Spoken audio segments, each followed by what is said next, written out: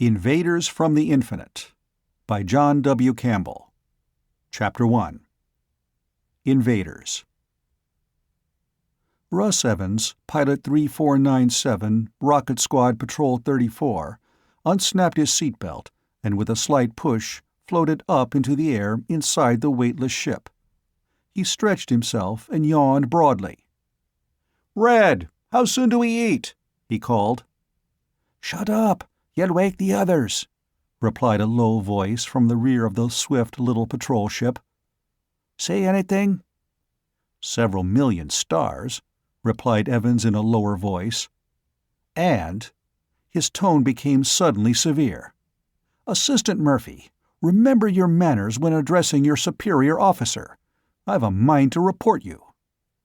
A flaming head of hair topping a grinning face poked around the edge of the door. "Lower your wavelength! Lower your wavelength! You may think you're a sun, but you're just a planetoid. But what I'd like to know, Chief Pilot Russ Evans, is why they locate a ship in a forlorn, out-of-the-way place like this, 750 million miles out of planetary plane. No ships ever come out here, no pirates, not a chance to help a wrecked ship. All we can do is sit here and watch the other fellows do the work." "Which is exactly why we're here. Watch and tell the other ships where to go and when. Is that chow ready?" asked Russ, looking at a small clock giving New York time. Tank should be on time. Come on and eat." Evans took one look at the telectroscope screen, then snapped it off. A tiny molecular towing unit in his hand, he pointed toward the door to the combined galley and lunchroom, and glided in the wake of Murphy. "How much fuel left?" he asked, as he glided into the dizzily spinning room.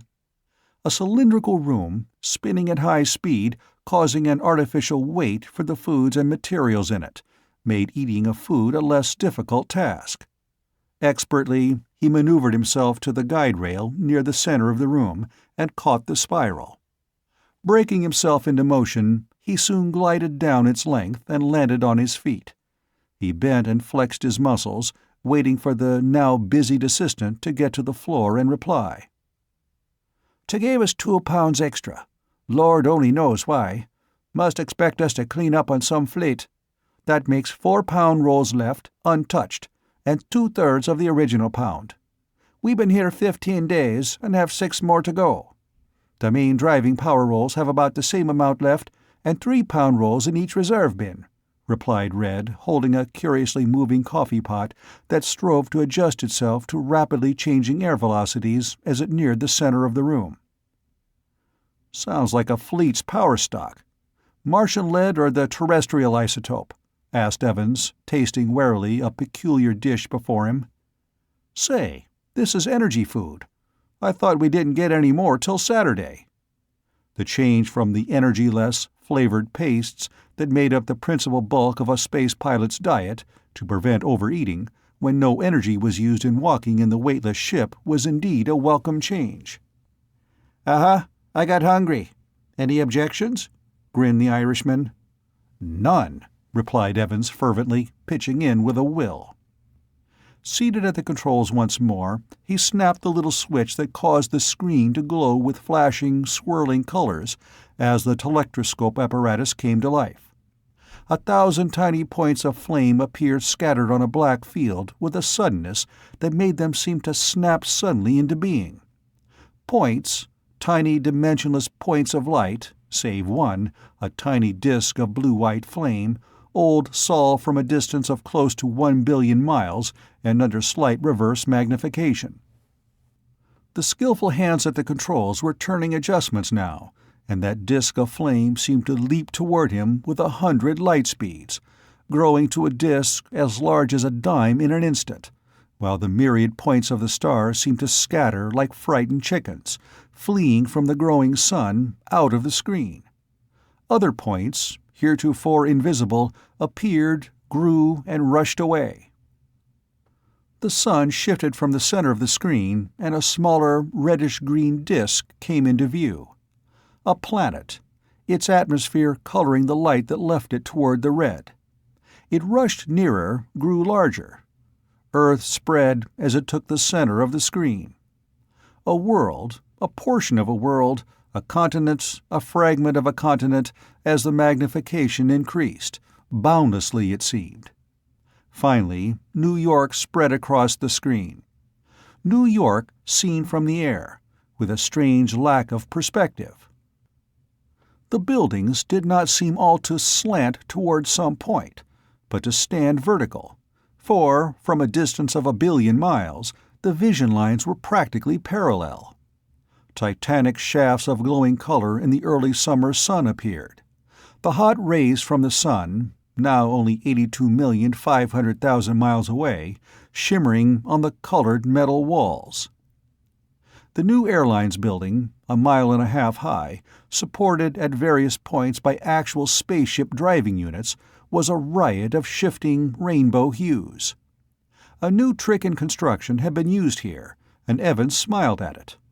Arcot, inventor of the ship that carried him, had suggested it to Fuller, designer of that ship and of that building.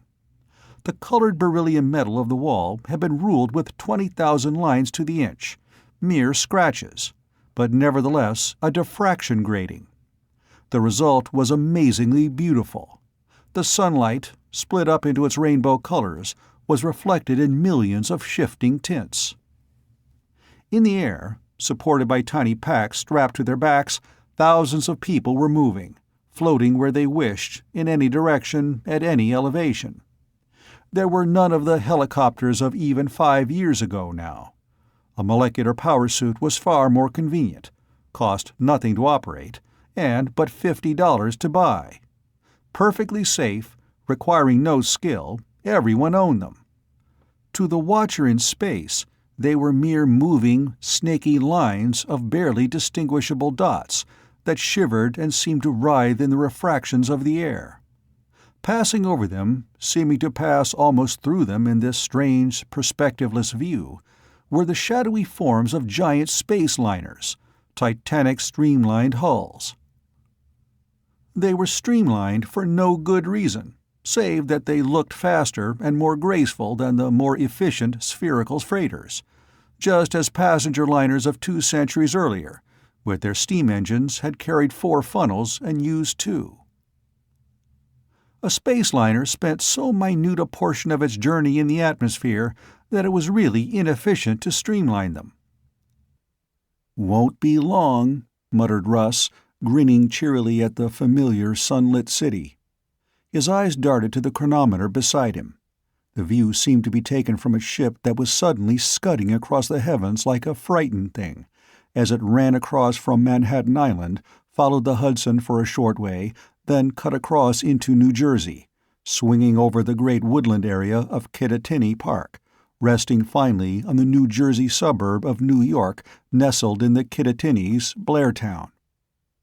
Low apartment buildings, 10 or 12 stories high, nestled in the waving green of trees in the old roadways. When ground traffic ceased, the streets had been torn up and parkways substituted.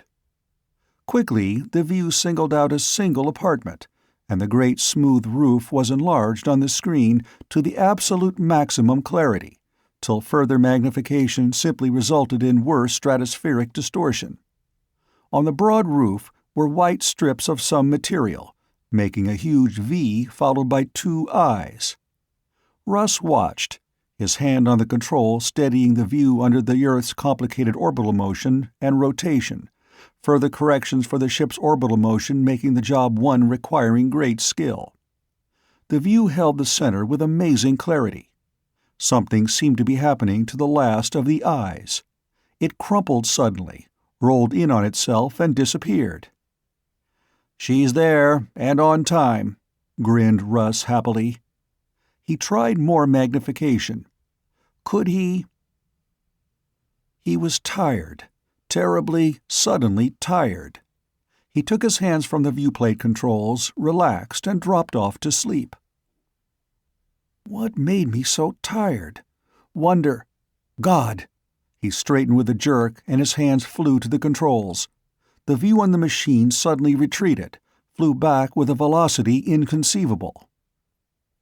Earth dropped away from the ship with an apparent velocity 1,000 times that of light.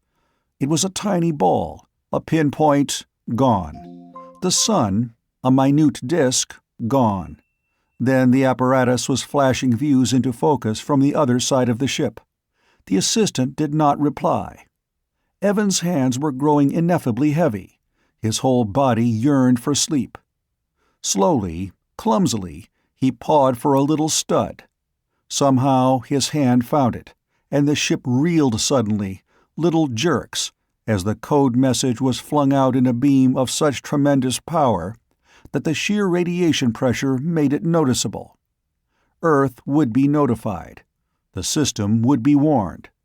But light, slow crawling thing, would take hours to cross the gulf of space, and radio travels no faster. Half-conscious, fighting for his faculties with all his will, the pilot turned to the screen. A ship. A strange, glistening thing streamlined to the nth degree, every spare corner rounded till the resistance was at the irreducible minimum. But in the great pilot port of the stranger, the patrol pilot saw faces, and gasped in surprise as he saw them. Terrible faces, blotched, contorted. Patches of white skin, patches of brown, patches of black, blotched and twisted across the faces. Long, lean faces, great, wide, flat foreheads above, skulls strangely squared, more box-like than man's rounded skull. The ears were large, pointed tips at the top. Their hair was a silky mane that extended low over the forehead, and ran back, spreading above the ears, and down the neck. Then, as that emotion of surprise and astonishment weakened his will momentarily, oblivion came, with what seemed a fleeting instant of memories. His life seemed to flash before his mind in serried rank, a file of events, his childhood, his life, his marriage, his wife, an image of smiling comfort, then the years, images of great and near-great men, his knowledge of history, pictures of Great War of 2074, pictures of the attackers of the Black Star, then calm oblivion, quiet blankness. The long, silent ship that had hovered near him turned and pointed toward the pinhead of matter that glowed brilliantly in the flaming jewel box of the heavens.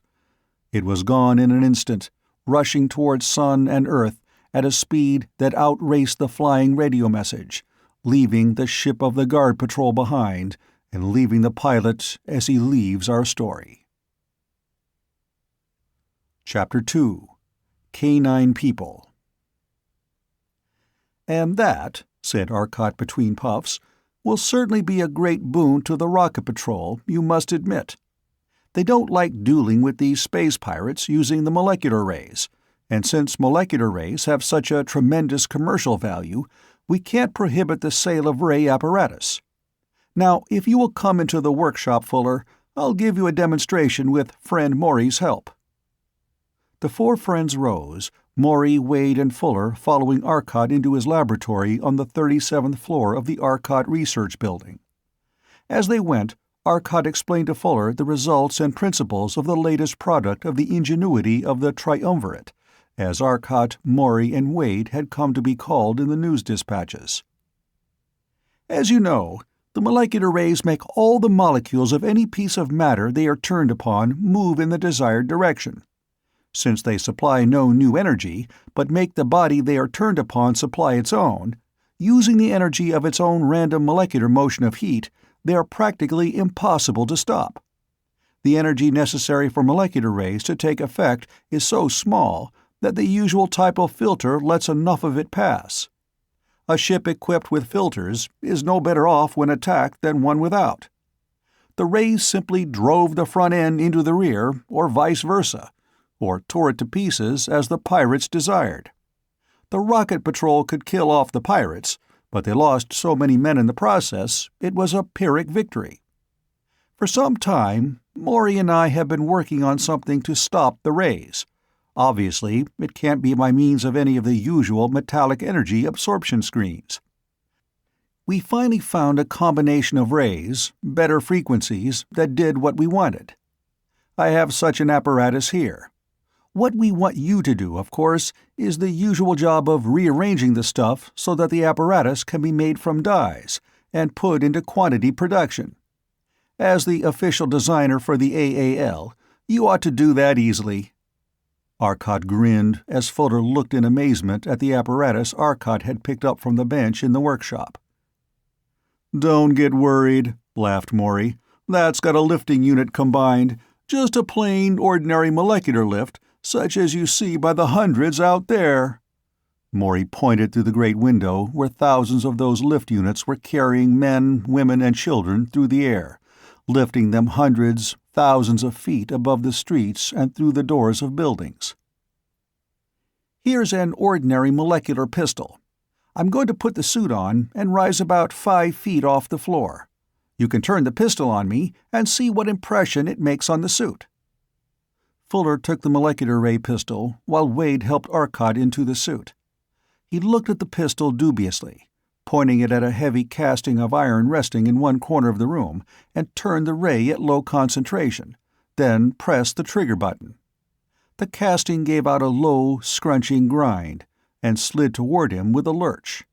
Instantly, he shut off the power. "This isn't any ordinary pistol. It's got 7 or 8 times the ordinary power," he exclaimed. "Oh, yes, I forgot," Maury said.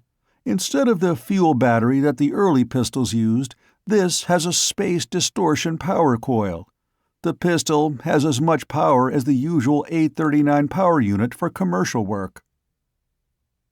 By the time Maury had explained the changes to Fuller, Arcot had the suit on and was floating 5 or 6 feet in the air, like a grotesque captive balloon. "Ready, Fuller?" "I guess so, but I certainly hope that suit is all it is claimed to be. If it isn't, well, I'd rather not commit murder." "It'll work," said Arcot. "I'll bet my neck on that." Suddenly, he was surrounded by the faintest of auras, a strange, wavering blue light, like the hazy corona about a 400,000-volt power line. "Now try it." Fuller pointed the pistol at the floating man and pushed the trigger. The brilliant blue beam of the molecular ray and the low hum of the air, rushing in the path of the director beam, stabbed out toward Arcot.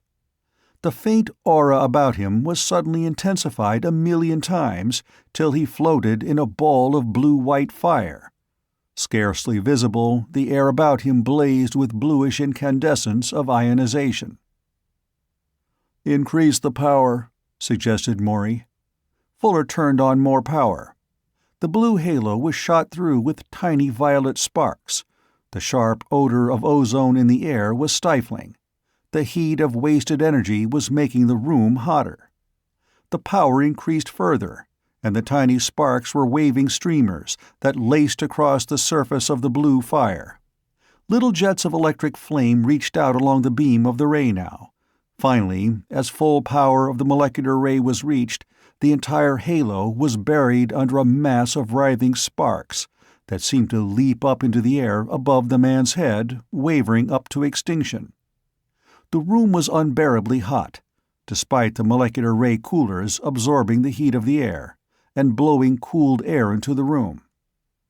Fuller snapped off the ray and put the pistol on the table beside him. The halo died and went out a moment later, and Arcot settled to the floor. "This particular suit will stand up against anything the ordinary commercial sets will give. The system now. Remember that the rays are short electrical waves.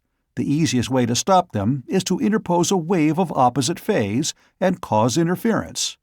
Fine, but try to get in tune with an unknown wave when it is moving in relation to your center of control. It is impossible to do it before you yourself have been rayed out of existence. We must use some system that will automatically, instantly be out of phase. The Hall effect would naturally tend to make the frequency of a wave through a resisting medium change and lengthen. If we send out a spherical wavefront and have it lengthen rapidly as it proceeds, we will have a wavefront that is, at all points, different. Any entering wave would, sooner or later, meet a wave that was half a phase out, no matter what the motion was, nor what the frequency, as long as it lies within the comparatively narrow molecular wave band. What this apparatus, or ray screen, consists of is a machine generating a spherical wavefront of the nature of a molecular wave, but of just too great a frequency to do anything. A second part generates a condition in space, which opposes that wave. After traveling a certain distance, the wave has lengthened to molecular wave type, but is now beyond the machine which generated it, and no longer affects it or damages it. However, as it proceeds, it continues to lengthen, till eventually it reaches the length of infralight, when the air quickly absorbs it, as it reaches one of the absorption bands for air molecular waves, and any molecular wave must find its half-wave complement somewhere in that wedge of waves. It does, and is at once choked off, its energy fighting the energy of the ray screen, of course. In the air, however, the screen is greatly helped by the fact that before the half-wave frequency is met in the ray wedge, the molecular ray is buried in ions, leaving the ray screen little work to do. Now, your job is to design the apparatus in a form that machines can make automatically. We tried doing it ourselves for the fun of it, but we couldn't see how we could make a machine that didn't need at least 2 humans to supervise. Well, grinned Fuller, you have it all over me as scientists, but as economic workers, 2 human supervisors to make one product. All right, we agree. But no, let's see you— Lord, what was that? Morey started for the door on the run. The building was still trembling from the shock of a heavy blow, a blow that seemed much as though a machine had been wrecked on the armored roof, and a big machine at that. Arcot, a flying suit already on, was up in the air, and darting past Morey in an instant, streaking for the vertical shaft that would let him out to the roof. The molecular ray pistol was already in his hand, ready to pull any beams off unfortunate victims pinned under them. In a moment he had flashed up through the 7 stories and out to the roof. A gigantic, silvery machine rested there, streamlined to perfection, its hull dazzlingly beautiful in the sunlight. A door opened and 3 tall, lean men stepped from it. Already people were collecting about the ship, flying up from below. Air patrolmen floated up in a minute and, seeing Arcot, held the crowd back. The strange men were tall, 8 feet or more in height. Great, round, soft brown eyes looked in curiosity at the towering multicolored buildings, at the people floating in the air, at the green trees, and the blue sky, the yellowish sun. Arcot looked at their strangely blotched and mottled heads, faces, arms, and hands. Their feet were very long and narrow, their legs long and thin. Their faces were kindly. The mottled skin, brown and white and black, seemed not to make them ugly. It was not a disfigurement. It seemed oddly familiar and natural in some reminiscent way.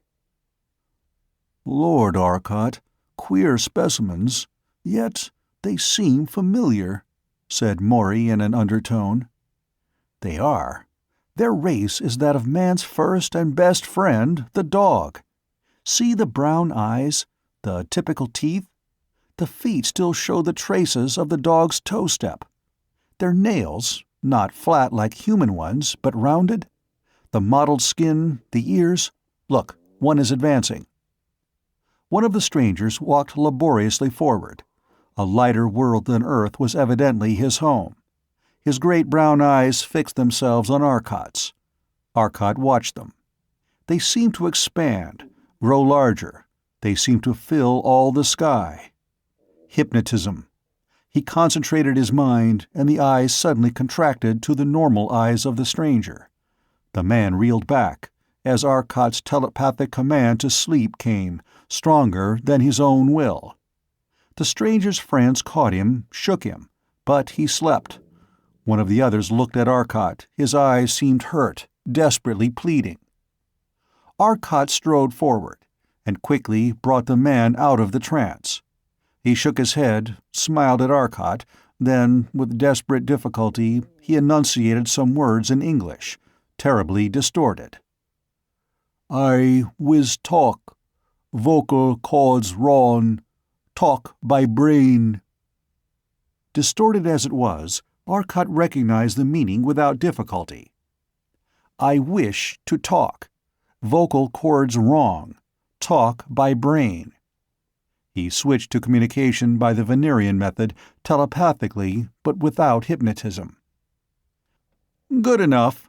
When you attempted to hypnotize me, I didn't know what you wanted. It is not necessary to hypnotize to carry on communication by the method of the second world of this system. What brings you to our system? From what system do you come? What do you wish to say?" The other, not having learned the Venerian system, had great difficulty in communicating his thoughts, but Arcot learned that they had machines which would make it easier, and the Terrestrian invited them into his laboratory, for the crowd was steadily growing. The three returned to their ship for a moment, coming out with several peculiar headsets. Almost at once the ship started to rise, going up more and more swiftly as the people cleared a way for it. Then, in the tiniest fraction of a second, the ship was gone. It shrank to a point and was invisible in the blue vault of the sky. "Apparently they intend to stay a while," said Wade. "They are trusting souls, for their line of retreat is cut off. We naturally have no intention of harming them, but they can't know that." "I'm not so sure," said Arcot. He turned to the apparent leader of the three and explained that there were several stories to descend, and stairs were harder than a flying unit. "Wrap your arms about my legs, when I rise above you, and hold on till your feet are on the floor again," he concluded. The stranger walked a little closer to the edge of the shaft and looked down. White bulbs illuminated its walls down its length to the ground. The man talked rapidly to his friends, looking with evident distaste at the shaft, and the tiny pack on Arcot's back. Finally, smiling, he evinced his willingness. Arcot rose, the man grasped his legs, and then both rose. Over the shaft, and down to his laboratory was the work of a moment. Arcot led them into his consultation room, where a number of comfortable chairs were arranged, facing each other. He seated them together, and his own friends facing them.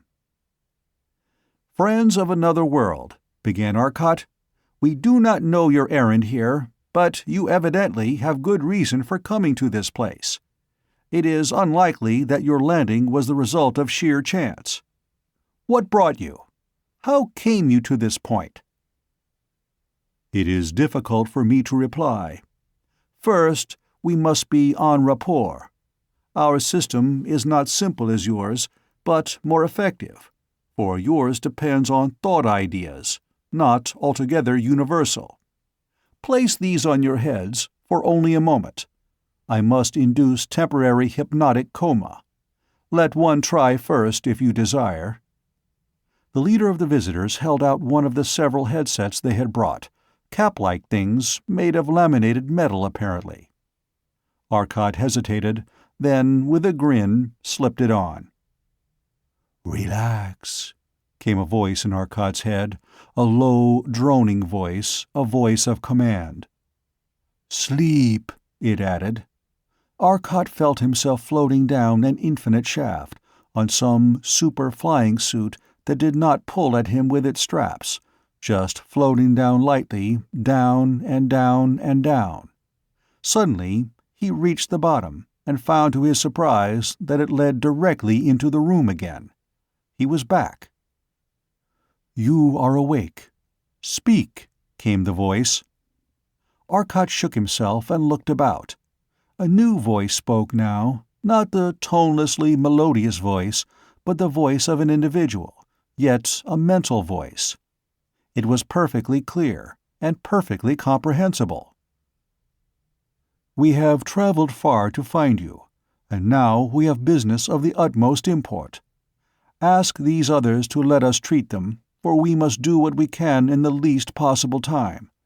I will explain when all can understand. I am Zesdon Fentis, first student of thought. He who sits on my right is Zesdon Afthen, and he beyond him is Zesdon Inthel, of physics and of chemistry respectively. These men have something of the greatest importance to tell us, it seems. They want us all to hear, and they are in a hurry. The treatment isn't at all annoying. Try it. The man on the extreme right, as we face them, is Zesdon Fentis of Thought, Zesdon apparently meaning something like professor, or first student of. Those next to him are Zesdon Afthen of physics and Zesdon Inthel of chemistry. Zesdon Afthen offered them the headsets, and in a moment everyone present was wearing one. The process of putting them en rapport took very little time, and shortly all were able to communicate with ease.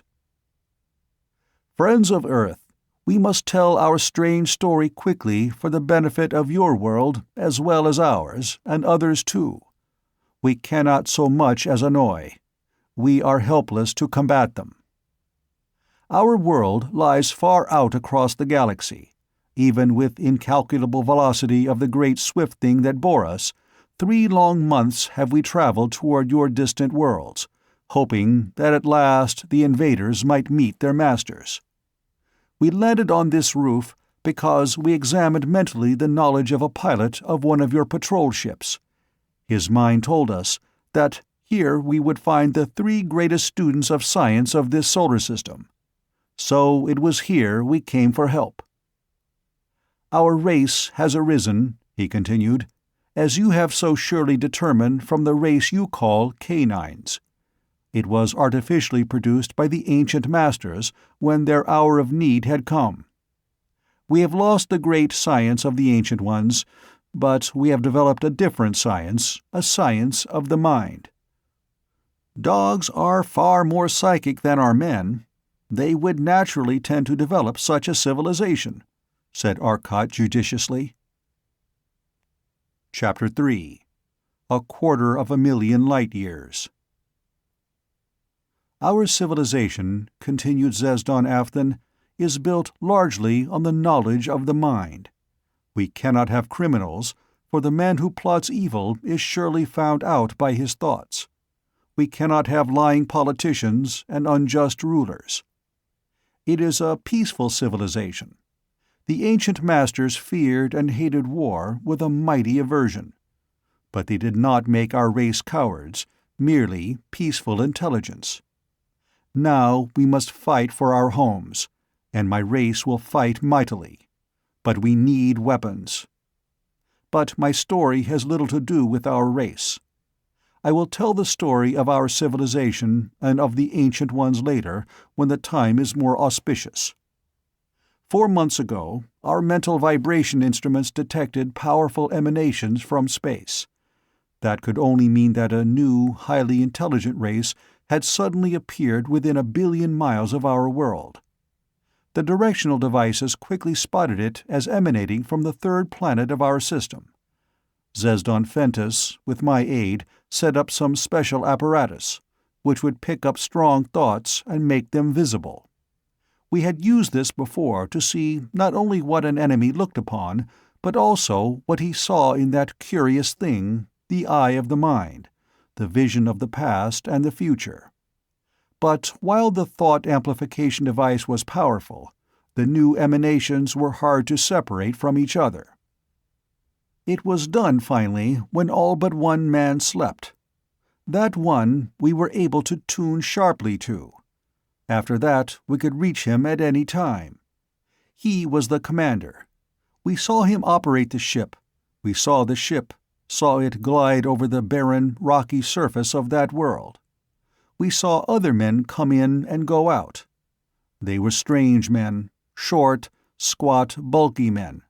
Their arms were short and stocky, but their strength was enormous, unbelievable.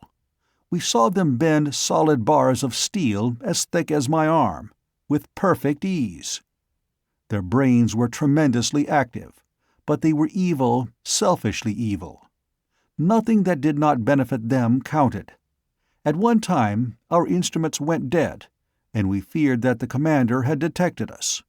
but we saw what happened a little later. The second in command had killed him. We saw them examine the world, working their way across it, wearing heavy suits, yet for all the terrific gravity of that world, bouncing about like rubber balls, leaping and jumping where they wanted. Their legs would drive out like pistons, and they soared up and through the air. They were tired while they made those examinations and slept heavily at night. Then one night there was a conference. We saw then what they intended. Before we had tried desperately to signal them. Now we were glad that we had failed. We saw their ship rise, in the thoughts of the second in command, and sail out into space, and rush toward our world. The world grew larger, but it was imperfectly sketched in, for they did not know our world well. Their telescopes did not have great power as your electric telescopes have. We saw them investigate the planet. We saw them plan to destroy any people they found with a ray which was as follows: the ray which makes all parts move as one. We could not understand and could not interpret. Thoughts beyond our knowledge have, of course, no meaning, even when our mental amplifiers get them and bring them to us. "The molecular ray," gasped Maury in surprise. "They will be an enemy." "You know it. It is familiar to you. You have it? You can fight it?" asked Zesdan Afton excitedly. "We know it, and can fight it, if that is all they have." "They have more, much more, I fear," replied Zesdan Afton. "At any rate, we saw what they intended. If our world was inhabited, they would destroy everyone on it, and then other men of their race were to float in on their great ships and settle on that largest of our worlds. We had to stop them, so we did what we could. We had powerful machines which would amplify and broadcast our thoughts. So we broadcast our thought waves, and implanted in the mind of their leader that it would be wise to land and learn the extent of the civilization, and the weapons to be met. Also, as the ship drew nearer, we made him decide on a certain spot we had prepared for him. He never guessed that the thoughts were not his own. Only the ideas came to him, seeming to spring from his own mind. He landed, and we used our one weapon. It was a thing left to one group of rulers when the ancient masters left us to care for ourselves. What it was, we never knew. We had never used it in the 15,000 years since the great masters had passed. Never had to. But now it was brought out and concealed behind great piles of rock in a deep canyon where the ship of the enemy would land. When it landed, we turned the beam of the machine on it, and the apparatus rotated it swiftly, and a cone of the beam's ray was formed as the beam was swung through a small circle in the vertical plane. The machine leapt backward, and though it was so massive that a tremendous amount of labor had been required to bring it there, the push of the pencil of force we sent out hurled it back against a rocky cliff behind it as though it were some child's toy. It continued to operate for perhaps a second, perhaps two. In that time, 2 great holes had been cut in the enemy ship, holes 15 feet across, that ran completely through the hull as though a die had cut through the metal of the ship, cutting out a disk of metal. There was a terrific concussion and a roar as the air blasted out of the ship. It did not take us long to discover that the enemy were dead. Their terrible, bloated corpses lay everywhere in the ship. Most of the men we were able to recognize, having seen them in the mentovisor, but the colors were distorted, and their forms were peculiar. Indeed, the whole ship seemed strange. The only time that things ever did seem normal about that strange thing, when the angles of it seemed what they were, when the machines did not seem out of proportion, out of shape, twisted, was when on a trial trip we ventured very close to our sun. Arcot whistled softly and looked at Maury. Maury nodded. "Probably right. Don't interrupt." That you thought something, I understood. But the thoughts themselves were hopelessly unintelligible to me. You know the explanation? Asked Zesdon Afthan eagerly. We think so. The ship was evidently made on a world of huge size. Those men, their stocky, block legs and arms, their entire build, and their desire for the largest of your planets would indicate that. Their own world was probably even larger. They were forced to wear pressure suits even on that large world, and could jump all over, you said. On so huge a sphere as their native world seems to be, the gravity would be so intense as to distort space. Geometry, such as yours seems to be, and such as ours was, could never be developed, for you assume the existence of a straight line, and of an absolute plane surface. These things cannot exist in space, but on small worlds, far from the central sun's mass, the conditions approach that without sufficient discrepancy to make the error obvious. On so huge a globe as their own world, the space is so curved that it is at once obvious that no straight line exists and that no plane exists. Their geometry would never be like ours. When you went close to your sun, the attraction was sufficient to curve space into a semblance of the natural conditions on their home planet. Then your senses and the ship met a compromise condition which made it seem more or less normal, not so obviously strange to you. But continue. Arcot looked at Afthan interestedly. There were none left in their ship now, and we had been careful in locating the first hole, that it should not damage the propulsive machinery. The second hole was accidental, due to the shift of the machine. The machine itself was wrecked now, crushed by its own reaction. We forgot that any pencil of force powerful enough to do what we wanted would tear the machine from its moorings unless fastened with great steel bolts into the solid rock. The second hole had been far to the rear, and had, by ill luck, cut out a portion of the driving apparatus. We could not repair that, though we did succeed at last in lifting the great discs into place. We attempted to cut them and put them back in sections. Our finest saws and machines did not nick them. Their weight was unbelievable, and yet we finally succeeded in lifting the things into the wall of the ship.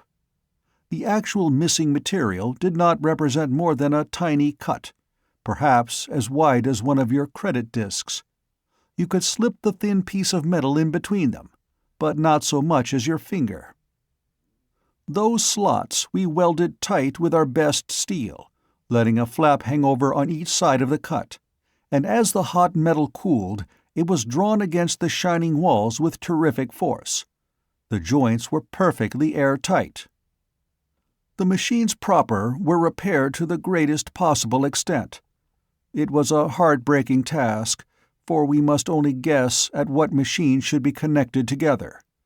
Much damage had been done by the rushing air as it left, for it filled the machines too, and they were not designed to resist the terrific air pressure that was on them when the pressure in the ship escaped. Many of the machines had been burst open, and these we could repair when we had the necessary elements and knew their construction from the remnants, or could find unbroken duplicates in the stockrooms.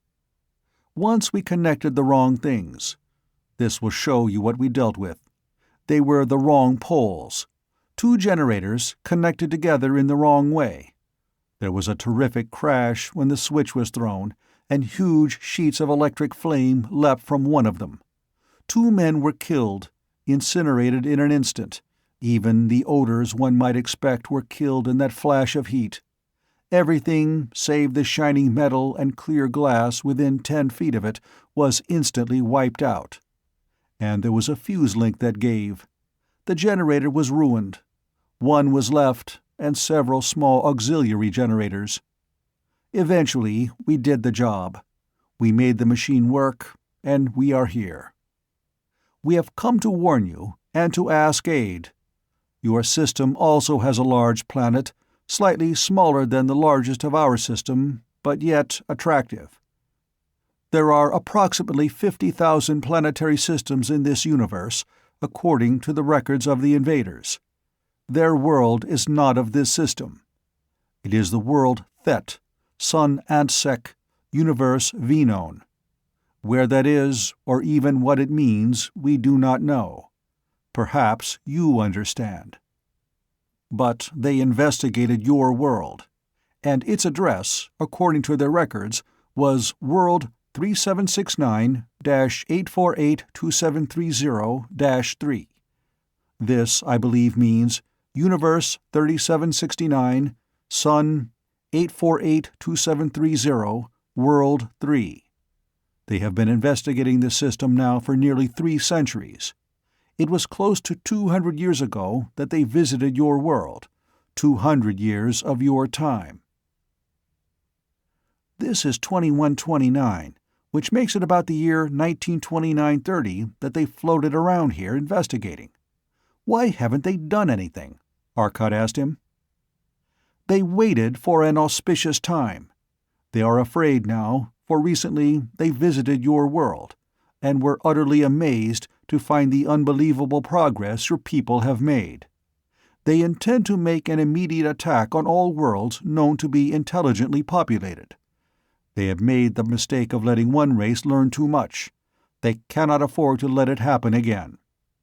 There are only 21 inhabited worlds known, and their thousands of scouts have already investigated nearly all the central mass of this universe and much of the outer rings. They have established a base in this universe. Where, I do not know. That alone was never mentioned in the records. But of all peoples, they feared only your world. There is one race in the universe far older than yours, but they are a sleeping people. Long ago, their culture decayed. Still now, they are not far from you, and perhaps it will be worth the few days needed to learn more about them. We have their location and can take you there. Their world circles a dead star." "Not any more," laughed Maury grimly. "That's another surprise for the enemy. They had a little jog, and they certainly are wide awake now. They are headed for big things, and they are going to do a lot." "But how do you know these things? You have ships that can go from planet to planet, I know, but the records of the enemy said you could not leave the system of your sun. They alone knew that secret." "Another surprise for them," said Maury. "We can, and we can move faster than your ship, if not faster than they. The people of the dead star have moved to a very live star, Sirius, the brightest in our heavens. And they are as much alive now as their new sun. They can move faster than light also. We had a little misunderstanding a while back, when their star passed close to ours. They came off second best, and we haven't spoken to them since. But I think we can make valuable allies there." For all Maury's jocular manner, he realized the terrible import of this announcement. A race which had been able to cross the vast gulf of intergalactic space in the days when Terrestrians were still developing the airplane, and already they had mapped Jupiter and planned their colonies. What developments had come? They had molecular rays, cosmic rays, the energy of matter. Then what else had they now? Lux and relux, the two artificial metals made of solidified light, far stronger than anything of molecular structure in nature, absolutely infusible, totally inert chemically, one a perfect conductor of light and of all radiation in space, the other a perfect reflector of all radiations, save molecular rays. Made into the condition of reflection by the action of special frequencies in its formation from light, molecular frequencies were, unfortunately, able to convert it into perfectly transparent lux metal when the protective value was gone. They had that. All Earth had, perhaps. There was one other race of some importance. The others were semi-civilized.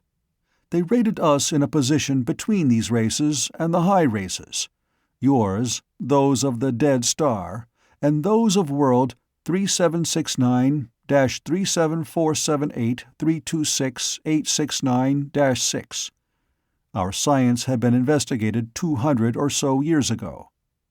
This other race was at a great distance from us, greater than yours, and apparently not feared as greatly as yours. They cannot cross to other worlds, save in small ships driven solely by fire, which the Thessians have called a hopelessly inefficient and laughably awkward thing to ride in. "Rockets," grinned Maury. "Our first ship was part rocket." Zesdan Fentis smiled. "But that is all. We have brought you warning and our plea. Can you help us?" "We cannot answer that. The Interplanetary Council must act. But I am afraid that it will be all we can do to protect our own world if this enemy attacks soon, and I fear they will. Since they have a base in this universe, it is impossible to believe that all ships did not report back to the homeworld at stated intervals. That one is missing will soon be discovered, and it will be sought. War will start at once. 3 months it took you to reach us, they should come soon. Those men who left will be back on their way from the home world from which they came. What do you call your planet, friend?" "Ortol is our home," replied Zesdan Inthel. "At any rate, I can only assure you that your world will be given weapons that will permit your people to defend themselves, and I will get you to your home within 24 hours. Your ship, is it in the system?" "It waits on the second satellite of the 4th planet," replied Zesdan Afthan. "Signal them and tell them to land where a beacon of intense light, alternating red and blue, reaches up from this point on the map." Arcot pointed out the spot in Vermont where their private lake and laboratory were. He turned to the others, and in rapid-fire English explained his plans. "We need the help of these people as much as they need ours. I think Zesdan Fentis will stay here and help you. The others will go with us to their world. There we shall have plenty of work to do, but on the way we are going to stop at Mars and pick up that valuable ship of theirs and make a careful examination for possible new weapons, their system of speed drive, and their regular space drive. I'm willing to make a bet right now that I can guess both. Their regular drive is a molecular drive with lead disintegration apparatus for the energy, cosmic ray absorbers for the heating, and a drive much like ours. Their speed drive is a time distortion apparatus, I'll wager. Time distinction offers an easy solution of speed. All speed is relative to other bodies, but also to time speed. But we'll see. I'm going to hustle some workmen to installing the biggest spare power board I can get into the storerooms of the Ancient Mariner and pack in a ray screen. It will be useful. Let's move." "Our ship," said Zesdan Afthan, "will land in 3 of your hours." Chapter 4. The First Move. The Ortolians were standing on a low, green-clad hill. Below them stretched the green flank of the little rise, and beyond lay ridge after ridge of the broad, smooth carpet of the beautiful Vermont hills. "Man of Earth," said Zesdan Afthan, turning at last to Wade, who stood behind him.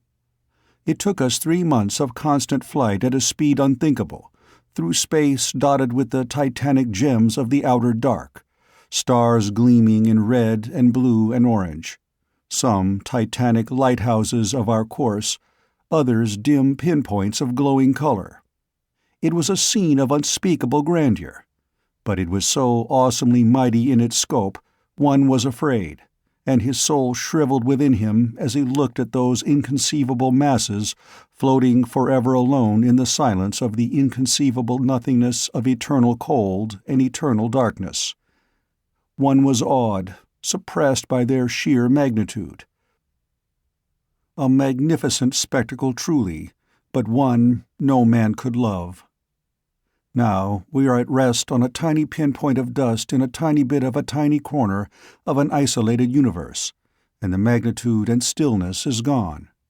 Only the chirpings of those strange birds as they seek rest in darkness, the soft gurgling of the little stream below, and the rustle of countless leaves break the silence with a satisfying existence, while the loneliness of that great star, your sun, is lost in its tintings of soft color, the fleeciness of the clouds, and the seeming companionship of green hills.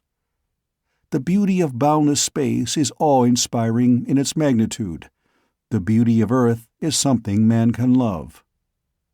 Man of Earth, you have a home that you may well fight for with all the strength of your arms, all the forces of your brain, and all the energies of space that you can call forth to aid you.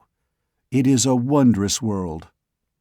Silently, he stood in the gathering dusk, as first Venus winked into being, then, one by one, the stars came into existence in the deepening color of the sky. Space is awesomely wonderful. This is lovable. He gazed long at the heavens of this world so strange, so beautiful to him, looking at the unfamiliar heavens, as star after star flashed into the constellations so familiar to terrestrians and to those Venerians who had been above the clouds of Venus' eternal shroud. But somewhere, off there in space, are other races, and far beyond the power of our eyes to see is the star that is the sun of my world, and around it circles that little globe that is home to me.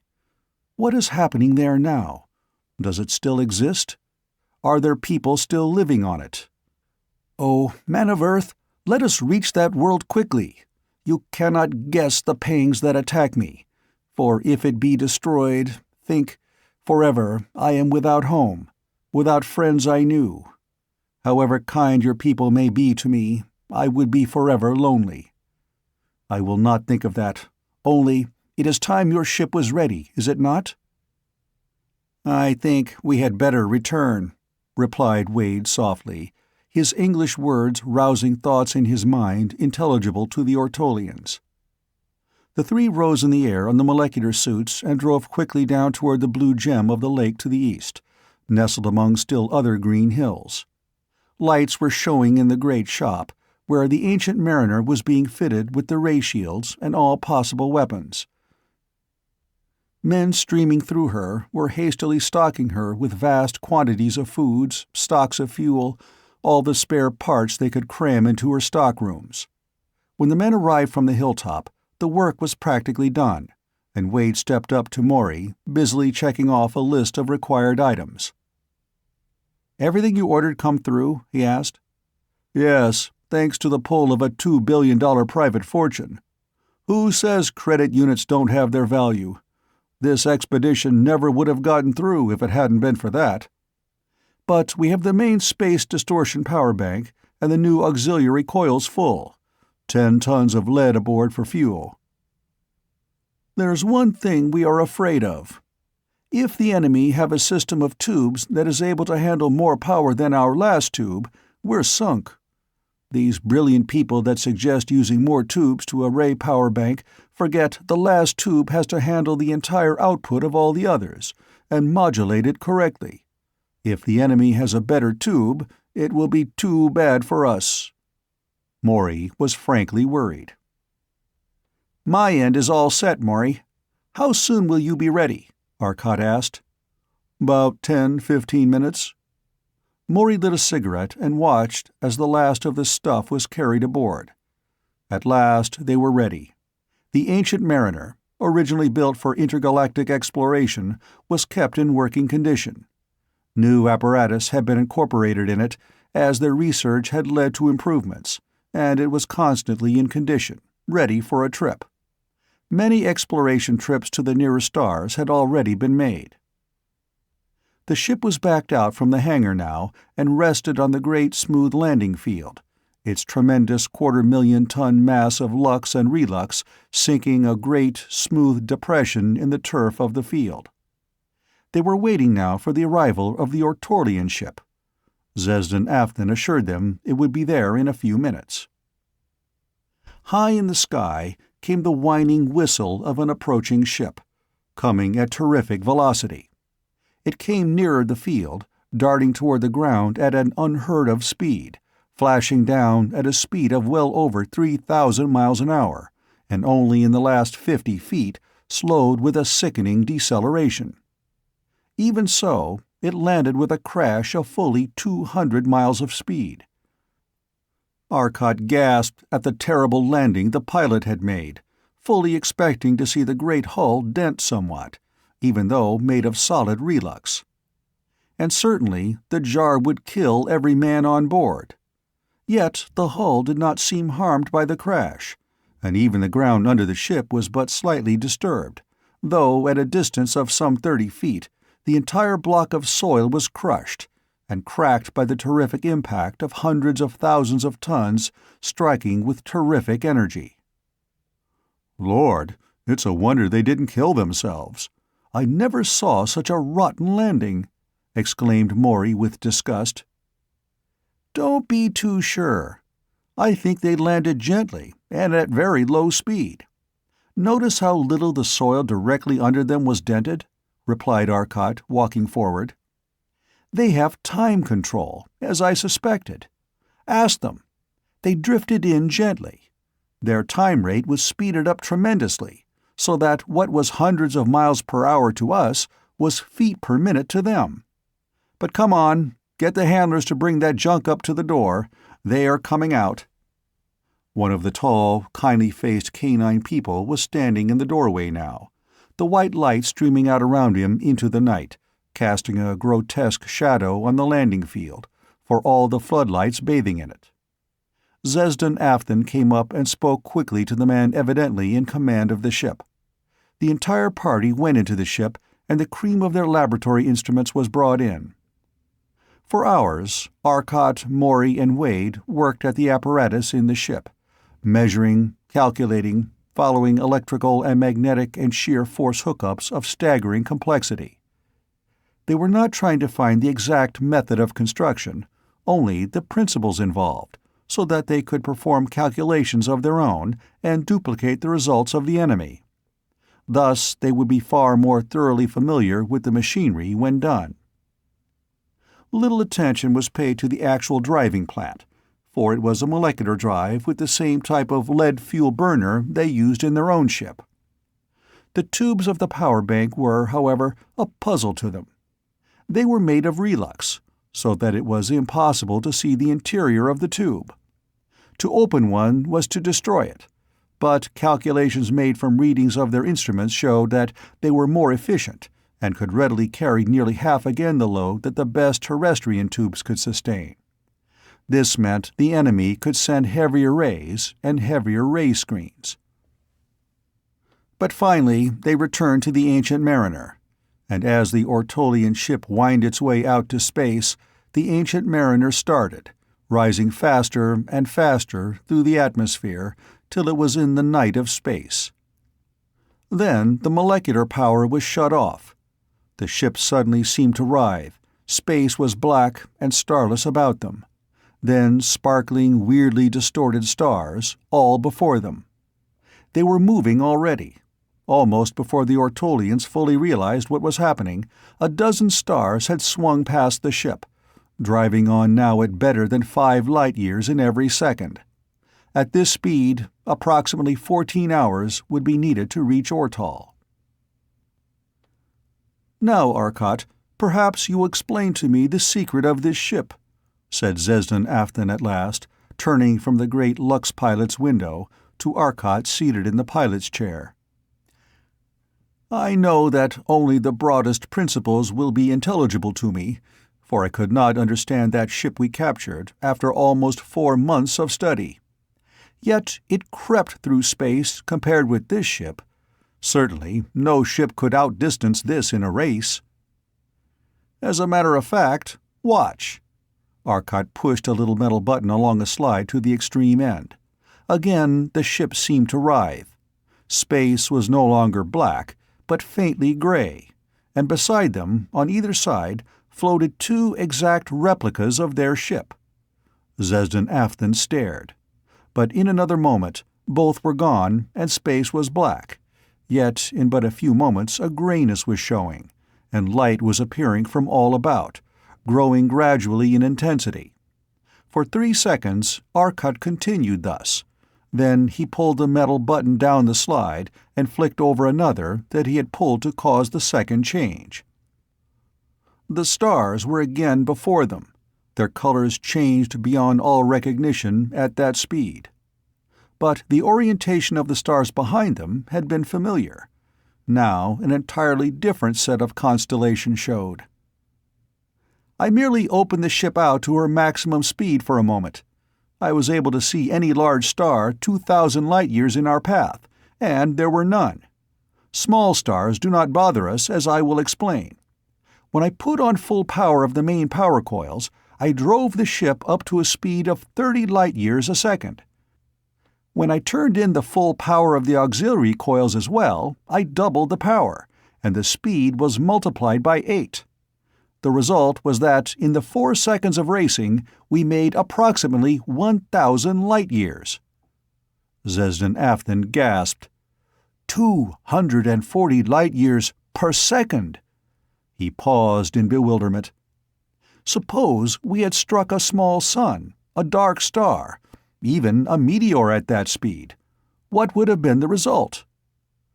Arcot smiled. The chances are excellent that we plowed through more than one meteor, more than one dark star, and more than one small sun. But this is the secret. The ship attains the speed only by going out of space. Nothing in space can attain the speed of light, save radiation. Nothing in normal space. But we alter space, make space along patterns we choose, and so distort it that the natural speed of radiation is enormously greater. In fact, we so change space that nothing can go slower than a speed we fix. Maury, show Afton the coils and explain it all to him. I've got to stay here. Maury rose and, diving through the weightless ship, went down to the power room, Zesden Afton following.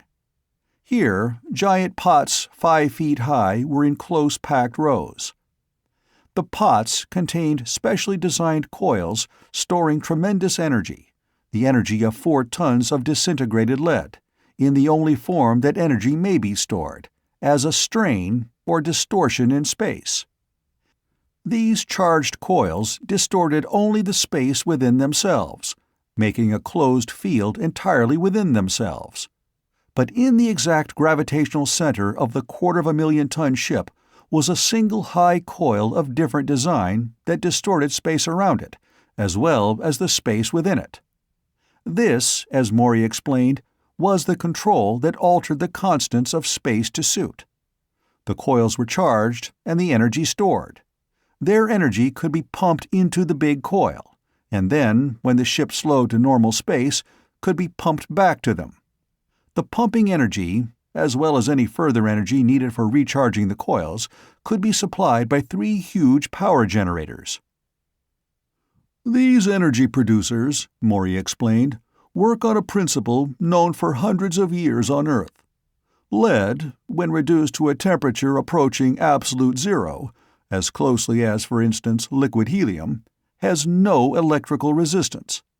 In other words, no matter how great a current is sent through it, there is no resistance, and no heat is produced to raise the temperature. What we do is to send a powerful current through a lead wire.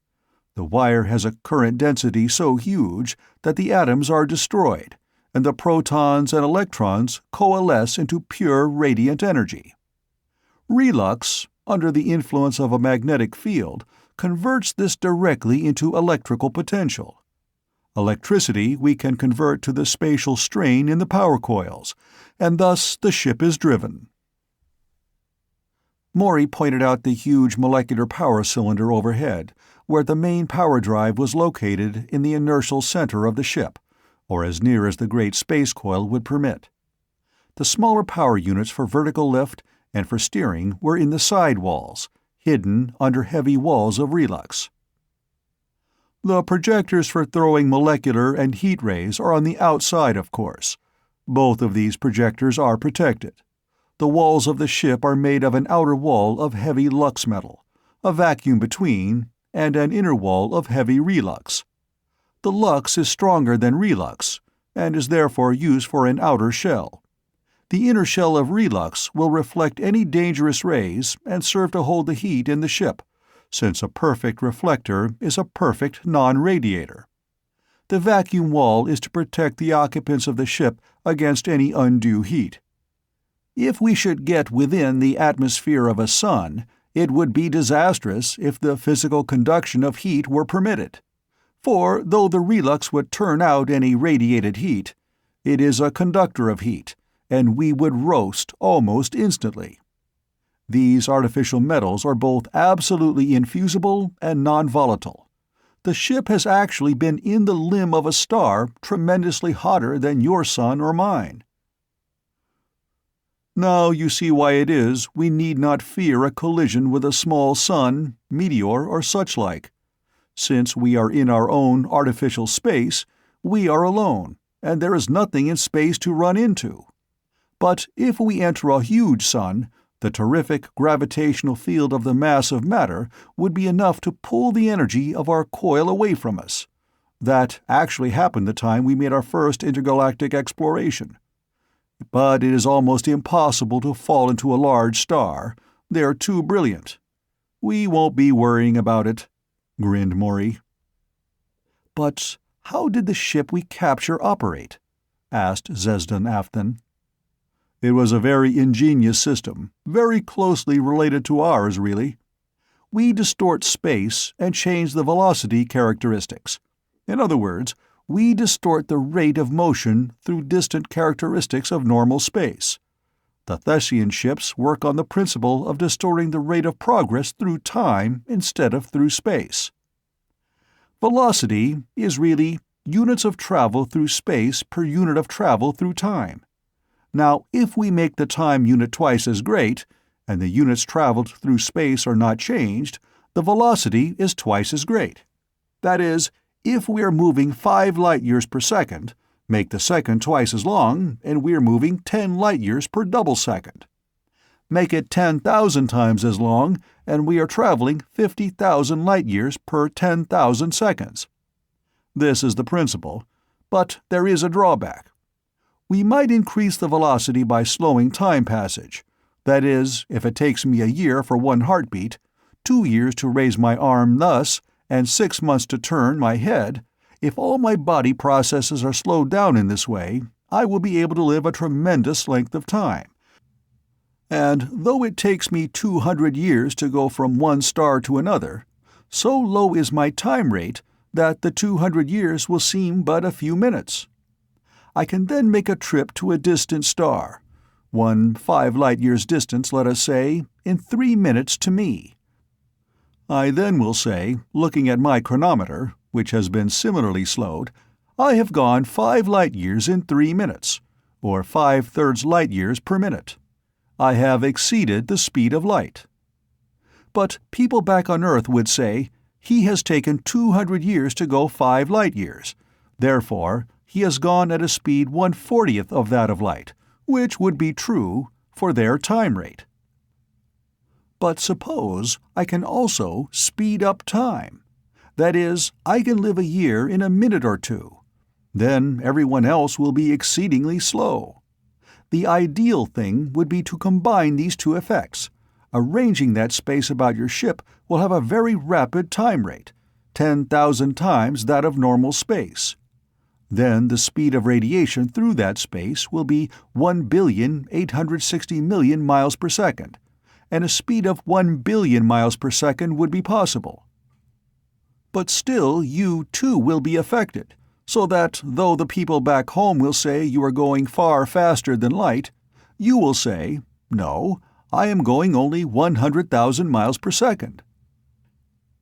But now imagine that your ship and surrounding space for 1 mile is at a time rate 10,000 times normal, and you, in a space of 100 feet within your ship, are affected by a time rate 1/10,000th of that, or normal due to a second reversing field.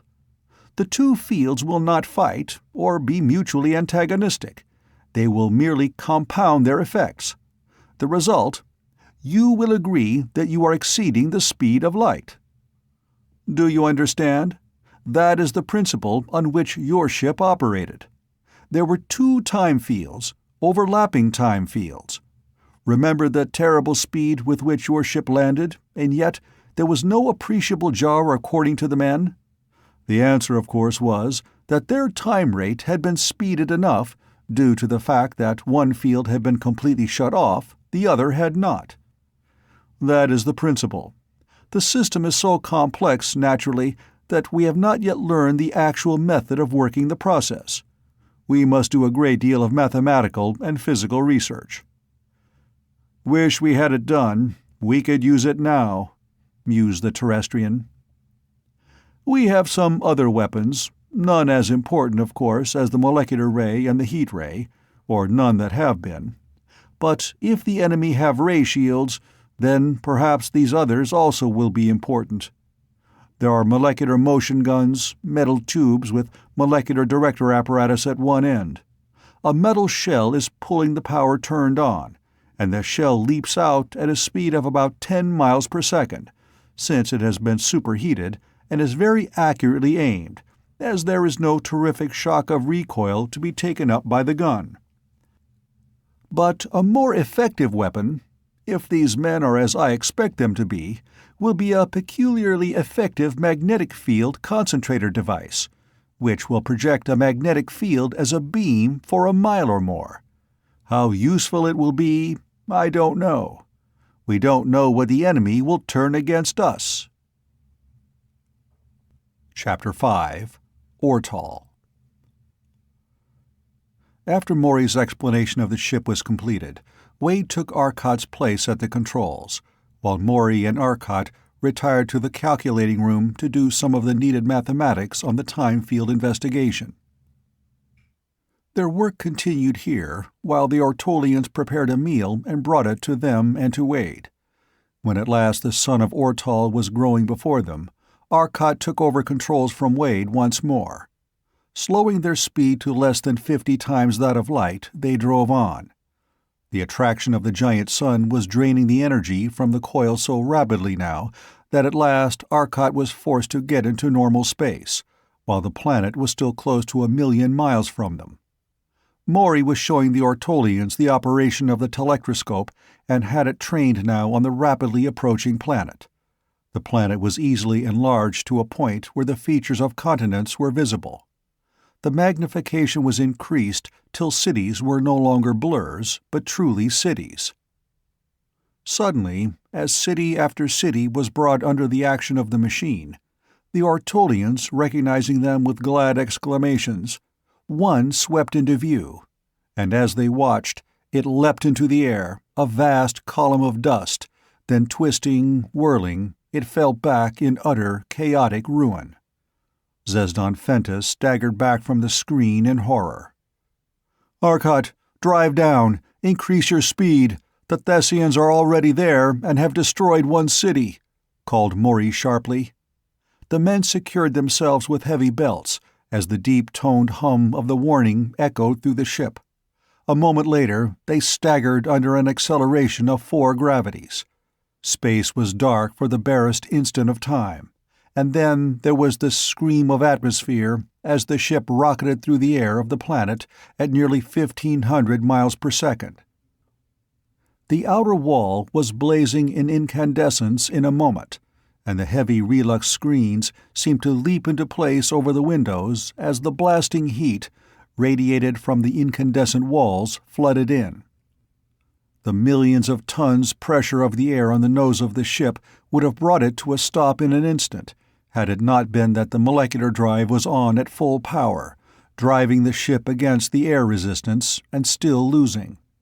The ship slowed swiftly, but was shrieking toward the destroyed city at terrific speed.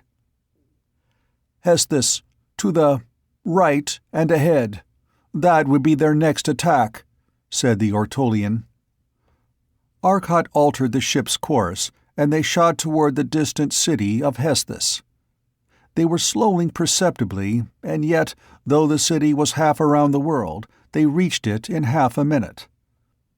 Now, Arcott's wizardry at the controls came into play, for by altering his space field constants, he succeeded in reaching a condition that slowed the ship almost instantly to a speed of but a mile a second, yet without apparent deceleration. High in the white Ortolian sky was a shining point bearing down on the now visible city. Arcot slanted toward it, and the approaching ship grew like an expanding rubber balloon. A ray of intense, blindingly brilliant light flashed out, and a gout of light appeared in the center of the city. A huge flame, bright blue, shot heavenward in roaring heat. Seeing that a strange ship had arrived was enough for the Thessians, and they turned and drove at Arcot instantly. The Thessian ship was built for a heavy world, and for heavy acceleration in consequence, and as they had found from the captured ship, it was stronger than the Ancient Mariner. Now the Thessians were driving at Arcot with an acceleration and speed that convinced him dodging was useless. Suddenly, space was black around them, the sunlit world was gone. "Wonder what they thought of that," grinned Arcot. Wade smiled grimly. "It's not what they thought, but what they'll do that counts." Arcot came back to normal space, just in time to see the Thessian ship spin in a quick turn, under an acceleration that would have crushed a human to a pulp. Again, the pilot dived at the terrestrian ship. Again, it vanished. Twice more he tried these fruitless tactics, seeing the ship loom before him, bracing for the crash. Then it was gone instantaneously, and though he sailed through the spot he knew it to have occupied, it was not there. Yet, an instant later, as he turned, it was floating, unharmed, exactly where his ship had passed. Rushing was useless. He stood and prepared to give battle. A molecular ray reached out, and disappeared in flaring ions on a shield utterly impenetrable in the ionizing atmosphere. Arcot meanwhile watched the instrument of his shield. The Thessian shield would have been impenetrable, but his shield, fed by less efficient tubes, was not, and he knew it. Already, the terrific energy of the Thessian ray was noticeably heating the copper plates of the tube. The seal would break soon. Another ray reached out, a ray of flaring light. Arcot, watching through the eyes of his telectroscope viewplates, saw it for but an instant. Then the eyes were blasted, and the screen went blank. "He won't do anything with that but burn out eyes," muttered the terrestrian. He pushed a small button when his instruments told him the rays were off. Another scanner came into action, and the viewplate was alive again. Arcot shot out a cosmic ray himself, and swept the Thessian with it thoroughly. For the instant he needed, the enemy ship was blinded. Immediately, the Ancient Mariner dove, and the automatic ray-finders could no longer hold the rays on his ship. As soon as he was out of the deadly molecular ray, he shut off his screen and turned on all his molecular rays. The Thessian ship, their own ray on, had been unable to put up their screen, as Arcot was unable to use his ray with the enemy rays forcing him to cover with a shield. Almost at once, the relux covering of the Thessian ship shone with characteristic iridescence as it changed swiftly to lux metal. The molecular ray blinked out, and a ray screen flashed out instead. The Thessians were covering up. Their own rays were useless now. Though Arcot could not hope to destroy their ray shield, they could no longer attack his, for their rays were useless, and already they had lost so much of the protective relux that they would not be so foolhardy as to risk a second attack of the ray. Arcot continued to bathe the ship in energy, keeping their eyes closed. As long as he could hold his barrage on them, they could not damage him. "Maury, get into the power room. Strap onto the board. Throw all the power coil banks into the magnets. I may burn them out, but I have hopes." Arcot already had the generators going full power, charging the power coils. Maury dived. Almost simultaneously, the Thessians succeeded in the maneuver they had been attempting for some time. There were a dozen rays flaring wildly from the ship, searching blindly over the sky and ground, hoping to stumble on the enemy ship, while their own ship dived and twisted. Arcot was busily dodging the sweeping rays, but finally one hit his viewplates, and his own ship was blind. Instantly, he threw the ray screen out, cutting off his own molecular ray. His own cosmics he set rotating in cones that covered the 3 dimensions, save below where the city lay.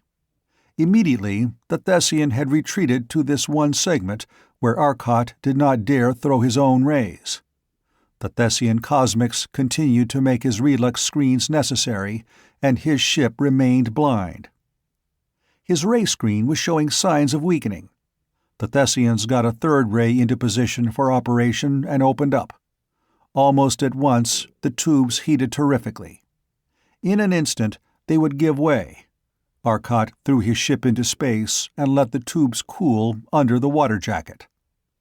Maury reported the coils ready as soon as he came out of space. Arcot cut in the new set of eyes and put up his molecular ray screen again. Then he cut the energy back to the coils. Half a mile below, the enemy ship was vainly scurrying around an empty sky. Wade laughed at the strange resemblance to a puppy chasing its tail. The ancient mariner was utterly lost to them. "Well, here goes the last trick," said Arcot grimly. "If this doesn't work, they'll probably win, for their tubes are better than ours, and they can maneuver faster. By win, I mean force us to let them attack Ortol. They can't really attack us. Artificial space is a perfect defense." Arcot's molecular ray apprised the Thessians of his presence. Their screen flared up once more. Arcot was driving straight toward their ship as they turned. He snapped the relux screens in front of his eyes an instant before the enemy cosmics reached his ship. Immediately, the thud of 4 heavy relays rang through the ship. The 250,000-ton ship leapt forward under a terrific acceleration, and then, as the 4 relays cut out again, the acceleration was gone.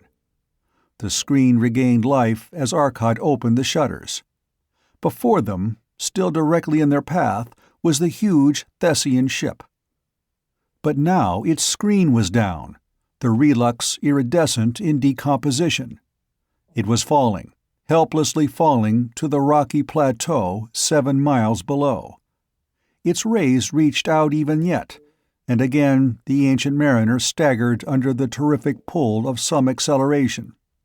The Thessian ship lurched upward, and a terrific concussion came, and the entire neighborhood of that projector disappeared in a flash of radiation. Arcot drove the ancient mariner down beneath the Thessian ship in its long fall, and with a powerful molecular beam ripped a mighty chasm in the deserted plateau. The Thessian ship fell into a 1/4-mile rift in the solid rock, smashing its way through falling debris. A moment later, it was buried beneath a 1/4 mile of broken rock, as Arcot swept a molecular beam about with the grace of a mine foreman filling breaks. An instant later, a heat ray followed the molecular in dazzling brilliance. A terrific gout of light appeared in the barren rocks. In 10 minutes, the plateau was a white-hot cauldron of molten rocks, glowing now against a darkening sky. Night was falling.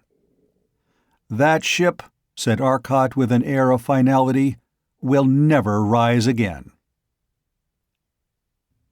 Chapter 6. The Second Move. "What happened to him, though?" asked Wade, bewildered. "I haven't yet figured it out. He went down in a heap, and he didn't have any power. Of course, if he had his power, he could have pulled out again. He could just melt and burn all the excess rock off, and he would be all set. But his rays all went dead. And why the explosion?" "The magnetic beam is the answer. In our boat, we have everything magnetically shielded, because of the enormous magnetic flux set up by the current flowing from the storage coils to the main coil.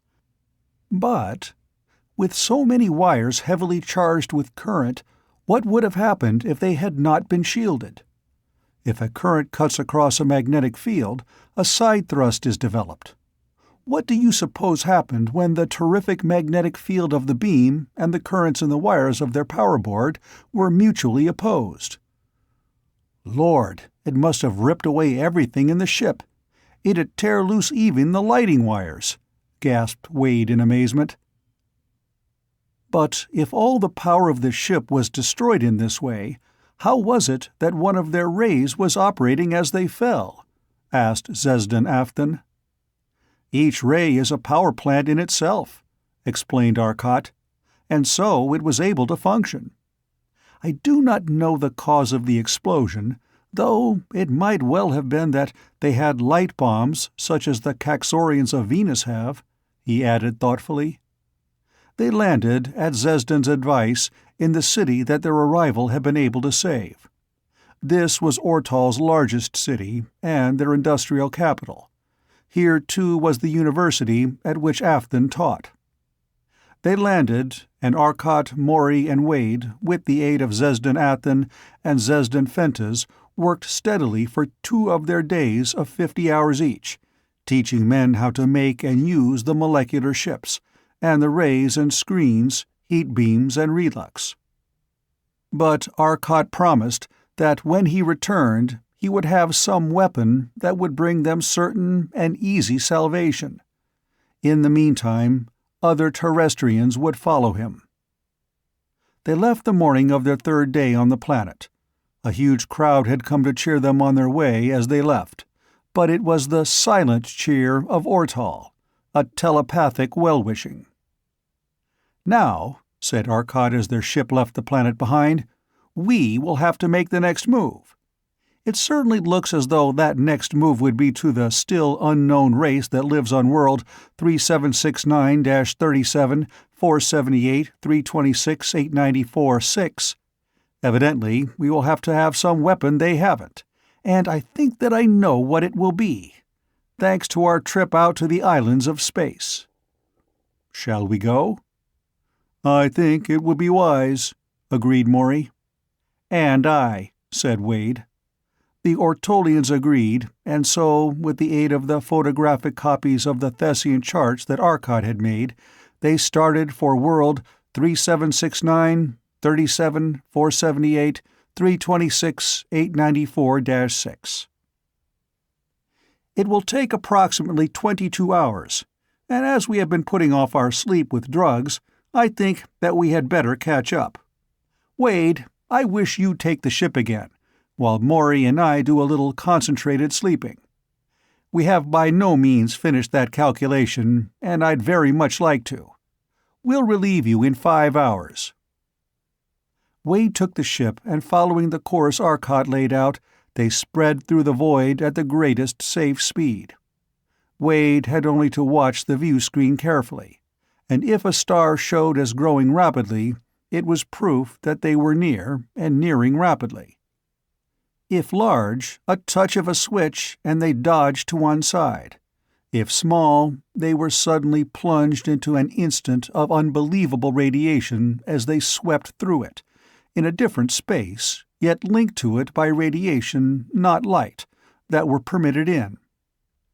Zesdan Afton had elected to stay with him, which gave him an opportunity he had been waiting for. "If it's none of my business, just say so," he began. "But that first city we saw the Thessians destroy, it was Zesdan Fentes' home, wasn't it? Did he have a family?"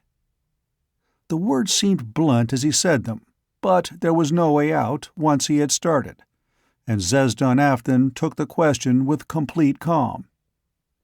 "Fentes had both wives and children," he said quietly. "His loss was great."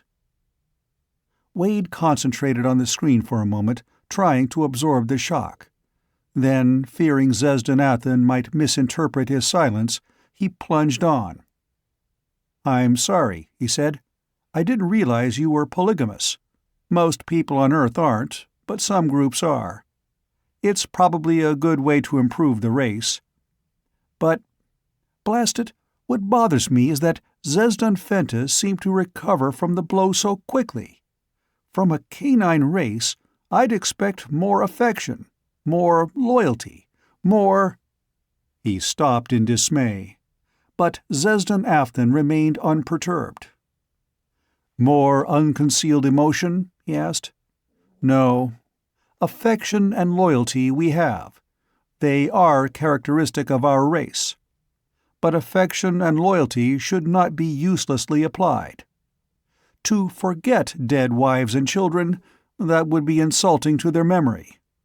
But to mourn them with senseless loss of health and balance would also be insulting, not only to their memory, but to the entire race. No, we have a better way. Fentus, my very good friend, has not forgotten, no more than you have forgotten the death of your mother, whom you loved. But you no longer mourn her death with a fear and horror of that natural thing, the eternal sleep. Time has softened the pain. If we can do the same in 5 minutes instead of 5 years, is it not better? That is why Fentus has forgotten." "Then you have aged his memory of that event?" asked Wade in surprise. "That is one way of stating it," replied Zesdan Afthan seriously. Wade was silent for a while, absorbing this. But he could not contain his curiosity completely. Well, to hell with it, he decided. Conventional manners and tact don't have much meaning between two different races. "Are you married?" he asked. "Only 3 times," Zesdan Afthan told him blandly. "And to forestall your next question, no, our system does not create problems. At least, not those you're thinking of.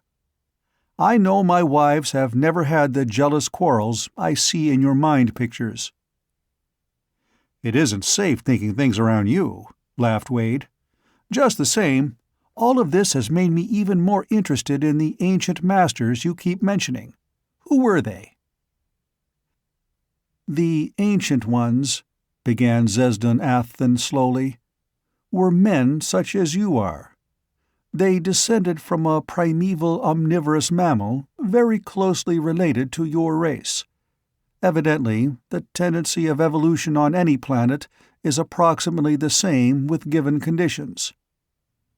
The race existed as a distinct branch for approximately 1,500,000 of your years, before any noticeable culture was developed. Then it existed for a total of 1,525,000 years before extinction. With culture and learning, they developed such marvelous means of killing themselves that in 25,000 years they succeeded perfectly. 10,000 years of barbaric culture. I need not relate it to you. 5,000 years of the medieval culture, then 5,000 years of developed science culture. They learned to fly through space and nearly populated 3 worlds. 2 were fully populated. 1 was still under colonization when the Great War broke out. An interplanetary war is not a long, drawn-out struggle. The science of any people so far advanced as to have interplanetary lines is too far developed to permit any long duration of war. Celto declared war and made the first move. They attacked and destroyed the largest city of Ortol of that time. Ortolian ships drove them off, and in turn attacked Celto's largest city. 20 million intelligences, 20 million lives, each with its aims, its hopes, its loves, and its strivings, gone in 4 days. The war continued to get more and more hateful, till it became evident that neither side would be pacified till the other was totally subjugated. So each laid his plans and laid them to wipe out the entire world of the other. Ortol developed a ray of light that made things not happen, explained Zesdan Afthan, his confused thoughts clearly indicating his own uncertainty. A ray which prevented things, which causes processes to stop. "The Negrian death ray!" he exclaimed as he suddenly recognized, in this crude and garbled description of its powers, the Negrian ray of anti-catalysis, a ray which tended to stop the processes of life's chemistry and bring instant, painless death. "Ah, you know it too?" asked the Ortolian eagerly. "Then you will understand what happened. The ray was turned first on Celto, and as the whirling planet spun under it, every square foot of it was wiped clean of every living thing, from gigantic Wellstan to microscopic Ascoptel, and every man, woman, and child was killed, painlessly, but instantly. Then Thenton spun under it, and all were killed, but many who had fled the planets were still safe. Many, a few thousand. The day that Thenton spun under that ray, men of Ortol began to complain of disease, men by the thousands, hundreds of thousands. Every man, every woman, every child was afflicted in some way. The diseases did not seem all the same. Some seemingly died of a disease of the lungs, some went insane, some were paralyzed, and lay helplessly inactive. But most of them were afflicted, for it was exceedingly virulent, and the normal serums were helpless. Before any quantity of new serum was made, all but a slender remnant had died, either of starvation through paralysis, none being left to care for them, or from the disease itself, while thousands who had gone mad were painlessly killed. The Celtonians came to Ortol, and the remaining Ortolians, with their aid, tried to rebuild the civilization. But what a sorry thing! The cities were gigantic, stinking, plague-ridden morgues, and the plague broke among those few remaining people. The Ortolians had done everything in their power with the serums, but too late. The Celtonians had been protected with it on landing, but even that was not enough. Again, the wild fires of that loathsome disease broke out. Since first those men had developed from their hairy forebears, they had found their eternal friends were the dogs, and to them they turned in their last extremity, breeding them for intelligence, hairlessness, and resemblance to themselves. The deathless ones alone remained after 3 generations of my people, but with the aid of certain rays, the rays capable of penetrating lead for a short distance, and most other substances for considerable distances. X-rays, thought Wade. Great changes had been wrought. Already they had developed startling intelligence, and were able to understand the scheme of their masters. Their feet and hands were being modified rapidly, and their vocal apparatus was changing. Their jaws shortened, their chins developed, the nose retreated. Generation after generation the process went on, while the deathless Ancient Ones worked with their helpers, for soon my race was a real helping organization. But it was done. The successful arousing of true love-emotion followed, and the unhappy days were gone. Quickly development followed. In 5,000 years, the new race had outstripped the ancient masters, and they passed voluntarily, willingly, joining in oblivion the millions who had died before. Since then, our own race has risen. It has been but a short 1,000 years, 1,000 years of work and hope and continuous improvement for us, continual accomplishment on which we can look, and a living hope to which we can look with raised heads and smiling faces. Then our hope died as this menace came. Do you see what you and your world has meant to us, man of Earth? Zesden Afton raised his dark eyes to the terrestrian with a look in their depths that made Wade involuntarily resolve that Thett and all Thessians should be promptly consigned to that limbo of forgotten things where they belonged. Chapter 7. World 3769-37478-326-894-6, Talso. Wade sat staring moodily at the screen for some time, while Zesden Afton, sunk in his own reveries, continued. Our race was too highly psychic, and too little mechanically curious. We learned too little of the world about, and too much of our own processes. We are a peaceful race. For while you and the ancient masters learned the rule of existence in a world of strife, where only the fittest, the best fighters survived, we learned life in a carefully tended world, where the ancient masters taught us to live, where the one whose social instincts were best developed, where he who would most help the others and the race was permitted to live. Is it not natural that our race will not fight among themselves? We are careful to suppress tendencies toward criminality and struggle. The criminal and the maniac, or those who are permanently incurable as determined by careful examination, are removed, as the leaders put it. Lethal gas. At any rate, we know so pitiably little of natural science. We were hopelessly helpless against an attacking science. I promise you, Afton, that if Earth survives, Ortol shall survive, for we have given you all the weapons we know of, and we will give your people all the weapons we shall learn of. Maury spoke from the doorway. Arcot was directly behind him. They talked for a short while, then Wade retired for some needed sleep, while Maury and Arcot started further work on the time fields. Hour after hour, the ship sped on through the dark of space, weirdly distorted, glowing spots of light before them, wheeling suns that moved and flashed as their awesome speed whirled them on. They had to move slower soon, as the changing stars showed them near the space marks of certain locating suns. Finally, still moving close to 15,000 miles per second, they saw the sun they knew was Sun 3769, 37478, 326894, twice as large as Sol, 2.5 times as massive, and 26 times as brilliant. 13 major planets they counted as they searched the system with their powerful telectroscope, the outermost more than 10 billion miles from the parent sun, while Planet 6, the one indicated by the world number, was at a distance of 500 million miles, nearly as far from the sun as Jupiter is from ours.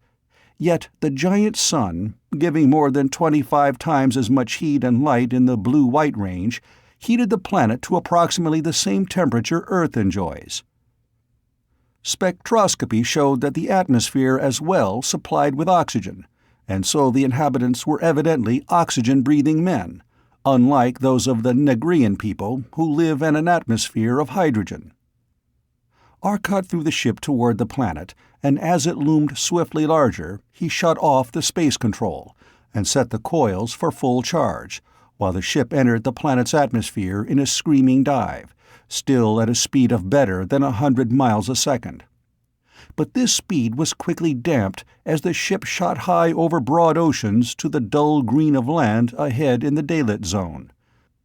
Observations made from various distances by means of the space control, thus going back in time, showed that the planet had a day of approximately 40 hours.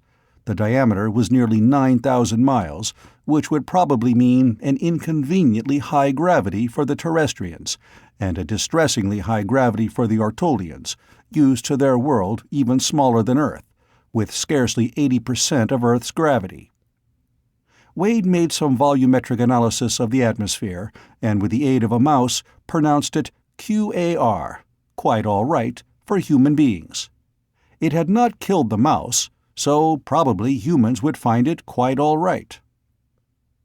"We'll land at the first city that comes into view," suggested Arcot. "Afton, you be the spokesman. You have a very considerable ability with the mental communication and have a better understanding of the physics we need to explain than has Zesdon Fentis." They were over land, a rocky coast that shot behind them as great jagged mountains, tipped with snow, rose beneath. Suddenly, a shining apparition appeared from behind one of the neighboring hills, and drove down at them with an unearthly acceleration. Arcot moved just enough to dodge the blow, and turned to meet the ship. Instantly, now that he had a good view of it, he was certain it was a Thessian ship. Waiting no longer to determine that it was not a ship of this world, he shot a molecular beam at it. The beam exploded into a coruscating panoply of pyrotechnics on the Thessian shield. The Thessian replied with all beams he had available, including an induction beam, an intensely brilliant light beam, and several molecular cannons with shells loaded with an explosive that was very evidently condensed light. This was no exploration ship, but a full-fledged battleship. The ancient mariner was blinded instantly. None of the occupants were hurt, but the combined pressure of the various beams hurled the ship to one side. The induction beam alone was dangerous. It passed through the outer lux metal wall unhindered, and the perfectly conducting relux wall absorbed it and turned it into power. At once, all the metal objects in the ship began to heat up with terrific rapidity. Since there were no metallic conductors on the ship, no damage was done. Arcot immediately hid behind his perfect shield, the space distortion. "That's no mild dose," he said in a tense voice, working rapidly. "He's a real for sure battleship. Better get down in the power room, Maury." In a few moments the ship was ready again.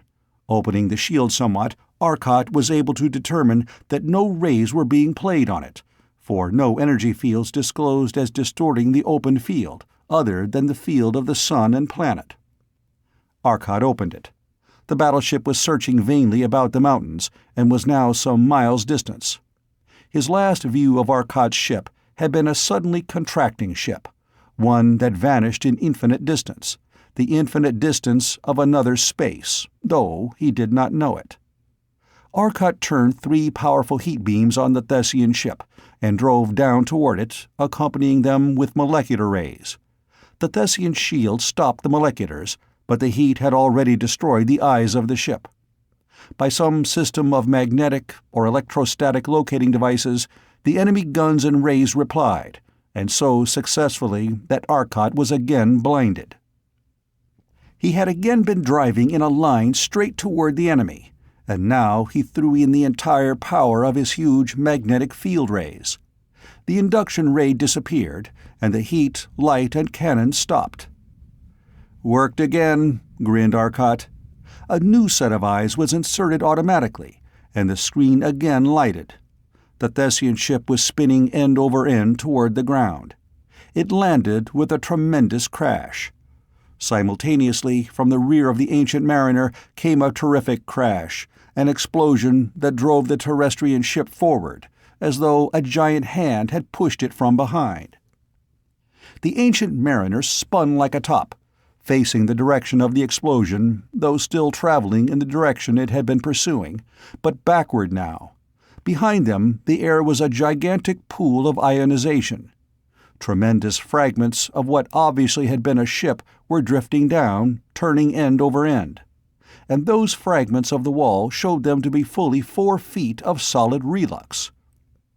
Enemy got up behind somehow while the eyes were out, and was ready to raise merry hell. Somebody blew them up beautifully. Look at the ground down there. It's red hot. That's from the radiated heat of our recent encounter. Heat rays reflected, light bombs turned off, heat escaping from ions. Nice little workout. And it didn't seriously bother our defenses of 2-inch relux. Now tell me, what will blow up 4-foot relux? Asked Arcot, looking at the fragments. It seems to me those fellows didn't need any help from us. They may decline it with thanks. But they may be willing to help us, replied Afton, and we certainly need such help. I didn't expect to come out alive from that battleship there. It was luck. If they knew what we had, they could insulate against it in an hour, added Arcot. Let's finish those fellows over there. Look. From the wreck of the ship they had downed, a stream of men in glistening relux suits were filing. Any men comparable to humans would have been killed by the fall, but not Thessians. They carried peculiar machines, and as they drove out of the ship in a dive that looked as though they had been shot from a cannon, they turned and landed on the ground and proceeded to jump back, leaping at a speed that was bewildering, seemingly impossible in any living creature. They busied themselves quickly. It took less than 30 seconds, and they had a large relux disk laid under the entire group and machines. Arcot turned a molecular ray down. The rock and soil shot up all about them, Even the ship shot up, to fall back into the great pit its ray had formed. But the ionization told of the ray shield over the little group of men. A heat ray reached down while the men still frantically worked at their stubby projectors. The relux disk now showed its purpose. In an instant, the soil about them was white-hot, bubbling lava. It was liquid, boiling furiously. But the deep relux disk simply floated on it. The enemy ship began sinking, and in a moment had fallen almost completely beneath the white-hot rock. A fountain of the melted lava sprung up, and under Arcot's skillful direction, fell in a cloud of molten rock on the men working. The suits protected, and the white-hot stuff simply rolled off. But it was sinking their boat. Arcot continued hopefully. Meanwhile, a signaling machine was frantically calling for help and sending out information of their plight and position. Then all was instantly wiped out in a single terrific jolt of the magnetic beam. The machines jumped a little, despite their weight, and the ray shield apparatus slumped suddenly in blazing white heat. The interior mechanism fused. But the men were still active, and rapidly spreading from the spot, each protected by a ray shield pack. A brilliant stab of molecular ray shot at each from either of two of the Ancient Mariner's projectors, as Maury aided Arcot. Their little packs flared brilliantly for an instant under the thousands of horsepower of energy lashing at the screen, then flashed away, and the opalescent relux yielded a moment later, and the figure went twisting, hurtling away.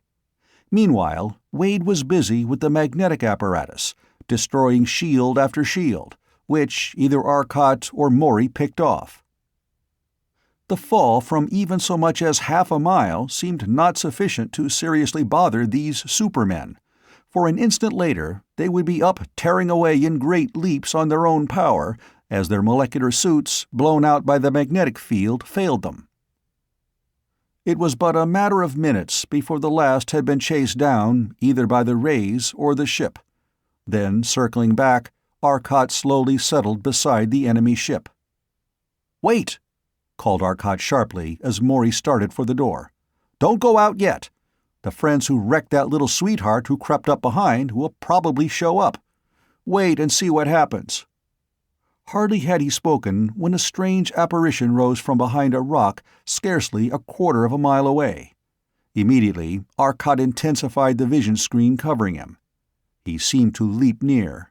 There was one man, and he held what was obviously a sword by the blade above his head, waving it from side to side. There they are, whatever they are. Intelligent, all right. What more universally obvious peace sign than a primitive weapon such as a knife held in reverse position? You go with Zesden Afton. Try holding a carving knife by the blade. Maury grinned as he got into his power suit on Wade's okay of the atmosphere. "They may mistake me for the cook out looking for dinner, and I wouldn't risk my dignity that way. I'll take the baseball bat and hold it wrong way instead." Nevertheless, as he stepped from the ship, with Afton close behind, he held the long knife by the blade, and Afton, very awkwardly operating his still rather unfamiliar power suit, followed. Into the intensely blue sunlight the men stepped. Their skin and clothing took on a peculiar tint under the strange sunlight. The single stranger was joined by a second, also holding a reversed weapon, and together they threw them down. Maury and Zesden Afton followed suit.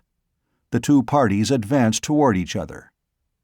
The strangers advanced with a swift, light step, jumping from rock to rock, while Maury and Afton flew part way toward them. The men of this world were totally unlike any intelligent race Maury had conceived of. Their head and brain case was so small as to be almost animalish. The nose was small and well-formed. The ears, more or less cup-shaped, with a remarkable power of motion. Their eyes were seemingly huge, probably no larger than a terrestrian's, though in the tiny head they were necessarily close-placed, protected by heavy bony ridges that actually projected from the skull to enclose them. Tiny childlike chins completed the head, running down to a scrawny neck. They were short, scarcely 5 feet, yet evidently of tremendous strength for their short, heavy arms, the muscle bulging plainly under the tight, rubber-like composition garments, and the short legs, whose stocky girth proclaimed equal strength, were members of a body in keeping with them. The deep, broad chest, wide, square shoulders, heavy, broad hips, combined with the tiny head, seemed to indicate a perfect incarnation of brainless, brute strength. "Strangers from another planet, enemies of our enemies, what brings you here at this time of troubles?" The thoughts came clearly from the stocky individual before them. "We seek to aid and to find aid. The menace that you face attacks not alone your world, but all this star cluster," replied Zesdan Afthan steadily. The stranger shook his head with an evident expression of hopelessness. "The menace is even greater than we feared. It was just fortune that permitted us to have our weapon in workable condition at the time your ship was attacked. It will be a day before the machine will again be capable of successful operation. When in condition for use, it is invincible. But one blow in 30 hours, you can see we are not of great aid." He shrugged. An enemy with evident resources of tremendous power, deadly unknown rays that wiped out entire cities with a single brief sweep, and no defense save this single weapon, good but once a day. Maury could read the utter despair of the man. "What is the difficulty?" asked Maury eagerly. "Power. Lack of power. Our cities are going without power, while every electric generator on the planet is pouring its output into the accumulators that work these damnable, hopeless things. Invincible with power, helpless without." "Ah!" Maury's face shone with delight. "Invincible weapon with power. And the ancient mariner could generate unthinkable power." "What power source do you use? How do you generate your power?" "Combining oxidizing agent with reducing agent releases heat. Heat used to boil liquid, and the vapor runs turbines." "We can give you power. What wattage have you available?" Only Maury's thoughts had to translate watts to how many man-weights can you lift through your height per time interval equal to this. He gave the man some impression of a second by counting. The man figured rapidly. His answer indicated that approximately a total of 2 billion kilowatts were available. "Then the weapon is invincible hereafter, if what you say is true. Our ship alone can easily generate 10,000 times that power. Come, get in the ship. Accompany us to your capital." The men turned and retreated to their position behind the rocks, while Maury and Zesdan Afthan waited for them. Soon they returned and entered the ship. "Our world," explained the leader rapidly, "is a single unified colony. The capital is Shesto. Our world we call Talso." His directions were explicit, and Arcot started for Shesto on Talso. Chapter 8. Undefeatable or Uncontrollable. 15 minutes after they started, they came to Shesto. They were forced to land and explain, for their Relux ship was decidedly not the popular Talsonian idea of a lifesaver. Shesto was defended by 2 of the machines, and each machine had been equipped with 2 fully charged accumulators. Their 4 possible shots were hoped to be sufficient protection, and so far had been. The city had been attacked twice, according to Thos Standrel, the Talsonian. Once by a single ship, which had been instantly destroyed, and once by a fleet of 6 ships. The interval had permitted time to recharge the discharged accumulator, and the fleet had been badly treated. Of the 6 ships, 4 had been brought down in rapid succession, and the remaining 2 ships had fled. When the first city had been wiped out, with a loss of life well in the hundreds of thousands, the other cities had, to a limit of their abilities, set up the protective apparatus. Apparently, the Thessians were holding off for the present. "In a way," said Maury seriously, "it was distinctly fortunate that we were attacked almost at once. Their instantaneous system of destruction would have worked for the one shot needed to send the ancient mariner to eternal blazes." He laughed, but it was a slightly nervous laugh. The terrestrial ship landed in a great grassy court, and out of respect for the park-like smoothness of the turf, Arcot left the ship on its power units, suspended a bit above the surface. Then he, Maury, and the Talsonian left the ship. Zesdon Afton was left with the ship, and with Wade in charge, for if some difficulties were encountered, Wade would be able to help them with the ship, and Zesdon Afton, with the tremendous power of his thought-locating apparatus, was busy seeking out the Thessian stronghold. A party of men of Talso met the Terrestrians outside the ship. "Welcome, men of another world, and to you go our thanks for the destruction of one of our enemies."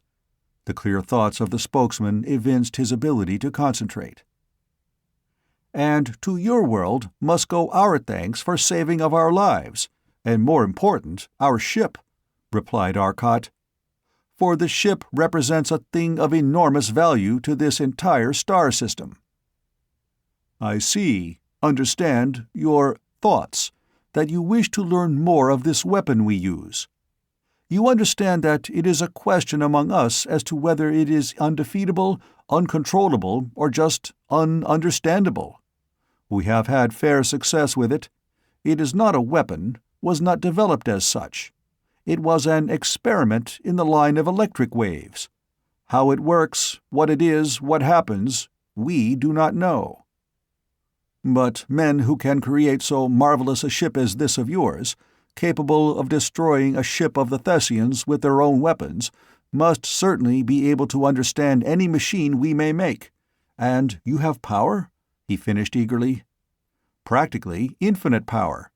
I will throw into any power line you suggest all the direct current you wish." Arcot's thoughts were pure reflection, but the Talsonian brightened at once. "I feared it might be alternating, but we can handle direct current. All our transmission is done at high voltage direct current. What potential do you generate? Will we have to install changers?" "We generate DC at any voltage up to 50 million, any power up to that needed to lift 10 trillion men through their own height in this time a second." The power represented approximately 20 trillion horsepower. The Talsonian's face went blank with amazement as he looked at the ship. "In that tiny thing you can generate such power?" he asked in amazement. "In that tiny ship we generate more than 1,000,000 times that power," Arcot said. "Our power troubles are over," declared the military man emphatically. "Our troubles are not over," replied a civilian who had joined the party with equal emphasis. "As a matter of fact, they're worse than ever. More tantalizing. What he says means that we have a tremendous power source, but it is in one spot. How are you going to transmit the power? We can't possibly move any power anywhere near that amount. We couldn't touch it to our lines without having them all go up in one instantaneous blaze of glory. We cannot drain such a lake of power through our tiny power pipes of silver." "This man is Stel Felso Thew," said Tho Standrel, "the greatest of our scientists, the man who has invented this weapon which alone seems to offer us hope. And I am afraid he is right. See, there is the university. For the power requirements of their laboratories, a heavy power line has been installed, and it was hoped that you could carry leads into it." His face showed evident despair greater than ever. "We can always feed some power into the lines. Let us see just what hope there is. I think that it would be wiser to investigate the power lines at once," suggested Maury. 10 minutes later, with but a single officer now accompanying them, Tho Standrel, the terrestrial scientist, and the Talsonian scientist were inspecting the power installation. They had entered a large stone building, into which led numerous very heavy silver wires. The insulators were silicate glass. Their height suggested a voltage of well over 100,000, and such heavy cables suggested a very heavy amperage, so that a tremendous load was expected. Within the building were a series of gigantic glass tubes, their walls fully 3 inches thick, and even so, braced with heavy platinum rods. Inside the tubes were tremendous elements such as the tiny tubes of their machine carried. Great cables led into them, and now their heating coils were glowing a somberly deep red. Along the walls were the switchboards, dozens of them, all sizes, all types of instruments, strange to the eyes of the terrestrians, and in practically all the light beam indicator system was used, no metallic pointers, but tiny mirrors directing a very fine line of brilliant light acted as a needle. The system thus had practically no inertia. "Are these the changers?" asked Arcot, gazing at the gigantic tubes. "They are. Each tube will handle up to 100,000 volts," said Stel Felso-Thew. "But I fear, Stel Felso-Thew, that these tubes will carry power only one way. That is, it would be impossible for power to be pumped from here into the powerhouse, though the process can be reversed," pointed out Arcot. "Radio tubes work only one way, which is why they can act as rectifiers. The same was true of these tubes. They could carry power one way only." "True of tubes in general," replied the Talsonian. "And I see by that you know the entire theory of our tubes, which is rather abstruse." "We use them on the ship in special form," interrupted Arcot. "Then I will only say that the college here has a very complete electric power plant of its own. On special occasions, the power generated here is needed by the city, and so we arrange the tubes with switches which could reverse the flow. At present, they are operating to pour power into the city.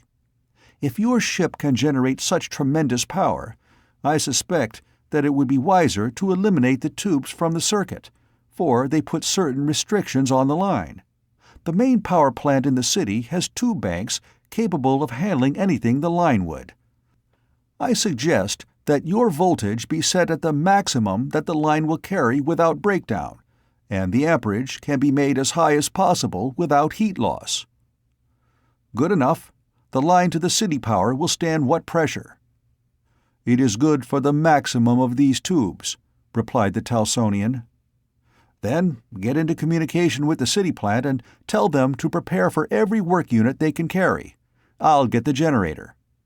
Arcot turned and flew on his power suit to the ship. In a few moments he was back, a molecular pistol in one hand and suspended in front of him on nothing but a ray of ionized air, to all appearances a cylindrical apparatus with a small cubical base. The cylinder was about 4 feet long, and the cubical box about 18 inches on a side. "What is that, and what supports it?"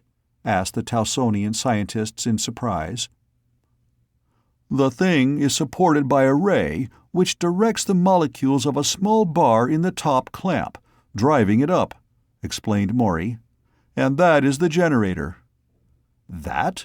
Why, it is hardly as big as a man!" exclaimed the Talsonian. "Nevertheless, it can generate 1 billion horsepower. But you couldn't get the power away if you did generate it." He turned toward Arcot and called to him, "Arcot, set it down and let her rip on about 500,000 horsepower for a second or so. Air arc. Won't hurt it. She's made of lux and relux." Arcot grinned and set it on the ground. "Make an awful hole in the ground." "Oh, go ahead. It will satisfy this fellow, I think," replied Maury. Arcot pulled a very thin lux metal cord from his pocket and attached one end of a long loop to one tiny switch, and the other end to a second. Then he adjusted 3 small dials. The wire in hand, he retreated to a distance of nearly 200 feet, while Maury warned the Talsonians back. Arcot pulled one end of his cord. Instantly, a terrific roar nearly deafened the men. A solid sheet of blinding flame reached in a flaming cone into the air for nearly 50 feet. The screeching roar continued for a moment, then the heat was so intense that Arcot could stand no more, and pulled the cord. The flame died instantly, though a slight ionization clung briefly. In a moment it had cooled to white, and was cooling slowly through orange, deep red, red. The grass for 30 feet about was gone. The soil for 10 feet about was molten, boiling. The machine itself was in a little crater, half sunk in boiling rock. The Talsonians stared in amazement. Then a sort of sigh escaped them, and they started forward. Arcot raised his molecular pistol. A blue-green ray reached out, and the rock suddenly was black. It settled swiftly down, and a slight depression was the only evidence of the terrific action. Arcot walked over the now cool rock, cooled by the action of the molecular ray. In driving the molecules downward, the work was done by the heat of these molecules. The machine was frozen in the solid lava. "Brilliant idea, Maury," said Arcot disgustedly. "It'll be a nice job breaking it loose." Maury stuck the lux metal bar in the top clamp, walked off some distance, and snapped on the power. The rock immediately about the machine was molten again. A touch of the molecular pistol to the lux metal bar, and the machine jumped free of the molten rock. Maury shut off the power. The machine was perfectly clean and extremely hot. "And your ship is made of that stuff?" exclaimed the Talsonian scientist. "What will destroy it?" "Your weapon, apparently." "But do you believe that we have power enough?" asked Maury with a smile. "No, it's entirely too much. Can you tone that condensed lightning bolt down to a workable level?" Chapter 9. The Irresistible and the Immovable. The generator Arcot had brought was one of the 2 spare generators used for laboratory work. He took it now into the substation, and directed the Talsonian students and the scientist in the task of connecting it into the lines. Though they knew where it belonged, he knew how it belonged. Then the Terrestrian turned on the power, and gradually increased it until the power authorities were afraid of breakdowns. The accumulators were charged in the city, and the power was being shipped to other cities whose accumulators were not completely charged. But after giving simple operating instructions to the students, Arcot and Maury went with Stelfelso-Theou to his laboratory. "Here," Stelfelso-Theou explained, "is the original apparatus. All these other machines you see are but replicas of this. How it works, why it works, even what it does, I am not sure of. Perhaps you will understand it. The thing is fully charged now, for it is in part one of the defenses of the city. Examine it now, and then I will show its power." Arcot looked it over in silence, following the great silver leads with keen interest. Finally he straightened, and returned to the Talsonian. In a moment Maury joined them. The Talsonian then threw a switch, and an intense ionization appeared within the tube. Then a minute spot of light was visible within the sphere of light. The minute spot of radiance is the real secret of the weapon. The ball of fire around it is merely wasted energy. "Now I will bring it out of the tube." There were 3 dials on the control panel from which he worked, and now he adjusted one of these. The ball of fire moved steadily toward the glass wall of the tube, and with a crash the glass exploded inward. It had been highly evacuated. Instantly the tiny ball of fire about the point of light expanded to a large globe. "It is now in the outer air. We make the thing in an evacuated glass tube, but as they are cheap, it is not an expensive procedure. The ball will last in its present condition for approximately 3 hours. Feel the exceedingly intense heat? It is radiating away its vast energy. Now, here is the point of greatest interest." Again the Talsonian fell to work on his dials, watching the ball of fire. It seemed far more brilliant in the air now. It moved and headed toward a great slab of steel off to one side of the laboratory. It shifted about until it was directly over the center of the great slab. The slab rested on a scale of some sort, and as the ball of fire touched it, the scale showed a sudden increase in load. The ball sank into the slab of steel, and the scale showed a steady, enormous load. Evidently, the little ball was pressing its way through as though it were a solid body.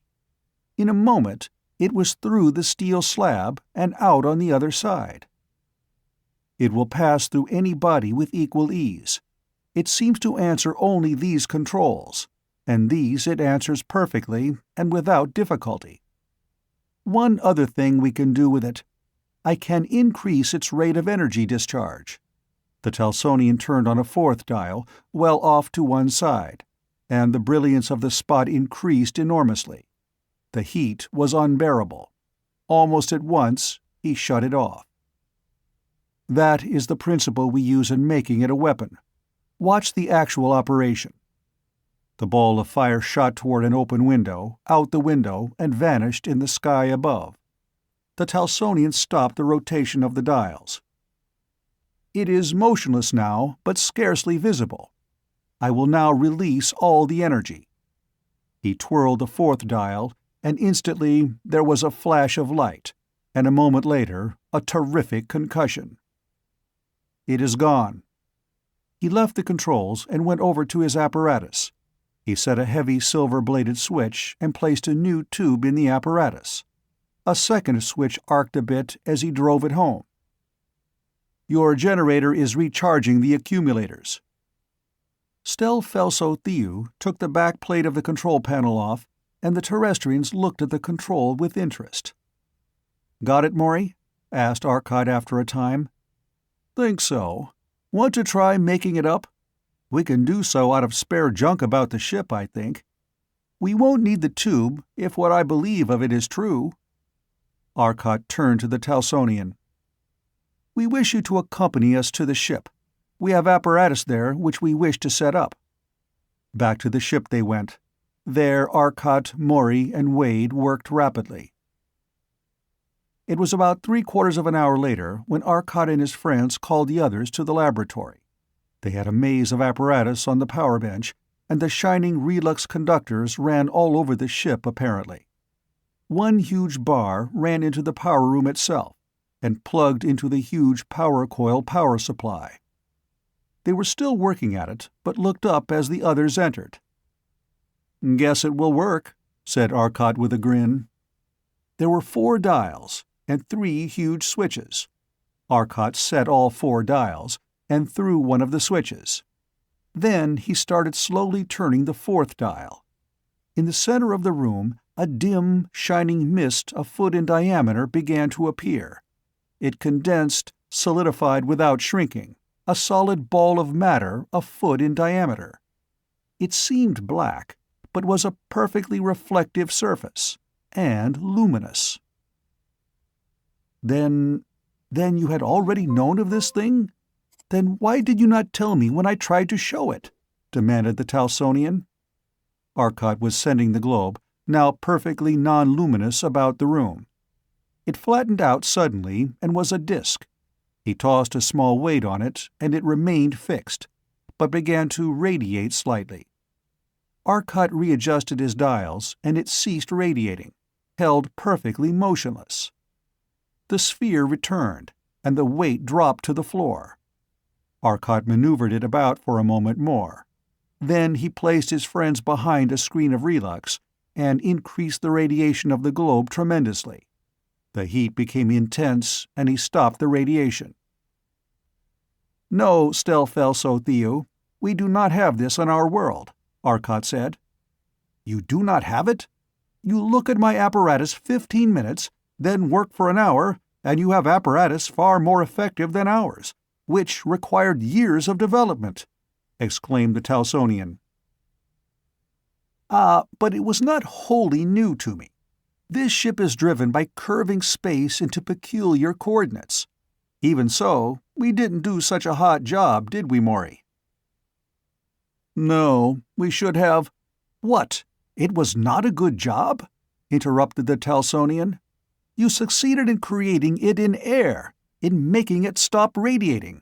in making a ball a foot in diameter, made it change to a disk, made it carry a load. What do you want?" "We want the full possibilities, the only thing that can save us in this war," Maury said. "What you learned how to do was the reverse of the process we learned. How you did it is a wonder, but you did. Very well. Matter is energy. Does your physics know that?" asked Arcot. "It does. Matter contains vast energy," replied the Talsonian. "Matter has mass, and energy because of that. Mass is energy. Energy in any known form is a field of force in space. So, matter is ordinarily a combination of magnetic, electrostatic, and gravitational fields. Your apparatus combined the three and put them together. The result was matter. You created matter. We can destroy it, but we cannot create it. What we ordinarily call matter is just a marker, a sign that there are those energy fields. Each bit is surrounded by a gravitational field. The bit is just the marker of that gravitational field. But that seems to be wrong.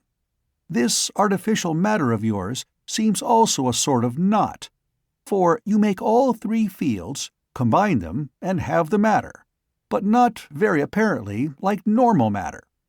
Normal matter also holds the fields that make it.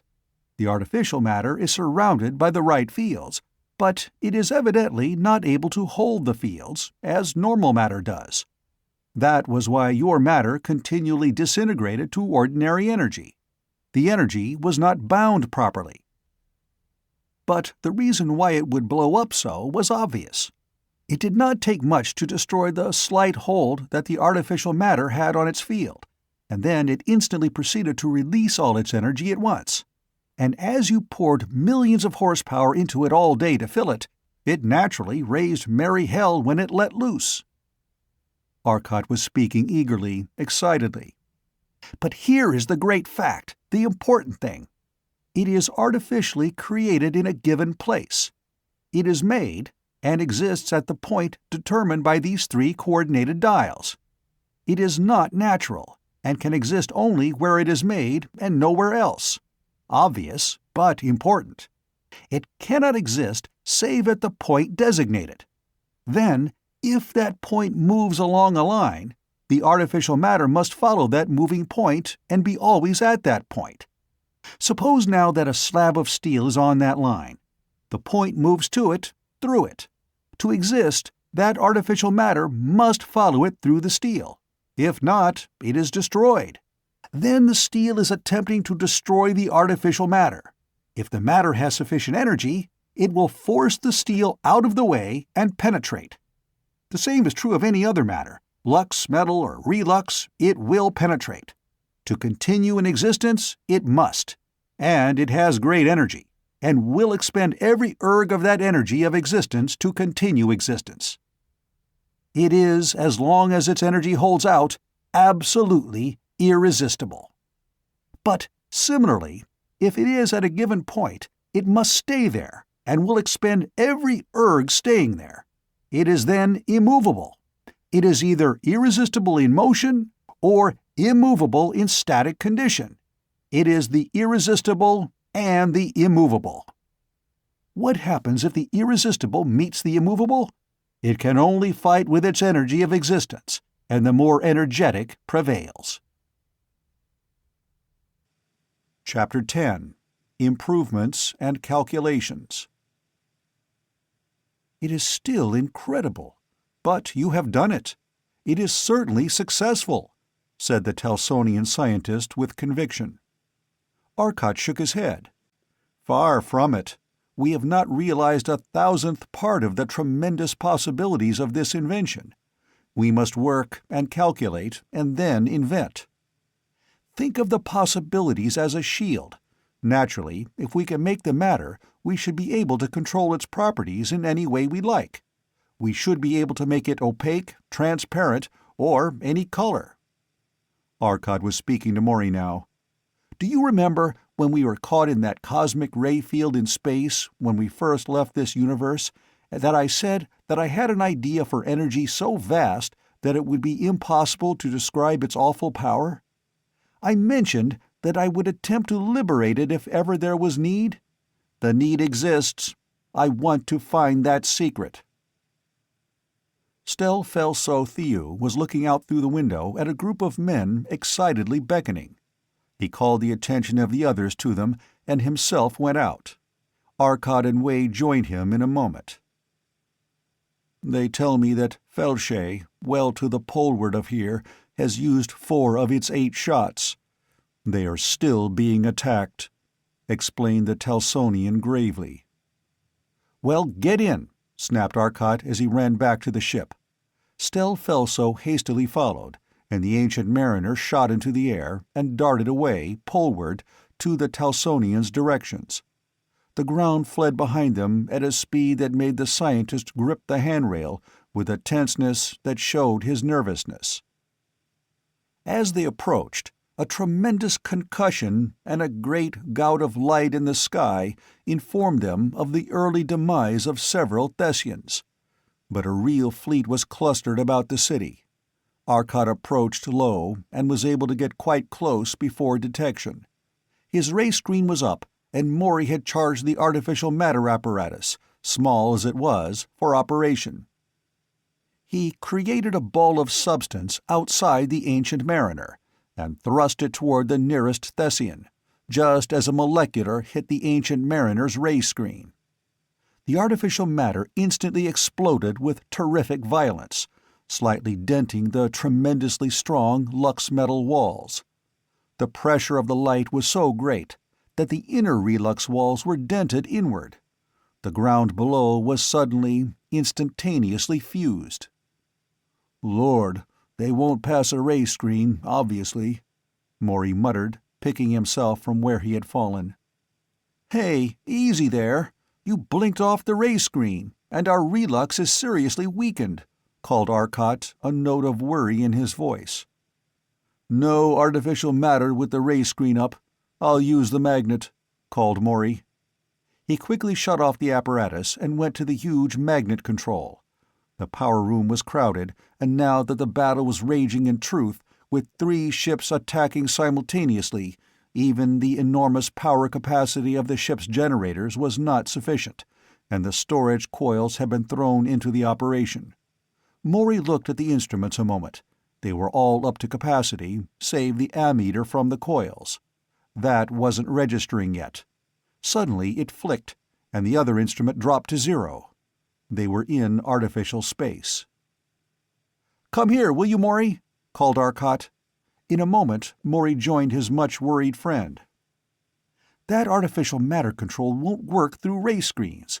The Thessians never had to protect against moleculars here, and didn't have them up, hence the destruction wrought.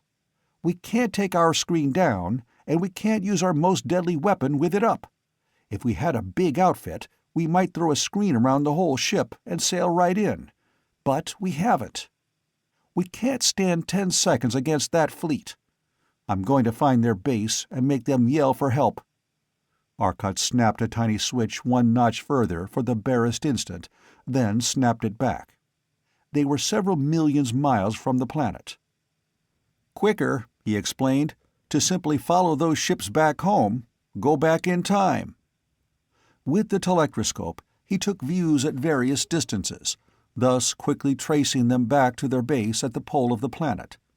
Instantly, Arcot shot down, reaching the pole in less than a second, by carefully maneuvering the space device. A gigantic dome of polished relux rose from rocky, icy plains. The thing was nearly half a mile high, a mighty rounded roof that covered an area almost 3/4 of a mile in diameter. Titanic. That was the only word that described it. About it, there was the peculiar shimmer of a molecular ray screen. Maury darted to the power room and set his apparatus into operation. He created a ball of matter outside the ship and hurled it instantly at the fort. It exploded with a terrific concussion as it hit the wall of the ray screen. Almost instantly, a second one followed. The concussion was terrifically violent, the ground about was fused, and the ray screen was opened for a moment. Arcot threw all his moleculars on the screen, as Maury sent bomb after bomb at it. The coil supplied the energy, cracked the rock beneath. Each energy release disrupted the ray screen for a moment, and the concentrated fury of the molecular beams poured through the open screen and struck the relux behind. It glowed opalescent now in a spot 20 feet across, but the relux was tremendously thick. 30 bombs Maury hurled, while they held their position without difficulty, pouring their bombs and rays at the fort. Arcot threw the ship into space, moved, and reappeared suddenly nearly 300 yards further on. A snap of the eyes, and he saw that the fleet was approaching now. He went again into space and retreated. Discretion was the better part of valor, but his plan had worked. He waited half an hour and returned. From a distance, the telectroscope told him that one lone ship was patrolling outside the fort. He moved toward it, creeping up behind the icy mountains. His magnetic beam reached out. The ship lurched and fell. The magnetic beam reached out toward the fort, from which a molecular ray had flashed already, tearing up the icy waste which had concealed him. The ray screen stopped it, while again Maury turned the magnetic beam on, this time against the fort. The ray remained on. Arcot retreated hastily. "They found the secret all right. No use, Maury. Come on up," called the pilot. "They evidently put magnetic shielding around the apparatus. That means the magnetic beam is no good to us anymore. They will certainly warn every other base and have them install similar protection." "Why didn't you try the magnetic ray on our first attack?" asked Zesdan Afthan. "If it had worked, their sending apparatus would have been destroyed, and no message could have been sent to call their attackers off Felshay. By forcing them to recall their fleet, I got results I couldn't get by attacking the fleet," Arcot said. "I think there is little more I can do here, Stel Felso Thiu. I will take you to Shesto, and there make final arrangements till my return, with apparatus capable of overthrowing your enemies. If you wish to accompany me, you may." He glanced around at the others of his party. "And our next move will be to return to Earth with what we have. Then we will investigate the Sirian planets, and learn anything they may have of interest thence, to the real outer space, the utter void of intergalactic space, and an attempt to learn the secret of that enormous power." They returned to Shesto, and there Arcot arranged that the only generator they could spare, the one already in their possession, might be used till other terrestrian ships could bring more. They left for Earth. Hour after hour they fled through the void, till at last Old Sol was growing swiftly ahead of them, and finally Earth itself was large on the screens. They changed to a straight molecular drive and dropped to the Vermont field from which they had taken off. During the long voyage, Maury and Arcot had both spent much of the time working on the time distortion field, which would give them a tremendous control over time, either speeding or slowing their time rate enormously. At last, this finished, they had worked on the artificial matter theory, to the point where they could control the shape of the matter perfectly, though as yet they could not control its exact nature. The possibility of such control was, however, definitely proven by the results the machines had given them. Arcot had been more immediately interested in the control of form. He could control the nature as to opacity or transparency, to all vibrations that normal matter is opaque or transparent to. Light would pass or not as he chose, but cosmics he could not stop, nor would radio or moleculars be stopped by any present shield he could make. They had signaled as soon as they slowed outside the atmosphere, and when they settled to the field, Arcot's father and a number of very important scientists had already arrived. Arcot Sr. greeted his son very warmly, but he was tremendously worried, as his son soon saw. "What's happened, Dad? Won't they believe your statements?" "They doubted when I went to Luna for a session with the Interplanetary Council. But before they could say much, they had plenty of proof of my statements, the older man answered. News came that a fleet of planetary guard ships had been wiped out by a fleet of ships from outer space. They were huge things, nearly half a mile in length. The guard ships went up to them, 50 of them, and tried to signal for a conference. The white ship was instantly wiped out. We don't know how. They didn't have ray screens, but that wasn't it. Whatever it was, slightly luminous ray in space, it simply released the energy of the lux metal and relux of the ship.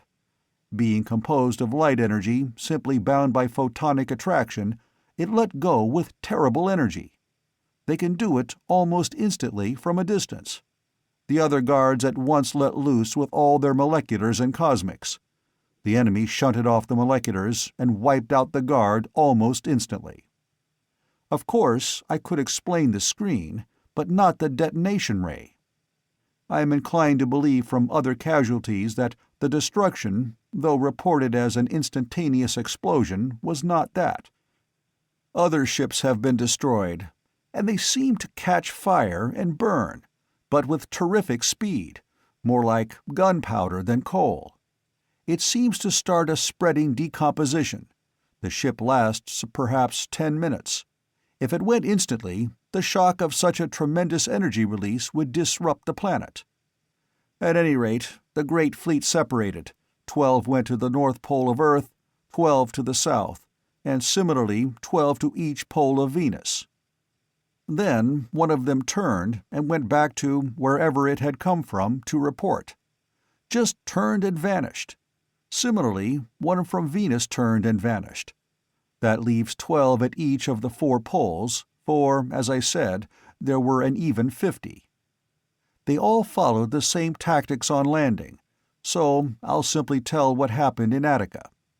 In the north, they had to pick one of the islands a bit to the south of the pole. They melted about 100 square miles of ice to find one. The ships arranged themselves in a circle around the place, and literally hundreds of men poured out of each and fell to work. In a short time they had set up a number of machines, the parts coming from the ships. These machines at once set to work, and they built up a relux wall. That wall was at least 6 feet thick. The floor was lined with thick relux as well as the roof, which is simply a continuation of the wall in a perfect dome. They had so many machines working on it that within 24 hours they had it finished. We attacked twice, once in practically our entire force, with some ray shield machines. The result was disastrous. The second attack was made with ray-shielded machines only, and little damage was done to either side, though the enemy were somewhat impeded by masses of ice hurled into their position. Their relux disintegration ray was conspicuous by its absence.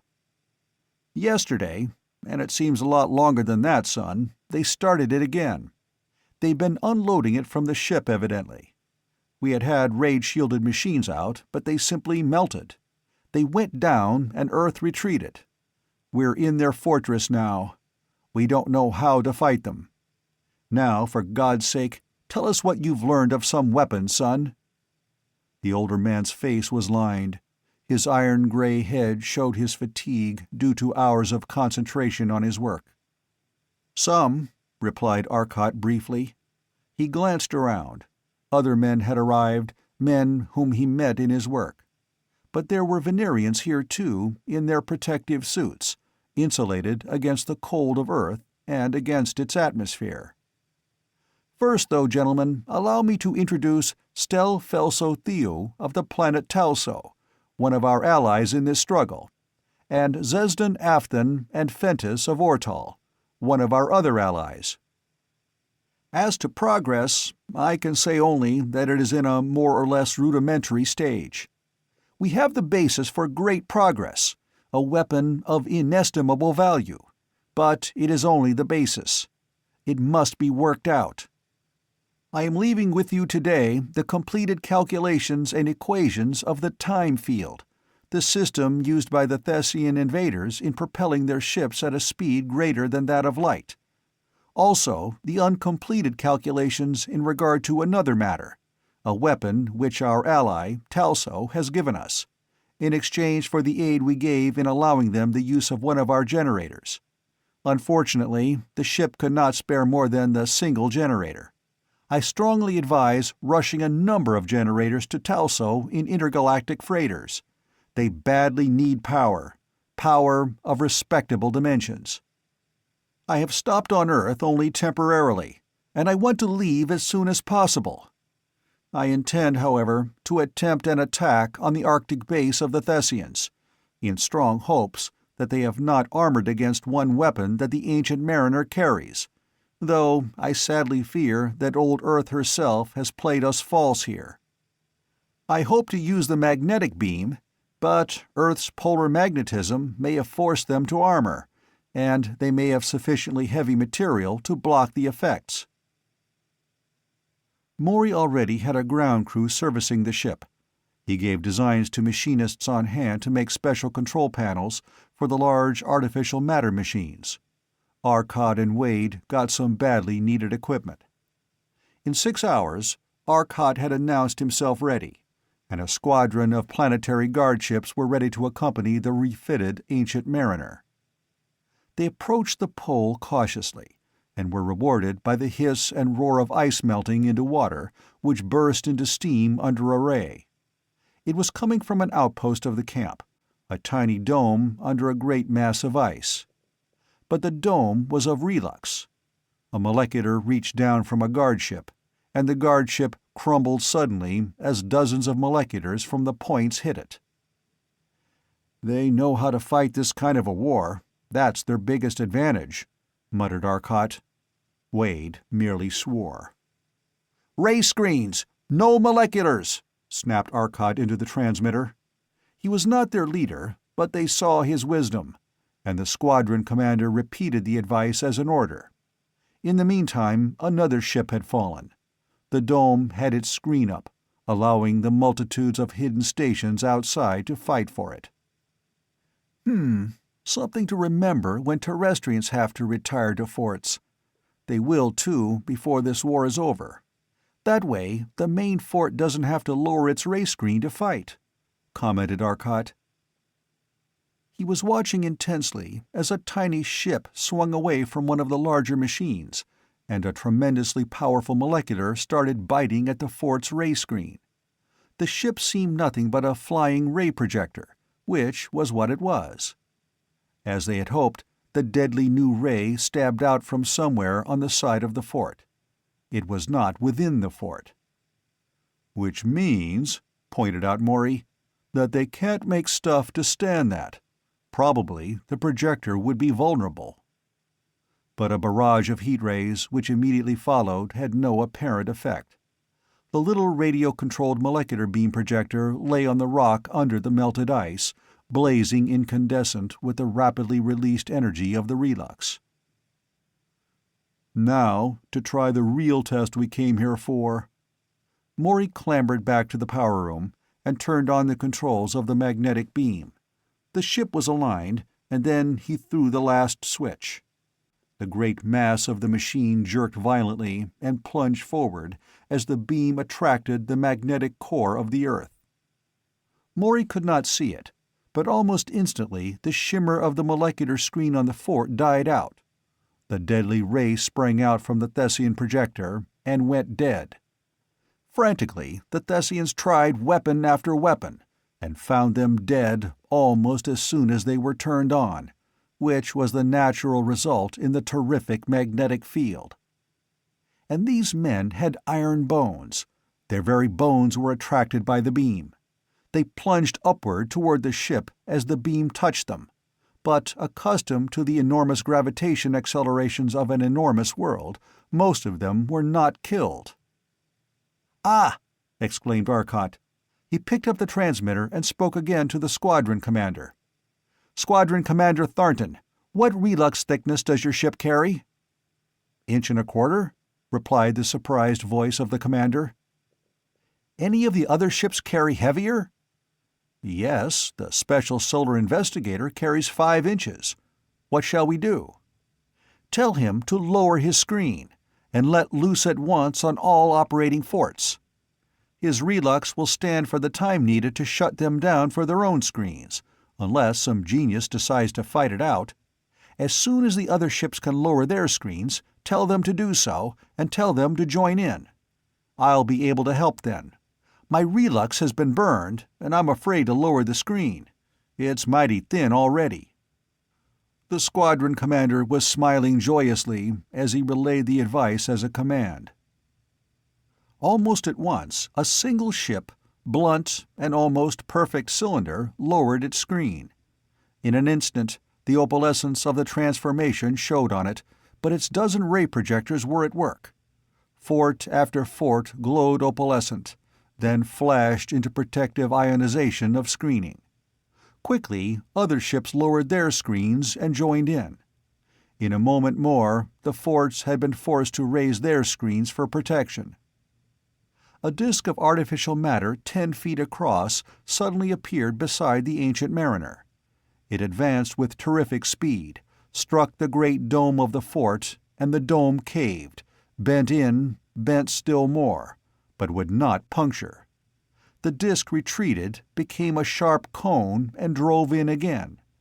This time the point smashed through the relux, and made a small hole. The cone seemed to change gradually, melting into a cylinder of 20-foot diameter, and the hole simply expanded. It continued to expand as the cylinder became a huge disk, 100 feet across, set in the wall. Suddenly, it simply dissolved. There was a terrific roar, and a mighty column of white rushed out of the gaping hole. Figures of Thessians caught by the terrific current came rocketing out. The inside was at last visible. The terrific pressure was hurling the outside line of ships about like thistledown. The Ancient Mariner reeled back under the tremendous blast of expanding gas. The snow that fell to the boiling water below was not water in toto. Some was carbon dioxide, and some oxygen chilled in the expansion of the gas. It was snowing within the dome. The falling forms of Thessians were robbed of the life-giving air pressure to which they were accustomed. But all this was visible for but an instant. Then a small, thin sheet of artificial matter formed beside the fort and advanced on the dome. Like a knife cutting open an orange, it simply went around the dome's edge, and the great dome lifted like the lid of a teapot under the enormous gas pressure remaining, then dropped under its own weight. The artificial matter was again a huge disk. It settled over the exact center of the dome, and went down. The dome caved in. It was crushed under a load utterly inestimable. Then the great disk, like some monstrous tamper, tamped the entire works of the Thessians into the bedrock of the island. Every ship, every miniature fort, every man was caught under it and annihilated. The disk dissolved. A terrific barrage of heat beams played over the island, and the rock melted, flowed over the ruins, and left only the spumes of steam from the Arctic ice rising from a red-hot mass of rock, contained a boiling pool. The Battle of the Arctic was done. Chapter 11. Right Off the Magnet. Squadron Commander Thornton speaking. Squadron 73B of Planetary Guard will follow orders from Dr. Arcot directly. Heading south to Antarctica at maximum speed, droned the communicator. Under the official tone of command was a note of suppressed rage and determination. And the squadron commander wishes Dr. Arcot every success in wiping out Antarctica as thoroughly and completely as he destroyed the Arctic base. The flight of ships headed south at a speed that heated them white in the air, thin as it was at the 100-mile altitude, yet going higher would have taken unnecessary time, and the white heat meant no discomfort. They reached Antarctica in about 10 minutes. The Thessian ships were just entering through great locks in the walls of the dome. At first sight of the terrestrial ships they turned and shot toward the guard ships. Their screens were down, for, armored as they were with very heavy relux, They expected to be able to overcome the terrestrial thin relux before theirs was seriously impaired. "Ships will put up screens," Arcot spoke sharply. A new plan had occurred to him. The moleculars of the Thessians struck glowing screens, and no damage was done. "Ships, in order of number, will lower screen for 30 seconds and concentrate all moleculars on one ship, the leader. Solar Investigator will not join in action." The flagship of the squadron lowered its screen, and a tremendous bombardment of rays struck the leading ship practically in one point. The relux glowed, and the opalescence shifted with bewildering, confusing colors. Then the terrestrial ship's screen was up before the Thessians could concentrate on the one unprotected ship. Immediately, another terrestrial ship opened its screen and bombarded the same ship. 2 others followed, and then it was forced to use its screen. But suddenly, a terrestrial ship crashed. Its straining screen had been overworked, and it failed. Arcot's magnetic beam went into action. The Thessian ray did not go out. It flickered, dimmed, but was apparently as deadly as ever. "Shielded. Right off the magnet, Maury. That is one asset we lose." Arcot, protected in space, was thinking swiftly. Moleculars, useless. They had to keep their own screens up.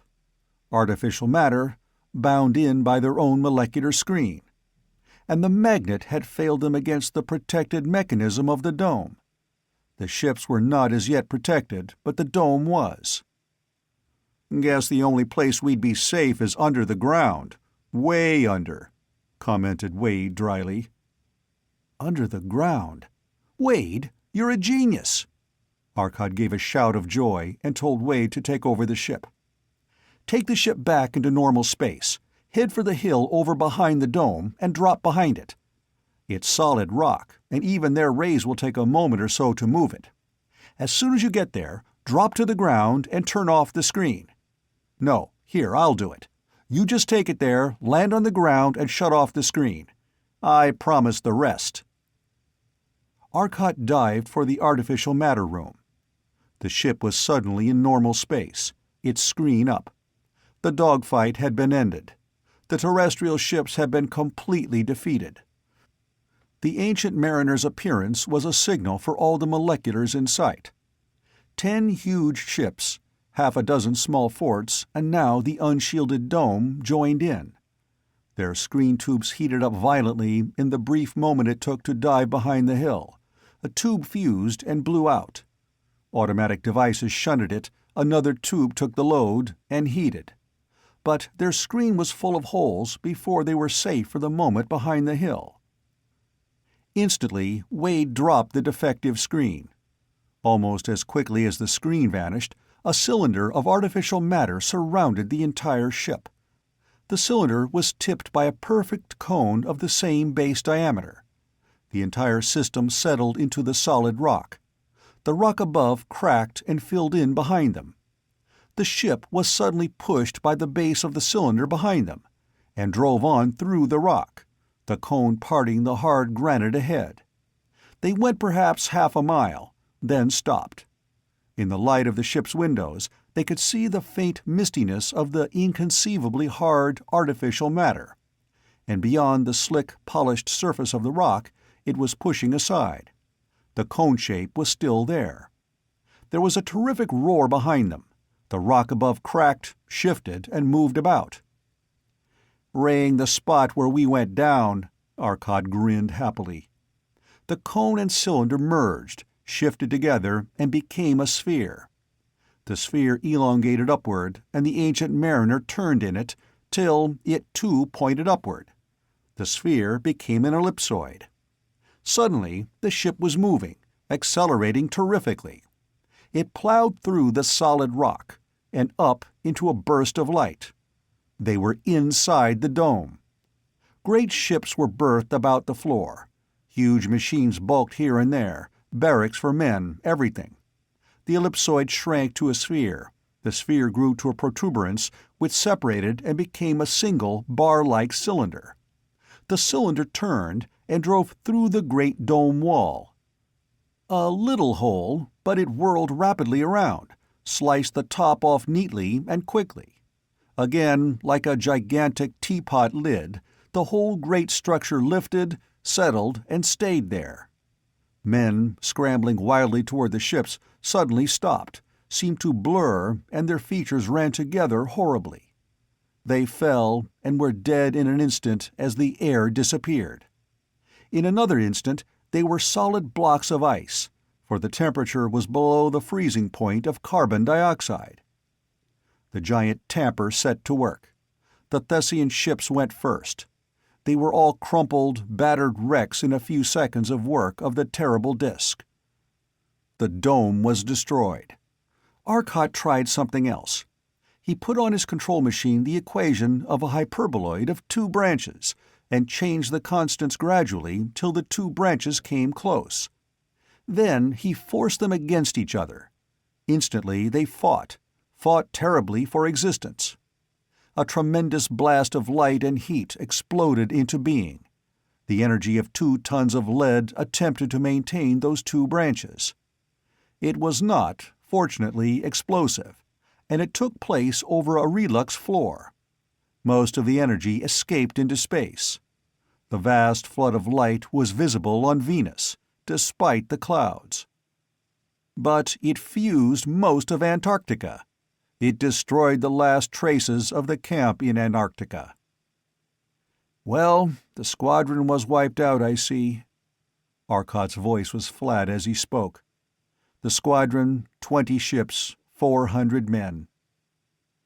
"Yes, but so is the Arctic camp, and the Antarctic camp as well," replied Wade. "What next, Arcot?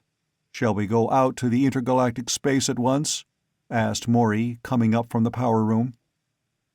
"No, we'll go back to Vermont and have the time field stuff I ordered installed, then go to Sirius and see what they have. They moved their planets from the gravitational field of Negra, their dead black star, to the field of Sirius, and I'd like to know how they did it. Then Intergalactia." He started the ship toward Vermont, while Maury got into communication with the field and gave them a brief report. Chapter 12. Sirius.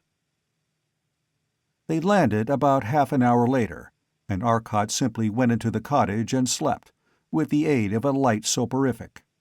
Maury and Wade directed the disposition of the machines, but Dr. Arcot Sr. really finished the job.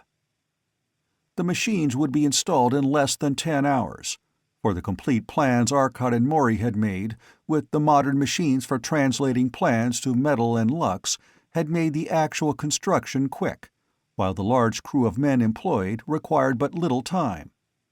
When Arcot and his friends awoke, the machines were ready. "Well, Dad, you have the plans for all the machines we have. I expect to be back in 2 weeks. In the meantime, you might set up a number of ships with very heavy relux walls that will stand raised for a while, and equip them with the rudimentary artificial matter machines you have, and go ahead with the work on the calculations. Thett will land other machines here, or on the moon. Probably they will attempt to ray the whole Earth. They won't have concentration of ray enough to move the planet, or to seriously chill it. But life is a different matter. It's sensitive. It is quite apt to let go, even under a mild ray. I think that a few exceedingly powerful ray screen stations might be set up, and the heaviside layer used to transmit the vibrations entirely around the Earth. You can see the idea easily enough. If you think it worthwhile, or better, if you can convince the thick-headed politicians of the Interplanetary Defense Commission that it is. Beyond that, I'll see you in about 2 weeks." Arcot turned and entered the ship. "I'll line up for Sirius and let go." Arcot turned the ship now, for Earth was well behind, and lined it on Sirius, bright in the utter black of space. He pushed his control to 1/2, and the space closed in about them. Arcot held it there while the chronometer moved through 6.5 seconds. Sirius was at a distance almost planetary in its magnitude from them. Controlling directly now, he brought the ship closer, till a planet loomed large before them. A large world, its rocky continents, its rolling oceans and jagged valleys, white under the enormous energy flood from the gigantic star of Sirius, 26 times more brilliant than the sun they had left. "But, Arcot, hadn't you better take it easy?" Wade asked. "They might take us for enemies, which wouldn't be so good." "I suppose it would be wise to go slowly. I had planned, as a matter of fact, on looking up a Thessian ship, taking a chance on a fight, and proving our friendship," replied Arcot. Maury saw Arcot's logic, then suddenly burst into laughter. "Absolutely! Attack a Thessian! But since we don't see any around now, we'll have to make one." Wade was completely mystified and gave Maury a doubtful, sarcastic look. "Sounds like a good idea, only I wonder if this constant terrific mental strain—" "Come along and find out." Arcot threw the ship into artificial space for safety, holding it motionless. The planet, invisible to them, retreated from their motionless ship. In the artificial matter control room, Arcot set to work and developed a very considerable string of forms on his board, the equations of their formations requiring all the available formation controls. "Now," said Arcot at last, "you stay here, Maury, and when I give the signal, create the thing back of the nearest range of hills, raise it, and send it toward us." At once they returned to normal space, and darted down toward the now distant planet. They landed again near another city, one which was situated close to a range of mountains ideally suited to their purposes. They settled while Zesden Afton sent out the message of friendship. He finally succeeded in getting some reaction, a sensation of skepticism, of distrust, but of interest. They needed friends, and only hoped that these were friends. Arcot pushed a little signal button, and Maury began his share of the play. From behind a low hill, a slim, pointed form emerged, a beautifully streamlined ship, the lines obviously those of a Thessian, the window streaming light, while the visible ionization about the hull proclaimed its molecular ray screen. Instantly, Zesden Afton, who had carefully refrained from learning the full nature of their plans, felt the intense emotion of the discovery, called out to the others, while his thoughts were flashed to the Sirians below. From the attacking ship, a body shot with tremendous speed. It flashed by, barely missing the Ancient Mariner, and buried itself in the hillside beyond. With a terrific explosion it burst, throwing the soil about in a tremendous crater. The Ancient Mariner spun about, turned toward the other ship, and let loose a tremendous bombardment of molecular and cosmic rays. A great flame of ionized air was the only result. A new ray reached out from the other ship, a fan-like spreading ray. It struck the Ancient Mariner and did not harm it, though the hillside behind was suddenly withered and blackened, then smoking as the temperature rose. Another projectile was launched from the attacking ship, and exploded terrifically but a few hundred feet from the Ancient Mariner. The terrestrial ship rocked and swayed, and even the distant attacker rocked under the explosion. A projectile, glowing white, leapt from the Earth ship. It darted toward the enemy ship, seemed to barely touch it, then burst into terrific flames that spread, eating the whole ship, spreading glowing flame. In an instant, the blazing ship slumped, started to fall, then seemingly evaporated, and before it touched the ground was completely gone. Zesden Afton's mind was genuine, and it was easily obvious to the Sirians that the winning ship was friendly, for, with all its frightful armament, it had downed a ship obviously of Thett. Though not exactly like the others, it had the all-too-familiar lines. "They welcome us now," said Zesden Afton's mental message to his companions. "Tell them we'll be there, with bells on, or thoughts to that effect," grinned Arcot. Maury had appeared in the doorway, smiling broadly. "How was the show?" he asked. "Terrible. Why didn't you let it fall and break open?" "What would happen to the wreckage as we moved?" he asked sarcastically. "I thought it was a darn good demonstration." "It was convincing," laughed Arcot. "They won us now." The great ship circled down, landing gently just outside of the city. Almost at once, one of the slim, long Sirian ships shot up from a courtyard of the city, racing out and toward the Ancient Mariner. Scarcely a moment later, 100 other ships from all over the city were on the way. Sirians seemed quite humanly curious. "We'll have to be careful here. We have to use altitude suits, as the Negrians breathe an atmosphere of hydrogen instead of oxygen," explained Arcot rapidly to the Ortolian and the Talsonian who were to accompany him. "We will all want to go, and so, although this suit will be decidedly uncomfortable for you and Zesden Afton and Stel Felso Thew, I think it wise that you all wear it. It will be much more convincing to the Sirians if we show that people of no less than 3 worlds are already interested in this alliance." A considerable number of Sirian ships had landed about them, and the tall, slim men of the 100-million-year-old race were watching them with their great brown eyes from a slight distance, for a cordon of men with evident authority were holding them back. "Who are you, friends?" asked a single man who stood within the cordon. His strongly built frame, a great high brow and broad head, designated him a leader at a glance.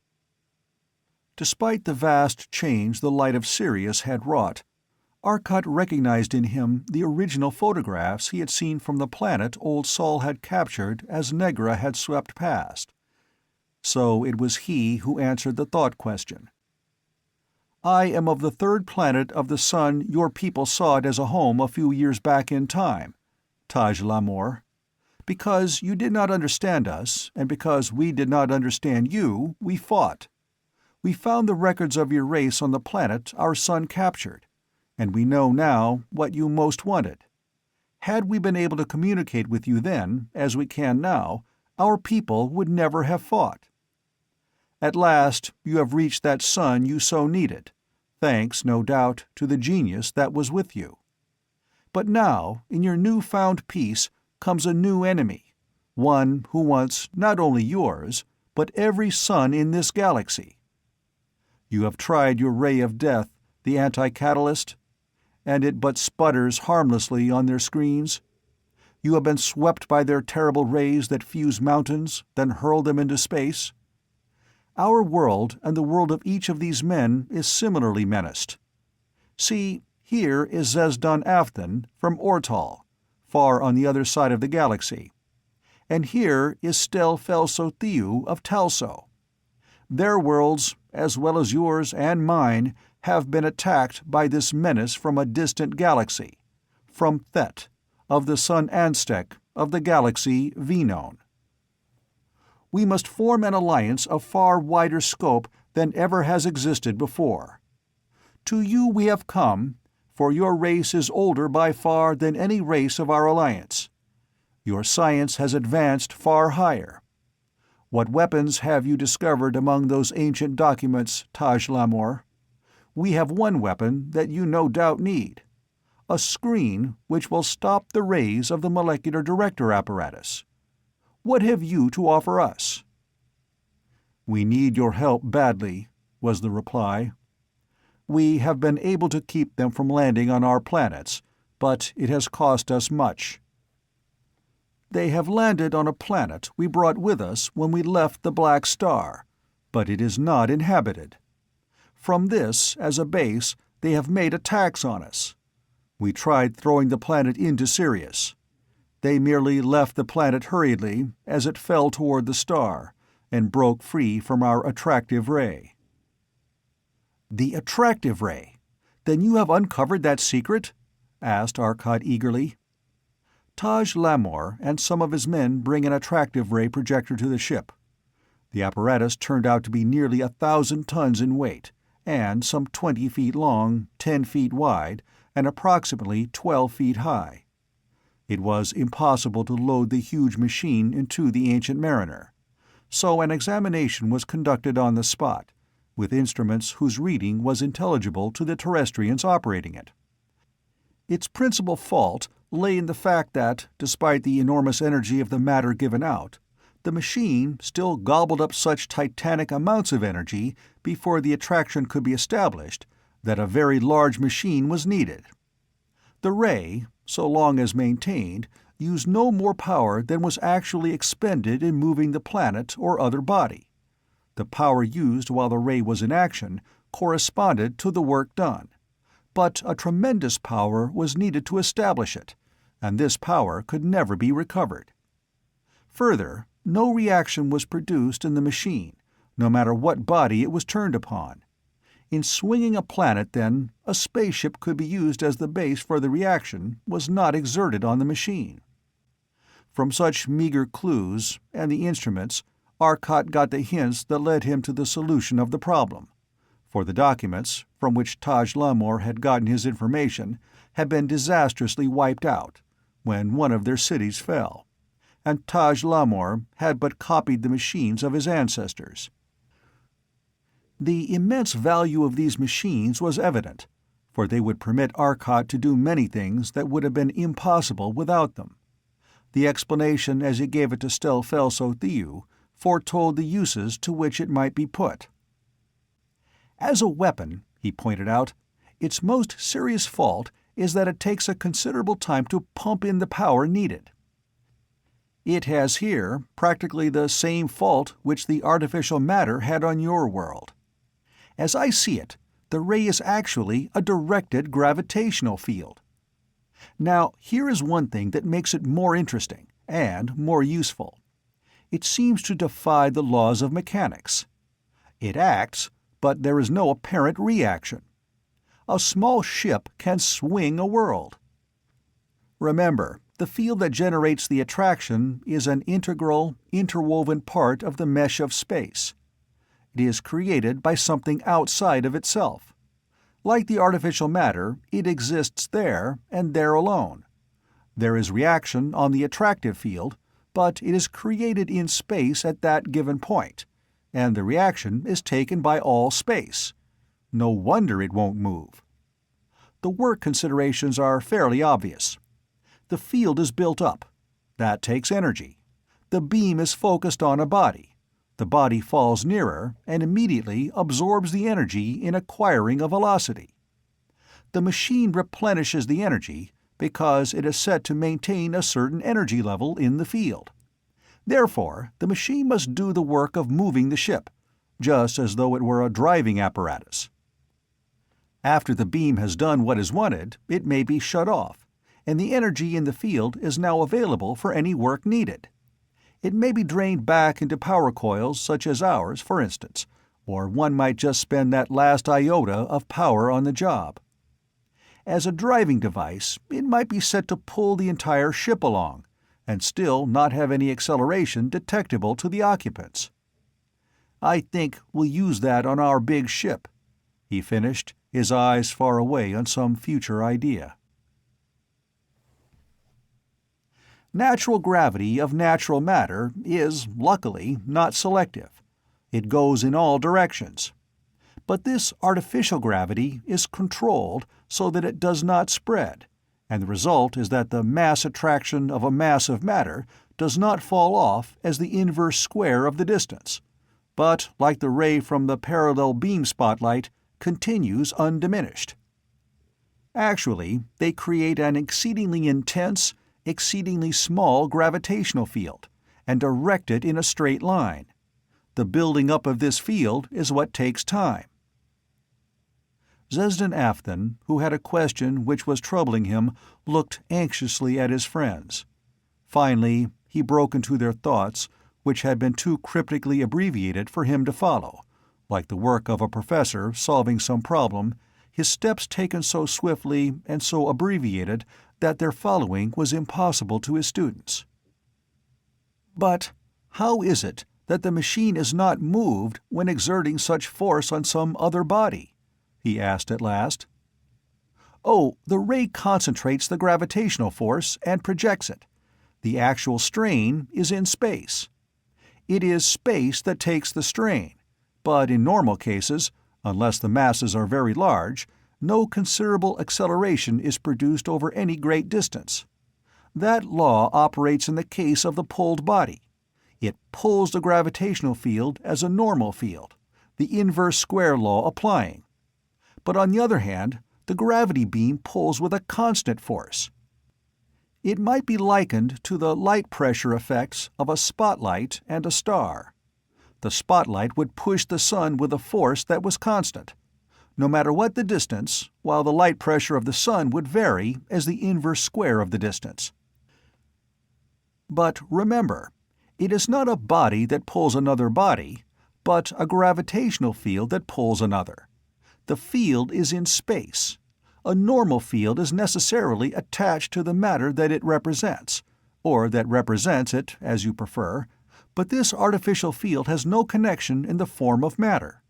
It is a product of a machine, and exists only as a strain in space. To move it, you must move all space, since it, like artificial matter, exists only where it is created in space. Do you see now why the law of action and reaction is apparently flouted? Actually, the reaction is taken up by space. Arcot rose and stretched. Maury and Wade had been looking at him, and now they asked when he intended leaving for the intergalactic spaces. Now, I think, we have a lot of work to do. At present, we have the mathematics of the artificial matter to carry on, and the math of the artificial gravity to develop. We gave the Sirians all we had on artificial matter and on moleculars. They gave us all they had, which wasn't much beyond the artificial gravity, and a lot of work. At any rate, let's go. Chapter 13. Attacked. The ancient mariner stirred and rose lightly from its place beside the city. Visible over the horizon now, and coming at terrific speed, was a fleet of 7 Thessian ships. They must do their best to protect that city. Arcot turned the ship and called his decision to Maury. As he did so, one of the Thessian ships suddenly swerved violently and plunged downward.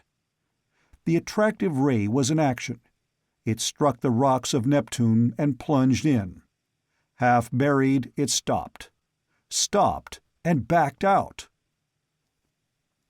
The tremendously strong relux and lux had withstood the blow, and these strange, inhumanly powerful men had not been injured.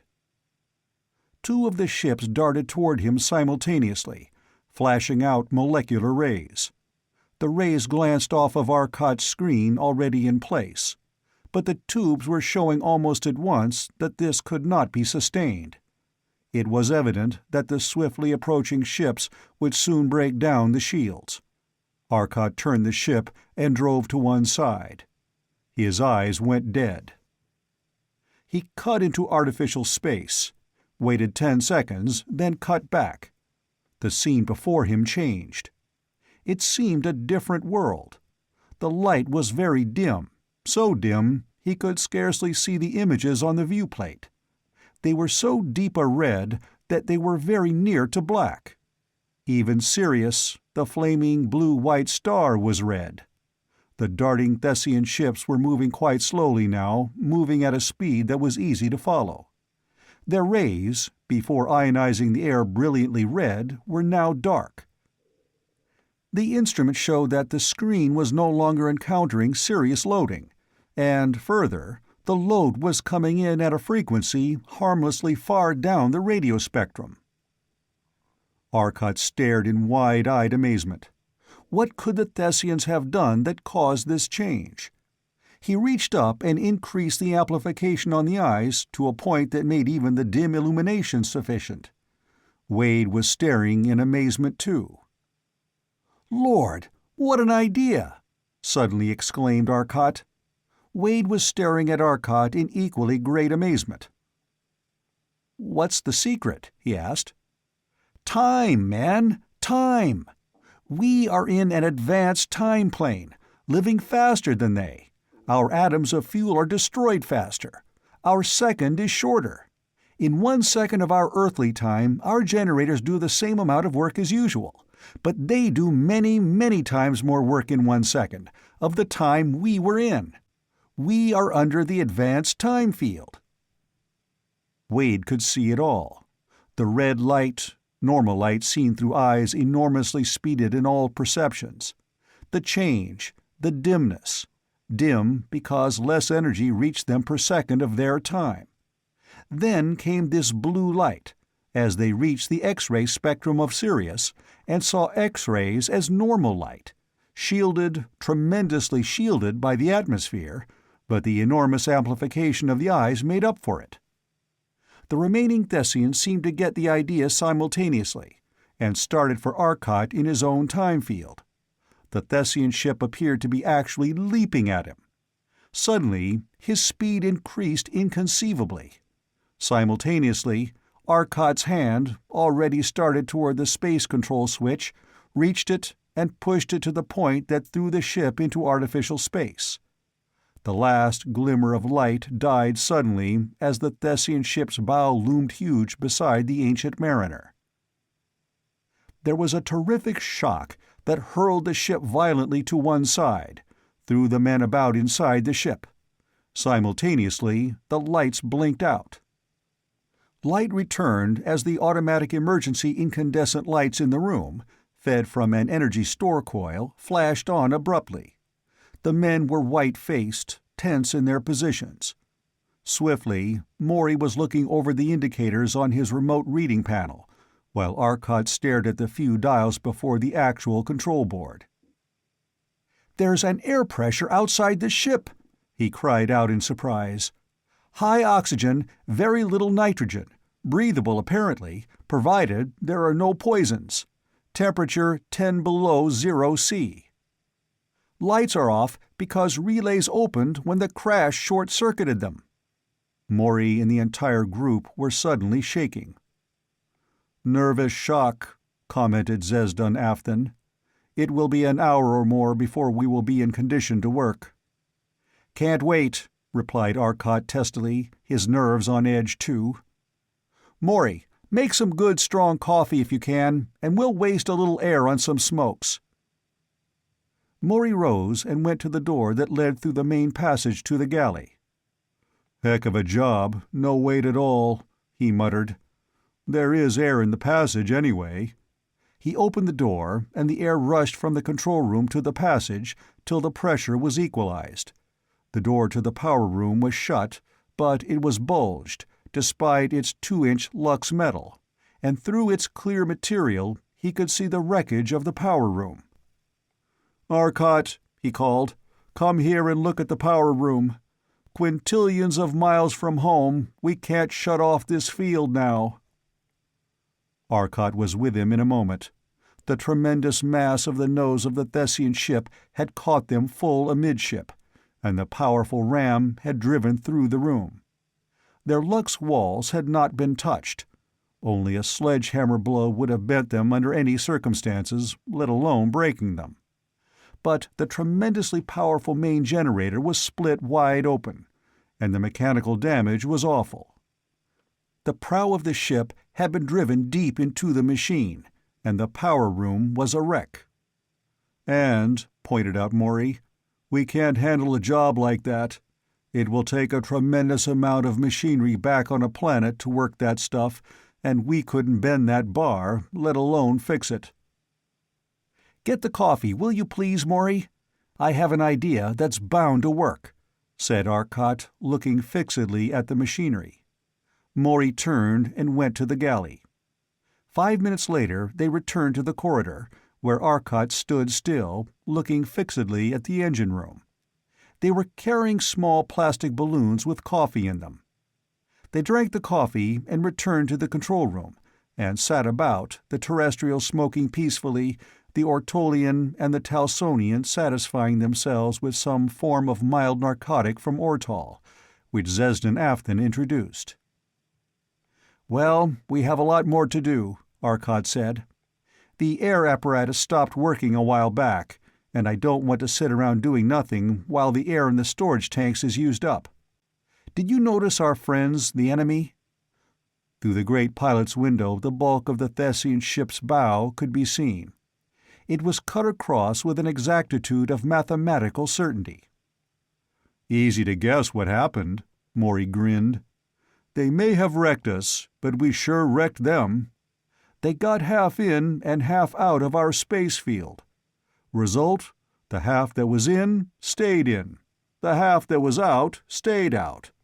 The two halves were instantaneously 1,000,000,000 miles apart, and that beautifully exact surface represents the point our space cut across. That being decided, the next question is how to fix this poor old wreck." Maury grinned a bit. "Better, how to get out of here and down to old Neptune." "Fix it," replied Arcot. "Come on. You get in your spacesuit, take the portable telectroscope and set it up in space, motionless, in such a position that it views both our ship and the nose of the Thessian machine, will you, Wade? Tune it to 773. Maury rose with Arcot and followed him, somewhat mystified, down the passage. At the airlock, Wade put on his spacesuit, and the Ortolian helped him with it. In a moment, the other 3 men appeared bearing the machine. It was practically weightless, though it would fall slowly if left to itself, for the mass of the Ancient Mariner and the front end of the Thessian ship made a considerable attractive field. But it was clumsy and needed guiding here in the ship. Wade took it into the airlock, and a moment later into space with him.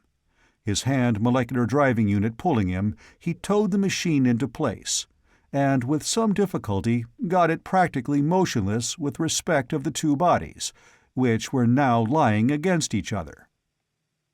"Turn it a bit, Wade, so that the Ancient Mariner is just in its range," came Arcot's thoughts. Wade did so. "Come on back and watch the fun." Wade returned. Arcot and the others were busy placing a heavy emergency lead from the storeroom in the place of one of the broken leads. In 5 minutes they had it fixed where they wanted it. Into the control room went Arcot and started the power room teleview plate. Connected into the system of viewplates, the scene was visible now on all the plates in the ship. Well off to one side of the room, prepared for such emergencies and equipped with individual power storage coils that would run it for several days, the viewplate functioned smoothly. "Now we are ready," said Arcot. The Talsonian proved he understood Arcot's intentions by preceding him to the laboratory. Arcot had 2 viewplates operating here. One was covering the scene as shown by the machine outside, and the other showed the power room. Arcot stepped over to the artificial matter machine and worked swiftly on it. In a moment, the power from the storage coils of the ship was flowing through the new cable and into the machine. A huge ring appeared about the nose of the Thessian ship, fitting snugly over it. A terrific wrench, and it was free of the Ancient Mariner. The ring contracted and formed a chunk of the stuff free of the broken nose of the ship. It was carried over to the wall of the Ancient Mariner, a smaller piece snipped off as before and carried inside. A piece of perhaps half a ton mass. "I hope they use the good stuff," grinned Arcot. The piece was deposited on the floor of the ship, and a disk formed of artificial matter plugged the hole in its side. Another took a piece of the relux from the broken Thessian ship, pushed it into the hole on the ship. The space about the scene of operation was a crackling inferno of energy breaking down into heat and light. Arcot dematerialized his tremendous tools, and the wall of the Ancient Mariner was neatly patched with relux smoothed over as perfectly as before. A second time, using some of the relux he had brought within the ship, and the inner wall was rebuilt. The job was absolutely perfect, save that now, where there had been lux, there was an outer wall of relux. The main generator was crumpled up and torn out. The auxiliary generators would have to carry the load. The great cables were swiftly repaired in the same manner, a perfect cylinder forming about them, and a piece of relux from the store Arcot had sliced from the enemy ship, welding them perfectly under enormous pressure that made them flow perfectly into one another as heat alone could not.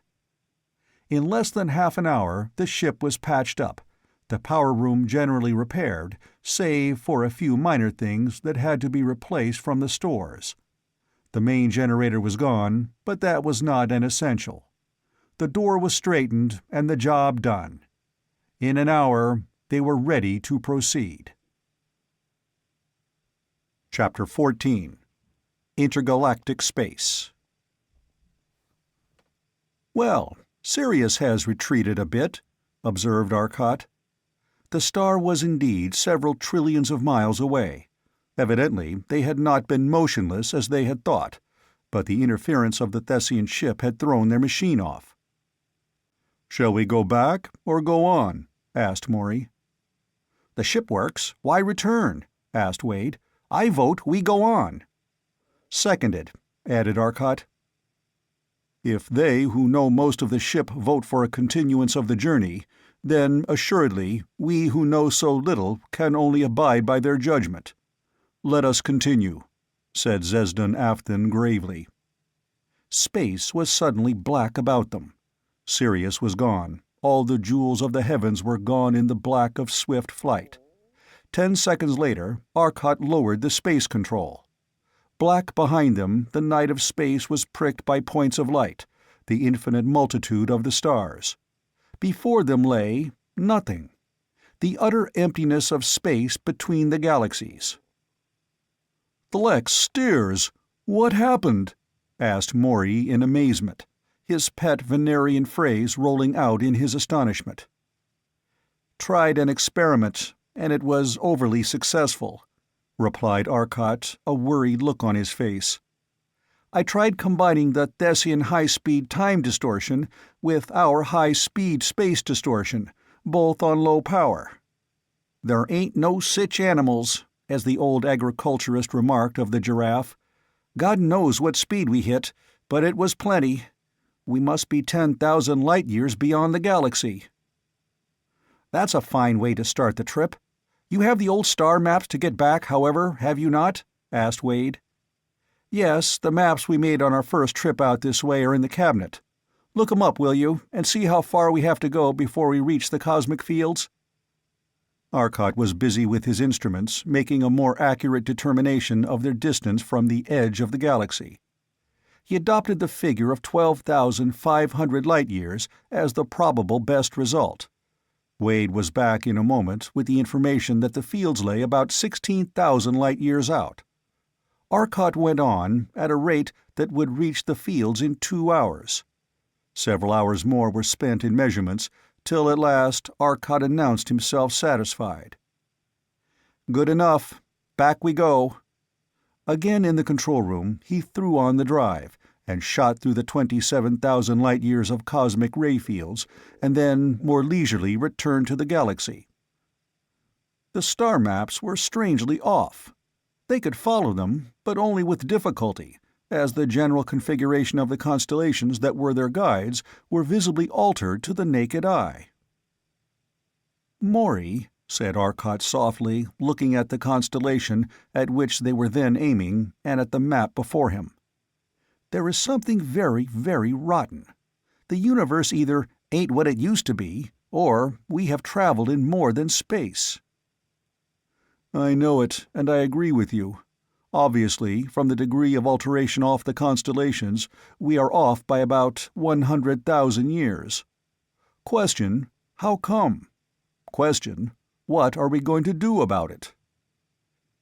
Answer 1. Remembering what we observed in Sirius, I suspect that the interference of that Thessian ship, with its time field opposing our space field, did things to our time frame.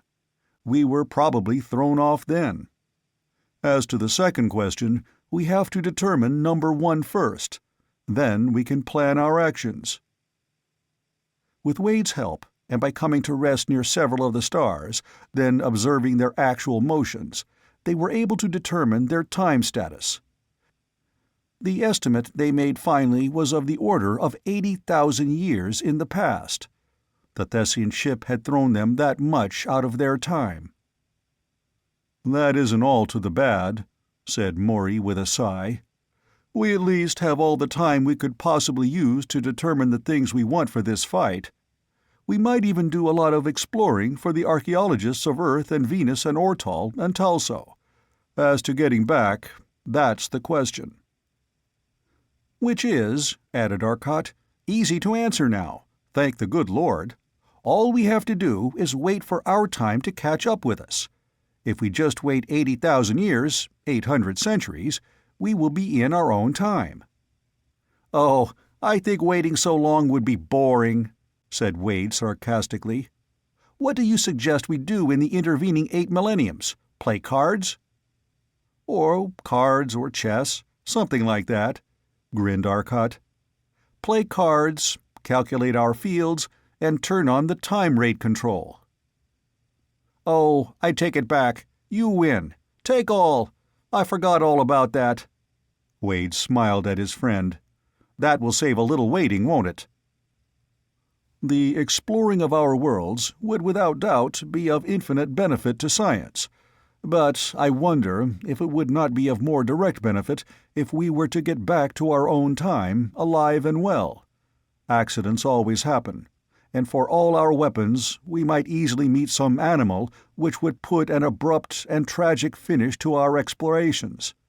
Is it not so?" asked Stelfelso-Thew. "Your point is good, Stelfelso-Thew. I agree with you. We will do no more exploring than is necessary or safe. We might just as well travel slowly on the time retarder and work on the way. I think the thing to do is to get back to Earth, or better, the solar system, and follow the sun in its path." They returned, and the desolation that the sun in its journey passes through is nothing to the utter, oppressive desolation of empty space between the stars, for it has its family of planets, and it has no conscious thought. The sun was far from the point that it had occupied when the travelers had left it, billions on billions of miles further on its journey around the gravitational center of our galactic universe, and in the 80 millenniums that they must wait, it would go far. They did not go to the planets now, for, as Arcot said in reply to Stelfelso-Thew's suggestion that they determine more accurately their position in time, life had not developed to an extent that would enable them to determine the year according to our calendar. So for 30,000 years they hung motionless as the sun moved on, and the little spots of light that were worlds hurled about it in a mad race. Even Pluto, in its 300-year-long track, seemed madly gyrating beneath them. Mercury was a line of light, as it swirled about the swiftly moving sun. But that 30,000 years was 30 days to the men of the ship. Their time rate immensely retarded, they worked on their calculations. At the end of that month, Arcot had, with the help of Maury and Wade, worked out the last of the formulas of artificial matter, and the machines had turned out the last graphical function of the last branch of research that they could discover. It was a time of labor for them, and they worked almost constantly, stopping occasionally for a game of some sort to relax the nervous tension. At the end of that month, they decided that they would go to Earth. They speeded their time rate now and flashed toward Earth at an enormous speed that brought them within the atmosphere in minutes. They had landed in the valley of the Nile. Arcot had suggested this as a means of determining the advancement of life of man. Man had evidently established some of his earliest civilizations in this valley, where water and sun for his food plants were assured. "Look, there are men here!" exclaimed Wade. Indeed, below them were villages, of crude huts made of timber and stone and mud. Rubble-work walls, for they needed little shelter here, and the people were but savages. "Shall we land?" asked Arcot, his voice a bit unsteady with suppressed excitement. "Of course," replied Maury, without turning from his station at the window.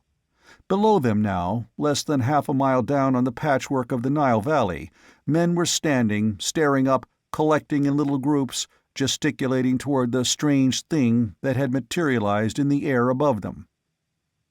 "Does everyone agree that we land?" asked Arcot. There were no dissenting voices, and the ship sank gently toward a road below and to the left. A little knot of watchers broke, and they fled in terror as the great machine approached, crying out to their friends, casting affrighted glances at the huge, shining monster behind them. Without a jar, the mighty weight of the ship touched the soil of its native planet, touched it 50 millenniums before it was made, 500 centuries before it left. Arcot's brow furrowed. "There is one thing puzzles me. I can't see how we can come back. Don't you see, Maury, we have disturbed the lives of those people. We have affected history. This must be written into the history that exists. This seems to banish the idea of free thought. We have changed history, yet history is that which is already done. Had I never been born, but I was already. I existed 58,000 years before I was born. Let's go out and think about that later. We'll go to a psych hospital. If we don't stop thinking about problems of space and time for a little while, we need some kind of relaxation." "I suggest that we take our weapons with us.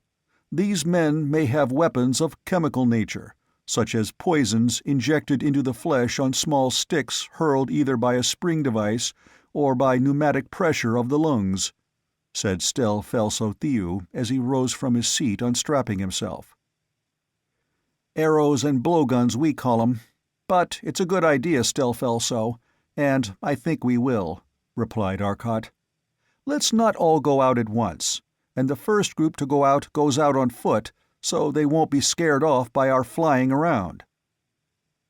Arcot, Wade, Zesden Afton, and Stel-Felso-Thew went out.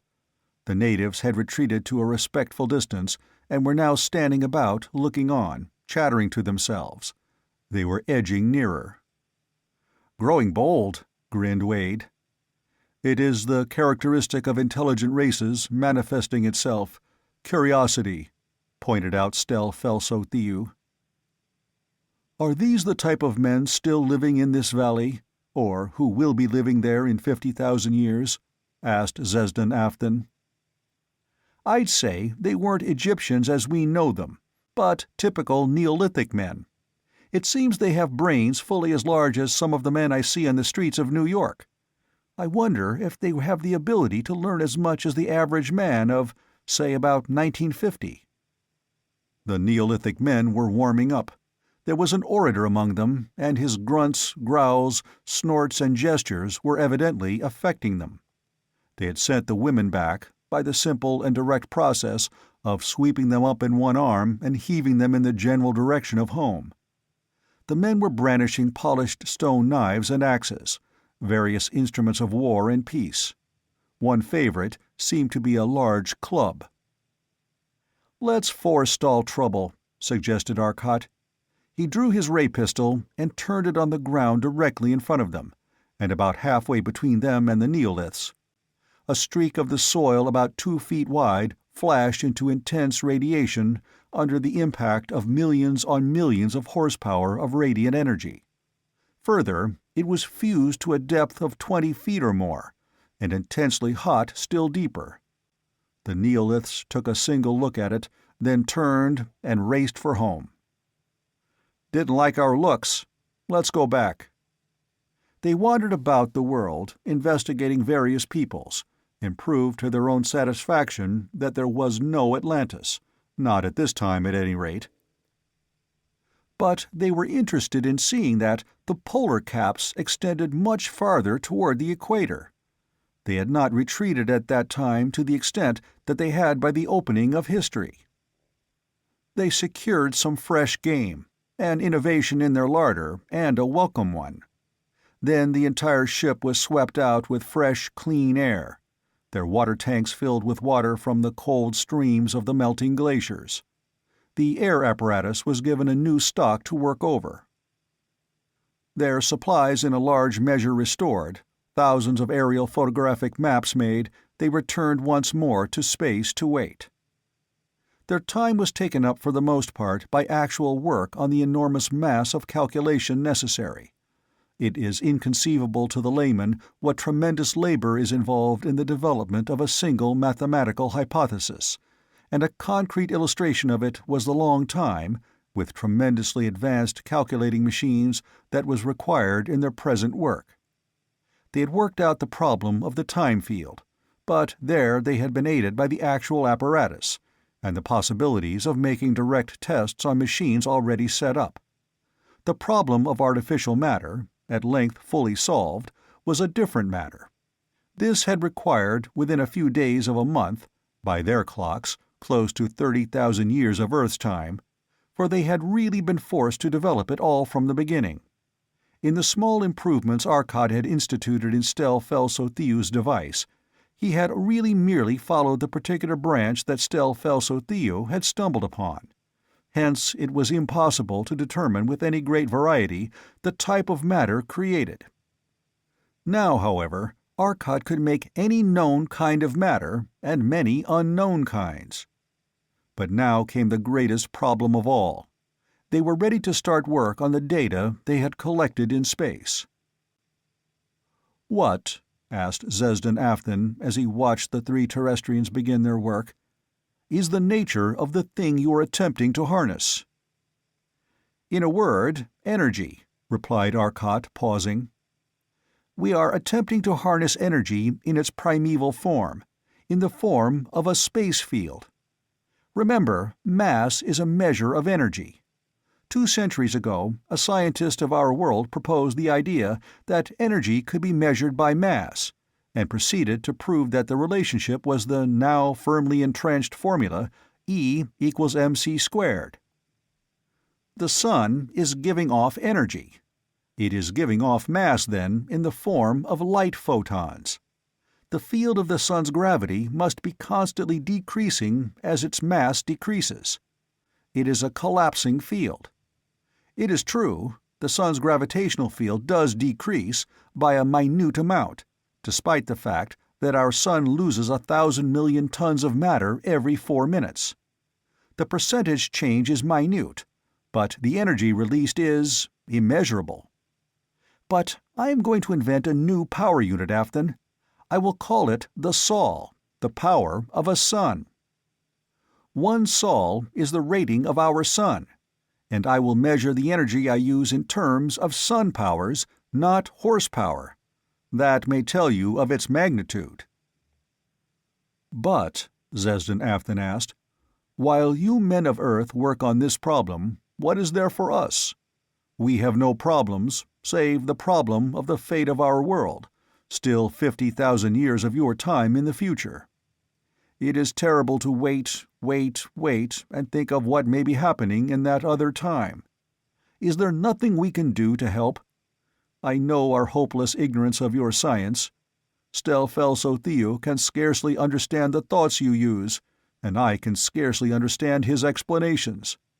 I cannot help you there, with your calculations, but is there nothing I can do?" "There is, Ortolian, decidedly. We badly need your help, and as Stel Felso-Theou cannot aid us here as much as he can by working with you, I will ask him to do so. I want your knowledge of psychomechanical devices to help us. Will you make a machine controlled by mental impulses?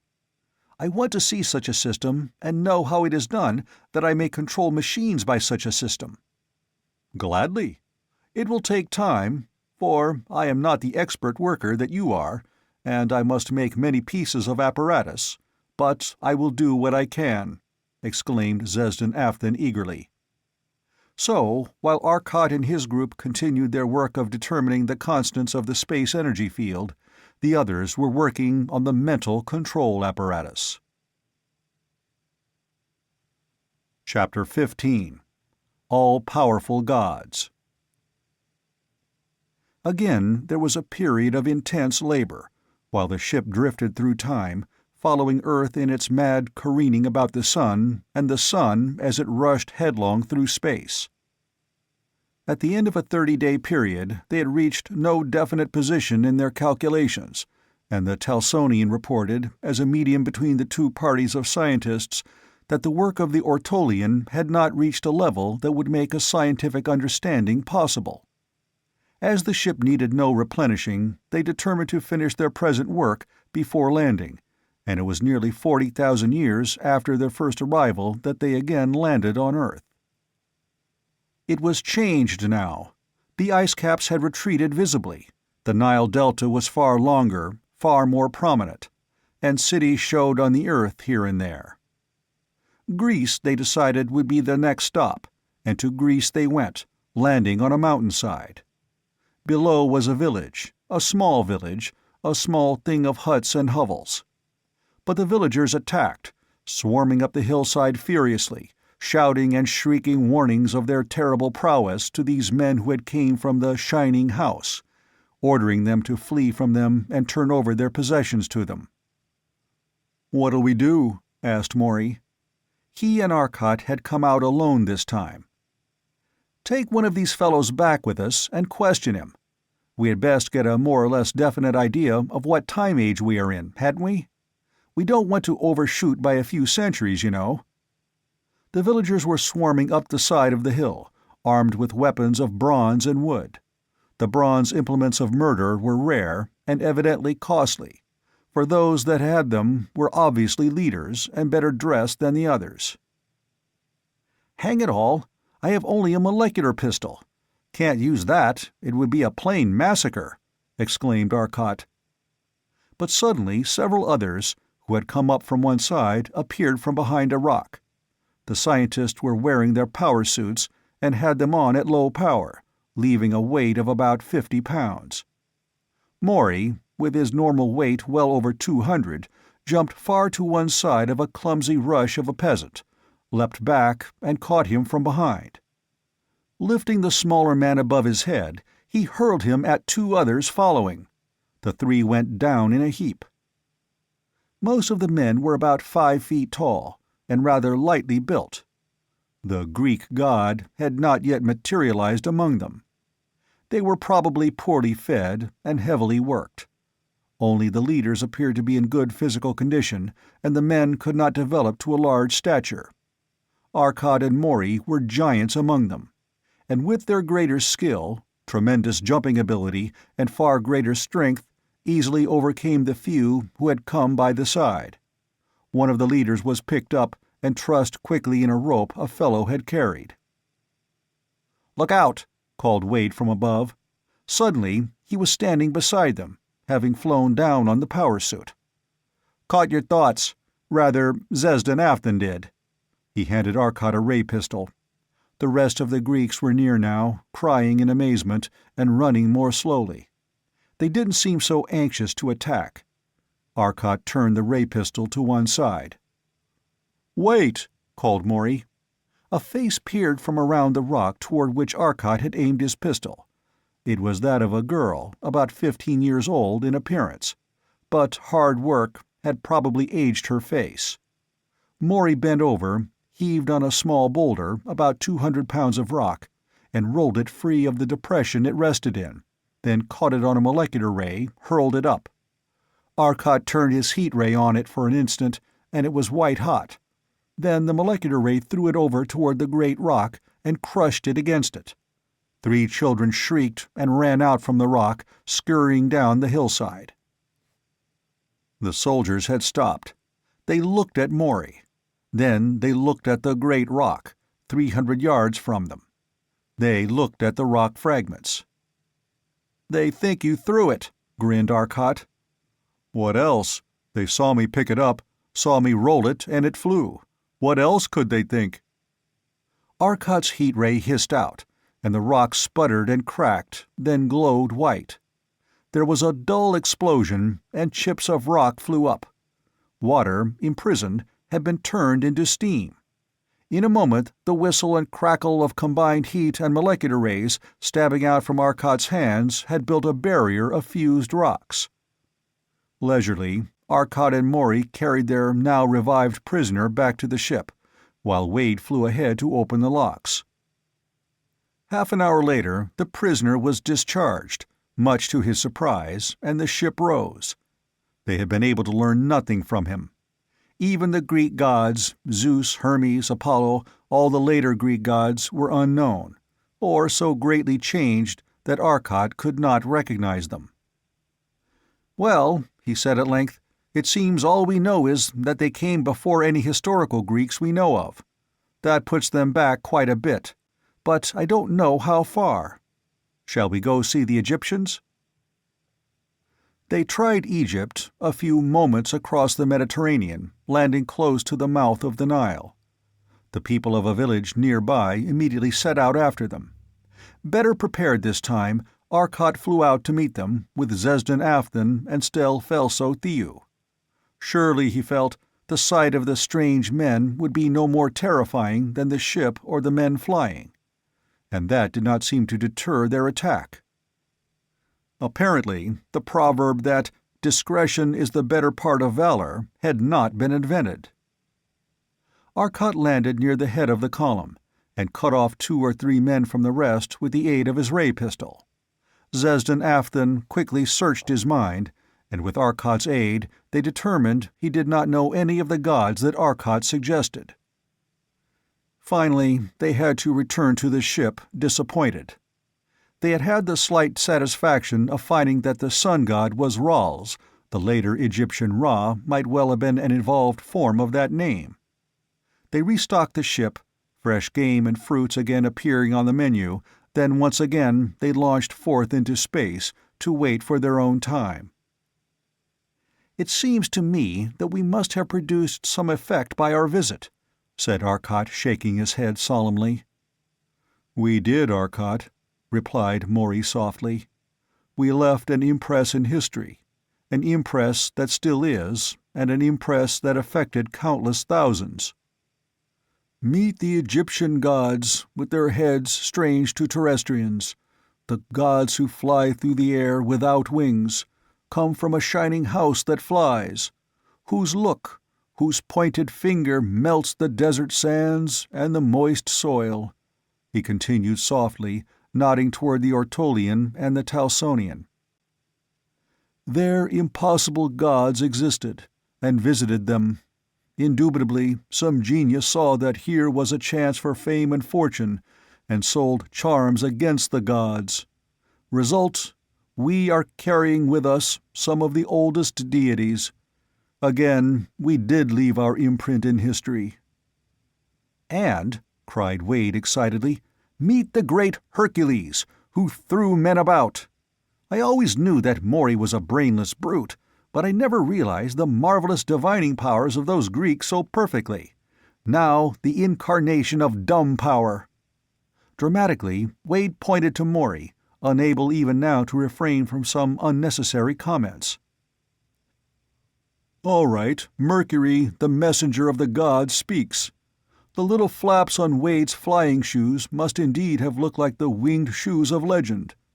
Wade was Mercury, too brainless for anything but carrying the words of wisdom uttered by others.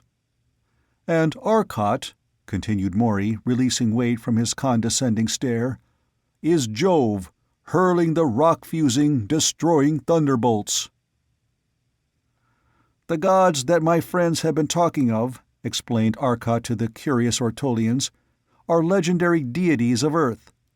I can see now that we did leave an imprint on history in the only way we could, as gods, for surely no other explanation could have occurred to those men." The days passed swiftly in the ship as their work approached completion.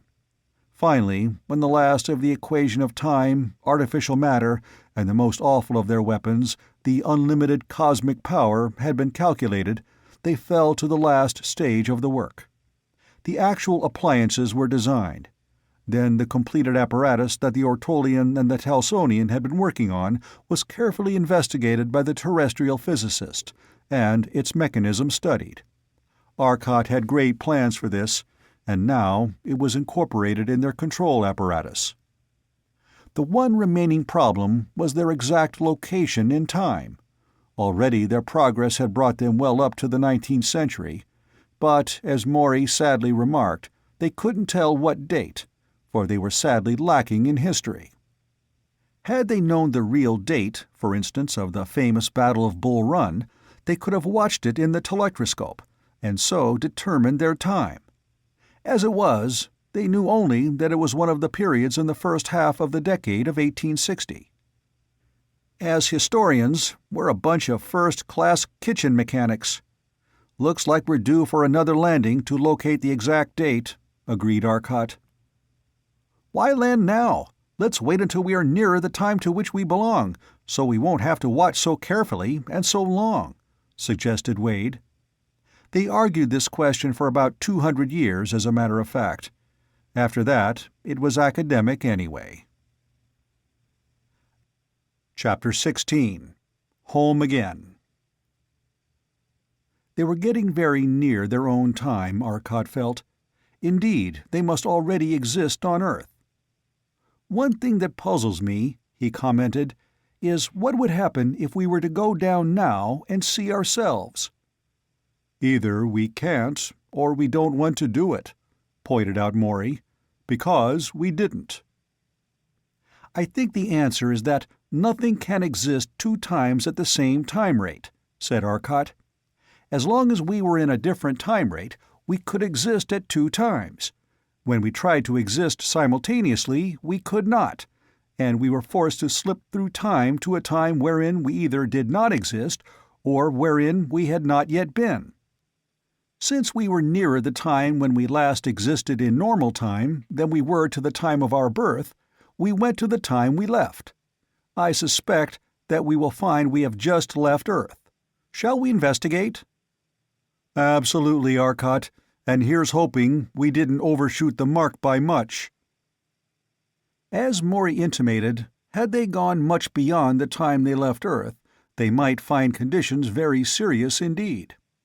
But now they went at once toward Earth on the time control. As they neared, they looked anxiously for signs of the invasion. Arcot spotted the only evident signs, however: 2 large spheres, tiny points in appearance on the telectroscope screen, were circling Earth, one at about 1,000 miles, moving from east to west, the other about 1,200 miles, moving from north to south. "It seems the enemy have retreated to space to do their fighting. I wonder how long we were away." As they swept down at a speed greater than light, they were invisible till Arcot slowed down near the atmosphere. Instantly, half a dozen fast ships darted toward them, but the ship was very evidently unlike the Thessian ships, and no attack was made. First, the occupants would have an opportunity to prove their friendliness. "Terrestrians Arcot, Maury, and Wade reporting back from exploration in space with 2 friends. All have been on Earth with us previously," said Arcot into the radio vision apparatus. "Very well, Dr. Arcot. You are going to New York or Vermont?" asked the patrol commander. "Vermont." "Yes, sir. I'll see that you aren't stopped again." And thanks to the message thus sent ahead, they were not, and in less than half an hour they landed once more in Vermont, on the field from which they had started. The group of scientists who had been here on their last call had gone, which seemed natural enough to them, who had been working for 3 months in the interval of their trip, but to Dr. Arcot Sr., as he saw them, it was a misfortune. "Now, I never will get straight all you'll have ready, and I didn't expect you back till next week. The men have all gone back to their laboratories, since that permits of better work on the part of each, but we can call them here in half an hour. I'm sure they'll want to come. What did you learn, son, or haven't you done any calculating on your data as yet?" "We learned plenty, and I feel quite sure that a hint of what we have would bring all those learning hounds around us pretty quickly, Dad," laughed Arcot Jr. "And believe it or not, we've been calculating on this stuff for 3 months since we left yesterday." "What?" "Yes, it's true. We were on our time field and turned on the space control, and a Thessian ship picked that moment to run into us. We cut the ship in half as neatly as you please, but it threw us 80,000 years into the past. We have been coasting through time on retarded rate while Earth caught up with itself, so to speak. In the meantime, 3 months in a day. But don't call those men. Let them come to the appointment while we do some work, and we have plenty of work to do, I assure you. We have a list of things to order from the standard supply houses, and I think you better get them for us, Dad." Arcot's manner became serious now. "We haven't gotten our government expense research cards yet, and you have. Order the stuff and get it out here, while we get ready for it. Honestly, I believe that a few ships such as this apparatus will permit will be enough in themselves to do the job. It really is a pity that the other men didn't have the opportunity we had for crowding much work into little time. But then, I wouldn't want to take that road to concentration again myself. Have the enemy amused you in my absence?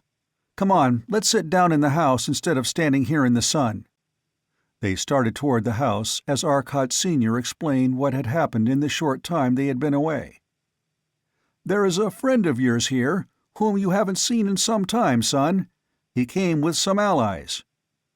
As they entered the house, they could hear the boards creak under some heavy weight that moved across the floor, soundlessly and in light of motion in itself.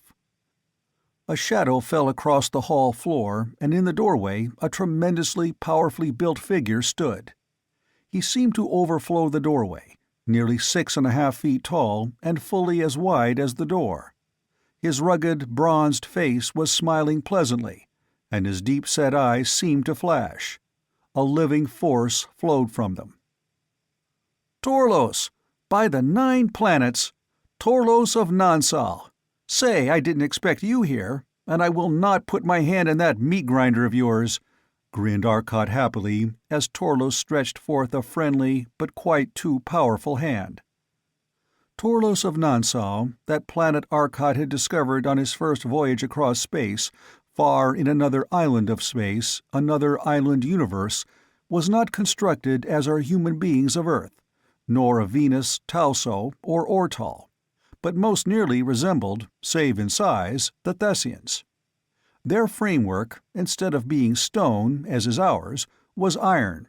Their bones were pure metallic iron, far stronger than bone. On these far stronger bones were great muscles of an entirely different sort. A muscle that used heat of the body as its fuel, a muscle that was utterly tireless, and unbelievably powerful. Not a chemical engine, but a molecular motion engine, it had no chemical fatigue products that would tire it, and needed only the constant heat supply the body sucked from the air to work indefinitely. Unlimited by waste-carrying considerations, the strength was enormous. It was one of the commercial space freighters plying between Nansal, Sator, Earth, and Venus that had brought the news of this war to him, Torlos explained, and he, as the new trade coordinator and fourth of the 4 who now ruled Nansal, had suggested that they go to the aid of the man who had so aided them in their great war with Sator. It was Arcot's gift of the secret of the molecular ray and the molecular ship that had enabled them to overcome their enemy of centuries and force upon them an unwelcome peace. Now, with a fleet of 50 interstellar, or better, intergalactic battleships, Nansal was coming to Earth's aid. The battleships were now on patrol with all of Earth's and Venus' fleet, but the Nansalian ships were all equipped with the enormously rapid space distortion system of travel, of course, and were a shock troop in the patrol. The Terrestrian and Venerian patrols were not so equipped in full. "And Arcot, from what I have learned from your father, it seems that I can be of real assistance," finished Torlos. "But now I think I should know what the enemy has done. I see they built some forts." "Yes," replied Arcot Sr., "they did. They decided that the system used on the forts of North and South Poles was too effective. They moved to space and cut off slices of Luna, pulled it over on their molecular rays, and used some of the most magnificent apparatus you ever dreamed of. I have just started working on the mathematics of it. We sent out a fleet to do some investigating, but they attacked and stopped work in the meantime. Whatever the ray is that can destroy matter at a distance, they are afraid that we could find its secret too easily and block it, for they don't think it is a weapon, and it is evidently slow in action." "Then it isn't what I thought it was," muttered Arcot. "What did you think it was?" asked his father. Tell you later. Go on with the account." "Well, to continue. We have not been idle. Following your suggestion, we built up a large ray screen apparatus, in fact, several of them, and carried them in ships to different parts of the world. Also, some of the planets, lest they start dropping worlds on us. They are already in operation, sending their defensive waves against the heaviside layer. Radio is poor over any distance, and we can't call Venus from inside the layer now. However, we tested the protection, and it works, far more efficiently than we calculated due to the amazing conductivity of the layer. If they intend to attack in that way, I suspect that it will be soon, for they are ready now, as we discovered.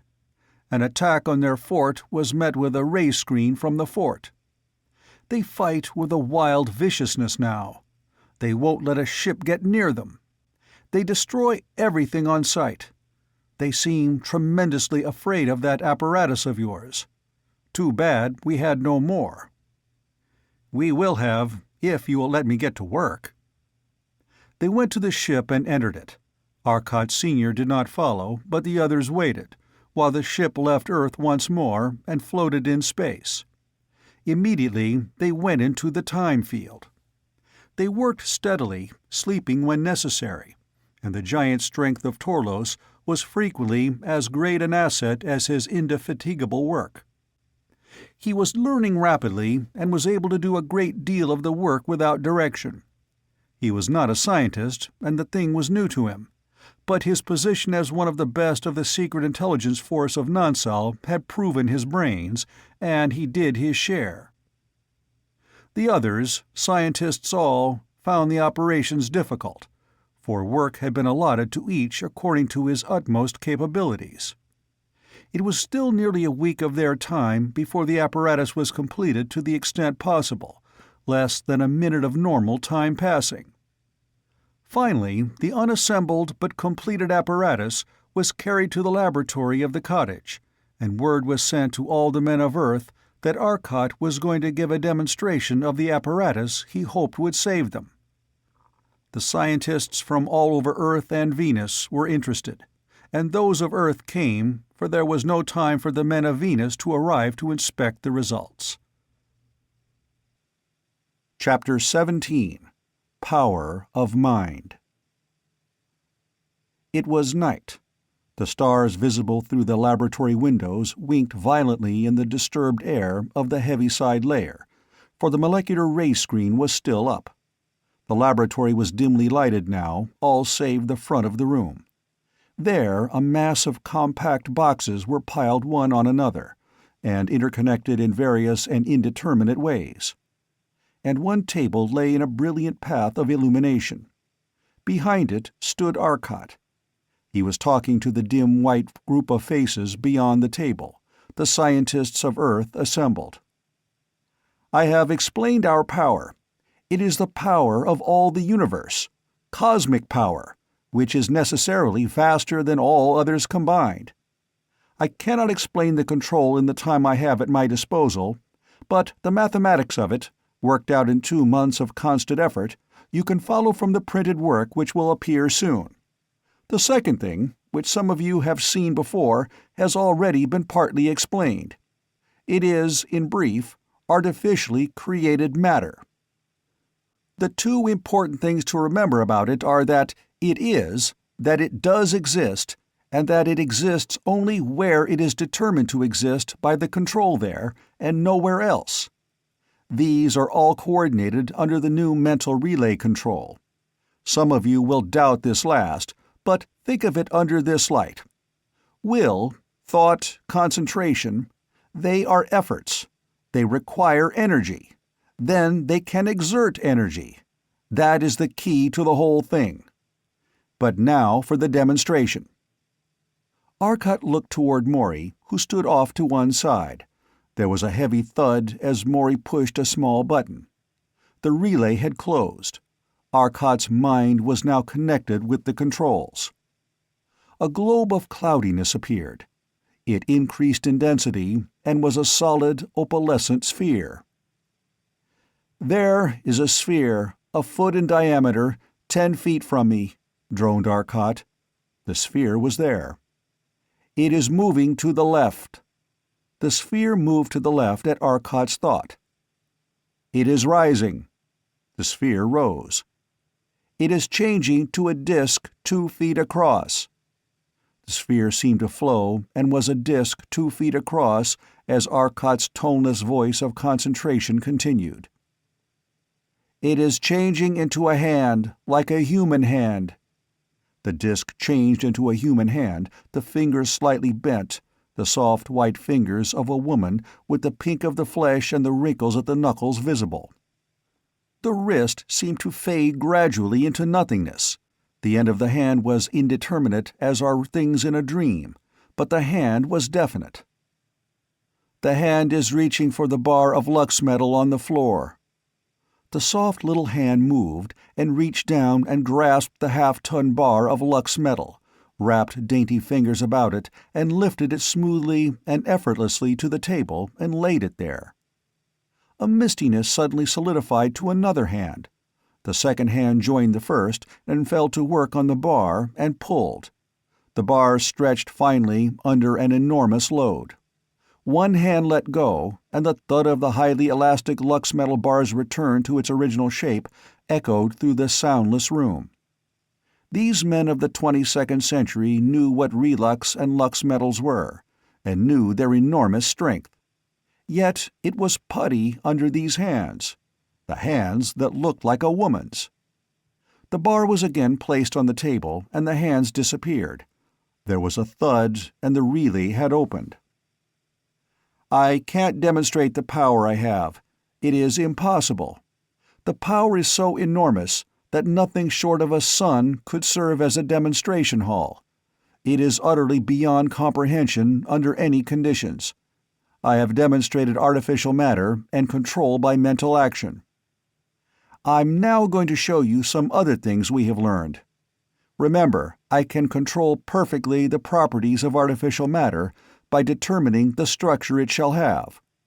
Watch." Maury closed the relay.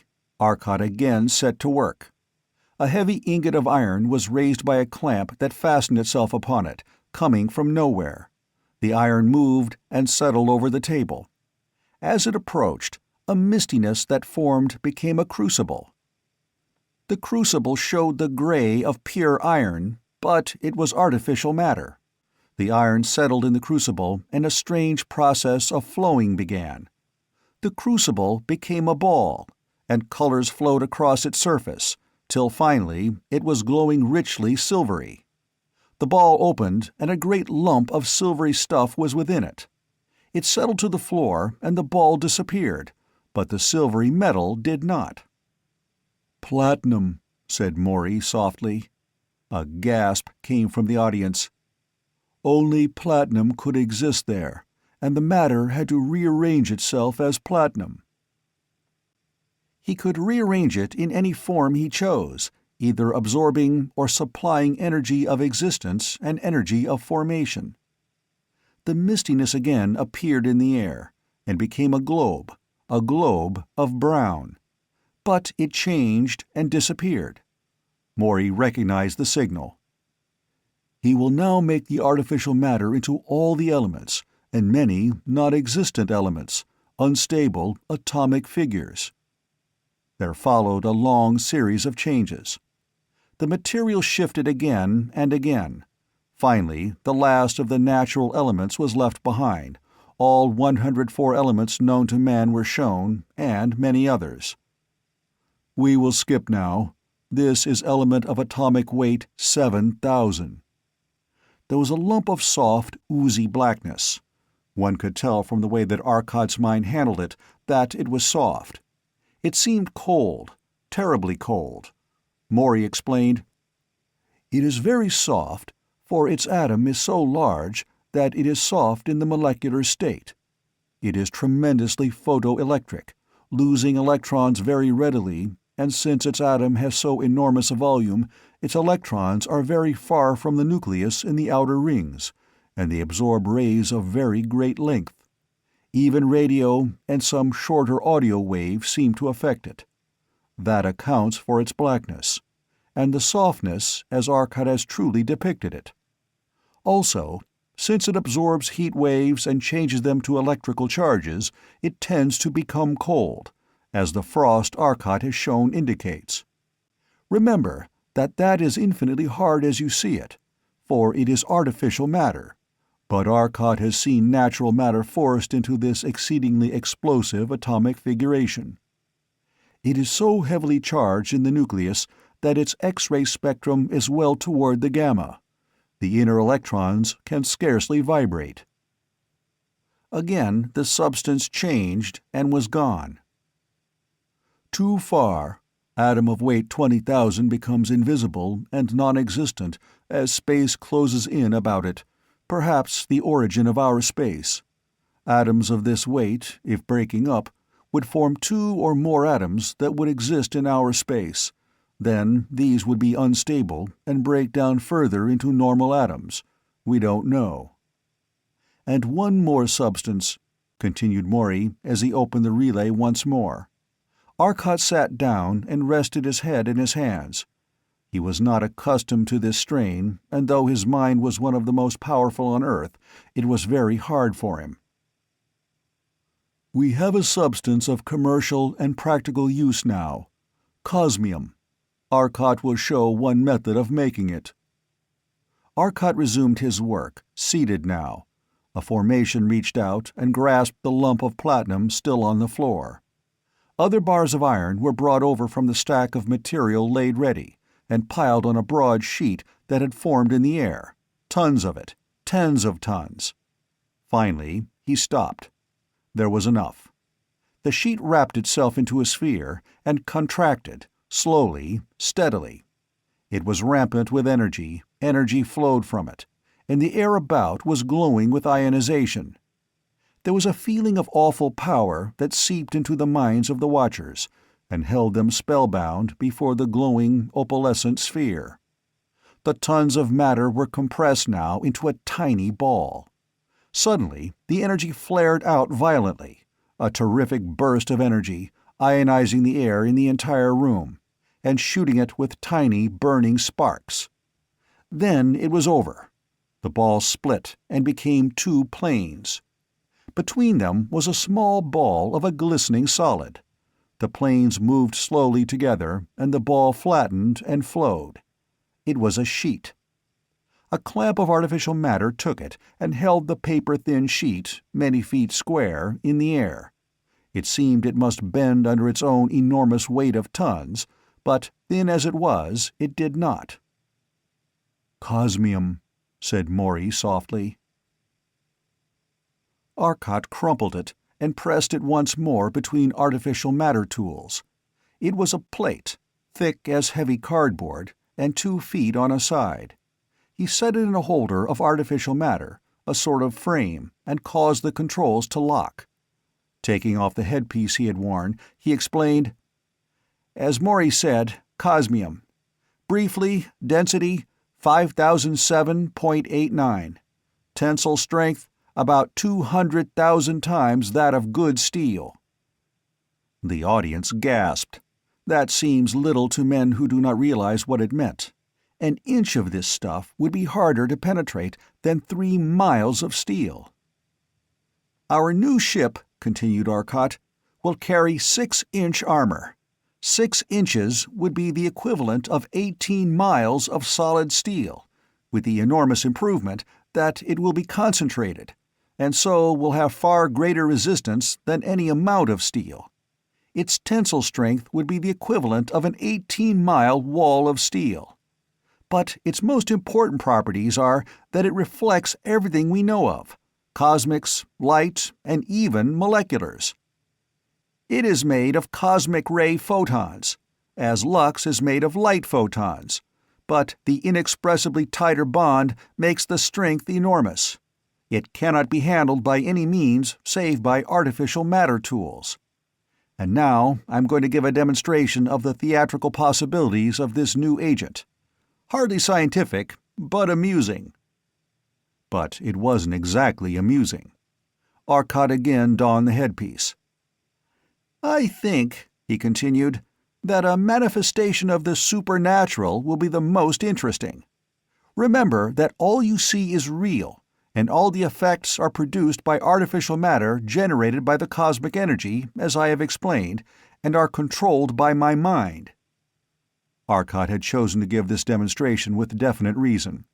Apparently a bit of scientific playfulness, yet he knew that nothing is so impressive, nor so lastingly remembered, as a theatrical demonstration of science. The greatest scientist likes to play with his science. But Arcot's experiment now, it was on a level of its own. From behind the table, apparently crawling up the leg, came a thing. It was a hand, a horrible, disjointed hand. It was withered and encarmined with blood, for it was severed from its wrist, and, as it hunched itself along, moving by a ghastly twitching of fingers and thumb, it left a trail of red behind it. The papers to be distributed rustled as it passed, scurrying suddenly across the table, down the leg, and racing toward the light switch. By some process of writhing jerks it reached it, and suddenly the room was plunged into half-light as the lights winked out. Light filtering over the transom of the door from the hall alone illuminated the hall, but the hand glowed. It glowed and scurried away with an awful rustling, scuttling into some unseen hole in the wall. The quiet of the hall was the quiet of tenseness. From the wall, coming through it, came a mistiness that solidified as it flowed across. It was far to the right, a bent, stooped figure, a figure half glimpsed but fully known, for it carried in its bony, glowing hand a great, nicked scythe. Its rattling tread echoed hollowly on the floor. Stooping walk, shuffling gait, the great metal scythe scraping on the floor, half seen as the gray, luminous cloak blew open in some unfelt breeze of its ephemeral world, revealing bone, dry, gray bone. Only the scythe seemed to know life, and it was red with that life. Slow-running, sticky life stuff. Death paused and raised his awful head. The hood fell back from the cavernous eye sockets, and they flamed with a greenish radiance that made every strained face in the room assume the same deathly pallor. The scythe of death," grated the rusty voice. "The scythe is slow, too slow. I bring new things," it crackled in its cracked voice, "new things of my tools. See?" The clutching bones dropped their rattling scythe, and the handle broke as it fell, and rotted before their eyes. "Heh, heh," the thing cackled as it watched. "Heh! What death touches, rots as he leaves it." The grinning blackened skull grinned wider, in an awful, leering cavity. Rotting, twisted teeth showed. But from under his flapping robe, the skeletal hands drew something, ray pistols. These are swifter." The thing turned, and with a single leering glance behind, flowed once more through the wall. A gasp, a stifled, groaning gasp ran through the hall, a half-sob. But far, far away, they could hear something clanking, dragging its slow way along. Spellbound, they turned to the farthest corner, and looked down the long, long road that twined off in distance. A lone, luminous figure plodded slowly along it, his half-human shamble bringing him rapidly nearer. Larger and larger he loomed, clearer and clearer became the figure and his burden. Broken, twisted steel, or metal of some sort, twisted and blackened. It's over, and my toys are here. I win, I always win, for I am the spawn of Mars, of war, of hate, the sister of war, and my toys are the things they leave behind." It gesticulated, waving the twisted stuff, and now through the haze they could see them. Buildings. The framework of buildings and twisted liners. Broken weapons. It loomed nearer. The cavernous, glowing eyes under low, shaggy brows became clear. The awful, brutal hate, the lust of death, the rotting flesh of disease, all seemed stamped on the horror that approached. Ah! It had seen them. Ah! It dropped the buildings, the broken things, and shuffled into a run toward them. Its face changed, the lips drew back from broken, stained teeth, the curling, cruel lips and the rotting flesh of the face wrinkled into a grin of lust and hatred. The shaggy mop of its hair seemed to writhe and twist. The long, thin fingers grasped spasmodically as it neared. The torn, broken fingernails were visible. Nearer, nearer, nearer. "Oh, God, stop it!" a voice shrieked out of the dark as someone leapt suddenly to his feet. Simultaneously with the cry, the thing puffed into nothingness of energy from which it had sprung, and a great ball of clear, white glowing light came into being in the center of the room, flooding it with a light that dazzled the eyes but calmed broken nerves. Chapter 18. Earth's Defenses. "I am sorry, Arcot. I did not know. For I see I might have helped. But to me, with my ideas of horror, it was, as you said, amusement," said Torlos. They were sitting now in Arcot's study at the cottage. Arcot, his father, Maury, Wade, Torlos, the three Ortolians, and the Talsonian. "I know, Torlos. You see, where I made my mistake, as I have said, was in forgetting that in doing as I did, picturing horror, like a snowball rolling, it would grow greater. The idea of horror started, my mind pictured one, and it inspired greater horror, which in turn reacted on my all-too-reactive apparatus. As you said, the things changed as you watched, molding themselves constantly as my mind changed them, under its own initiative, and the concentrated thoughts of all those others. It was a very foolish thing to do, for that last thing, well, remember, it existed, and the idea of hate and lust it portrayed was caused by my mind. But my mind could picture what it would do if such were its emotions, and it would do them because my mind pictured them. And nothing could resist it." Arcot's face was white once more as he thought of the danger he had run, of the terrible consequences possible of that amusement. "I think we had best start on the ship. I'll go get some sleep now, and then we can go." Arcot led the way to the ship, while Torlos, Maury, and Wade and Stelfelso Thew accompanied him. The Ortolians were to work on Earth, aiding in the detection of attacks by means of their mental investigation of the enemy. "Well, goodbye, Dad. Don't know when I'll be back. Maybe 25,000 years from now, or 25,000 years ago. But we'll get back somehow, and we'll clean out the Thessians." He entered the ship and rose into space. "Where are you going, Arcot?" asked Maury. "Eros," replied Arcot laconically. "Not if my mind is working right," cried Wade suddenly. All the others were tense, listening for inaudible sounds. "I quite agree," replied Arcot. The ship turned about and dived toward New York, 100,000 miles behind now, at a speed many times that of light, as Arcot snapped into time. Across the void, Zesdon Fentus' call had come. New York was to be attacked by the Thessians. New York and Chicago next. New York because the orbits of their two forts were converging over that city in a few minutes. They were in the atmosphere, screaming through it as their relux glowed instantaneously in the heaviside layer, then was through before damage could be done. The screen was up.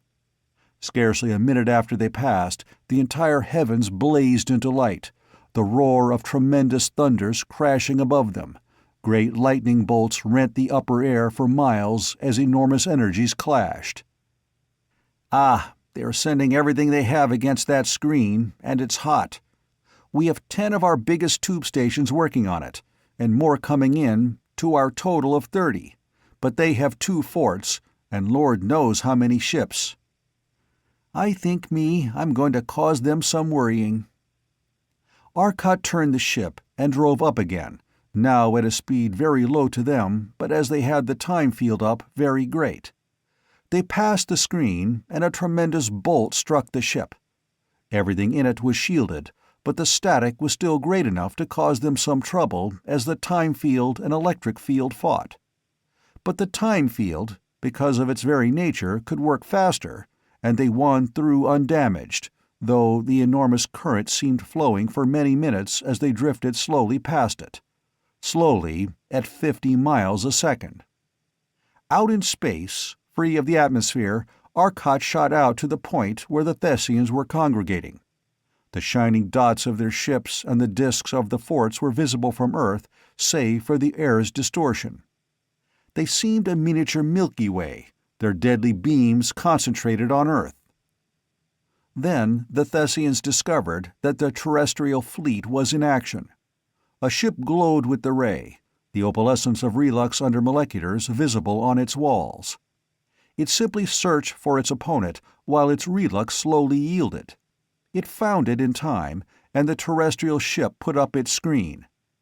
The terrestrial fleet set to work, everything they had flying at the Thessian giants. But the Thessians had heavier ships and heavier tubes. More power was winning for them. Inevitably, when the sun's interference somewhat weakened the ray shield. About that time, Arcot arrived. The nearest fort dived toward the further, with an acceleration that smashed it against no less than 10 of its own ships, before they could so much as move. When the way was clear to the other fort, and that fort had moved, the Berserk fort started off a new tack, and garnered 6 more wrecks on its side. Then Thett's emissaries located Arcot. The screen was up, and the Nagrian attractive ray apparatus which Arcot had used was working through it. The screen flashed here and there and collapsed under the full barrage of half the Thessian fleet, as Arcot had suspected it would. But the same force that made it collapse operated a relay that turned on the space control, and Thett's molecular ray energy steamed off to outer space. "We worried them, that dug our hole and dragged it in after us as usual. But damn it, we can't hurt them," said Arcot disgustedly. "All we can do is tease them, then go hide where it's perfectly safe, in artificial—" Arcot stopped in amazement. The ship had been held under such space control that space was shut in about them, and they were motionless. The dials had reached a steady point, the current flow had become zero, and they hung there with only the very slow drain of the sun's gravitational field and that of the planet's field pulling on the ship. Suddenly the current had leapt, and the dials giving the charge in the various coil banks had moved them down toward zero. "Hey, they've got a wedge in here and are breaking out our hole. Turn on all the generators, Maury." Arcot was all action now. Somehow, inconceivable though it was, the Thessians had spotted them, and got some means of attacking them, despite their invulnerable position in another space. The generators were on, pouring enormous power into the coils, and the dials surged, stopped, and climbed ever so slowly. They should have jumped back under that charge, ordinarily dangerously heavy. For perhaps 30 seconds they climbed, then they started down at full speed. Arcot's hand darted to the time field and switched it on full. The dial jerked, swung, then swung back, and started falling in unison with the dials, stopped and climbed. All climbed swiftly, gaining ever more rapidly. With what seemed a jerk, the time dial flew over, and back, as Arcot opened the switch. They were free, and the dial on the space control coils was climbing normally now. By the 9 planets, did they drink out our energy? The energy of 6 tons of lead just like that. How'd they do it? Asked Wade. Tordos kept silent and helped Maury replace coils of lead wire with others from stock. Same way we tickled them, replied Arcot, carefully studying the control instruments. With the gravity ray. We knew all along that gravitational fields drank out the energy. They simply pulled it out faster than we could pump it in, and used 4 different rays on us doing it. Which speaks well for a little ship. But they burned off the relux on one room here, and it's a wreck. The Molex hit everything in it. Looks like something bad, called Arcot. The room was Maury's, but he'd find that out himself. In the meantime, see if you can tell where we are. I got loose from their rays by going on both the high-speed time field and the space control at full, with all generators going full blast. Man, they had a stranglehold on us that time. But wait till we get that new ship turned out. With the telectroscope, they could see what was happening. The terrific bombardment of rays was continuing, and the fleets were locked now in a struggle, the combined fleets of Earth and Venus and of Nansal, far across the void. Many of the terrestrian, or better, Solarian ships were equipped with space distortion apparatus now, and had some measure of safety in that the attractive rays of the Thessians could not be so concentrated on them. In numbers was safety. Arcot had been endangered because he was practically alone at the time they attacked. But it was obvious that the Solarian fleet was losing. They could not compete with the heavier ships, and now the frequent flaming bursts of light that told of a ship caught in the new deadly ray showed another danger. I think Earth is lost if you cannot aid it soon, Arcot, for other Thessian ships are coming, said Stel Felso Theus softly. From out of the plane of the planetary orbits they were coming, across space from some other world, a fleet of dozens of them. They were visible as one after another leapt into normal time rates. "Why don't they fight in advance time?" asked Maury half aloud. Because the genius that designed that apparatus didn't think of it. Remember, Maury, those ships have their time apparatus connected with their power apparatus, so that the power has to feed the time continuously. They have no coils like ours. When they advance their time, they're weakened every other way. We need that new ship. Are we going to make it? Demanded Arcot. Take weeks at best. What chance? Asked Maury. Plenty. Watch. As he spoke, Arcot pulled open the time controls and spun the ship about. They headed off toward a tiny point of light far beyond. It rushed toward them, grew with the swiftness of an exploding bomb, and was suddenly a great, rough fragment of a planet hanging before them, miles in extent. Eros, explained Wade laconically to Torlos. Part of an ancient planet that was destroyed before the time of man, or life on Earth. The planet got too near the sun when its orbit was irregular, and old Sol pulled it to pieces. This is one of the pieces. The other asteroids are the rest. All planetary surfaces are made up of great blocks. They aren't continuous, you know. Like blocks of concrete in a building, they can slide a bit on each other, but friction holds them till they slip with a jar and we have earthquakes. This is one of the planetary blocks. We see Eros from Earth intermittently, for when this thing turns broadside, it reflects a lot of light. Edge on, it does not reflect so much. It was a desolate bit of rock. Bare, airless, waterless rock of enormous extent.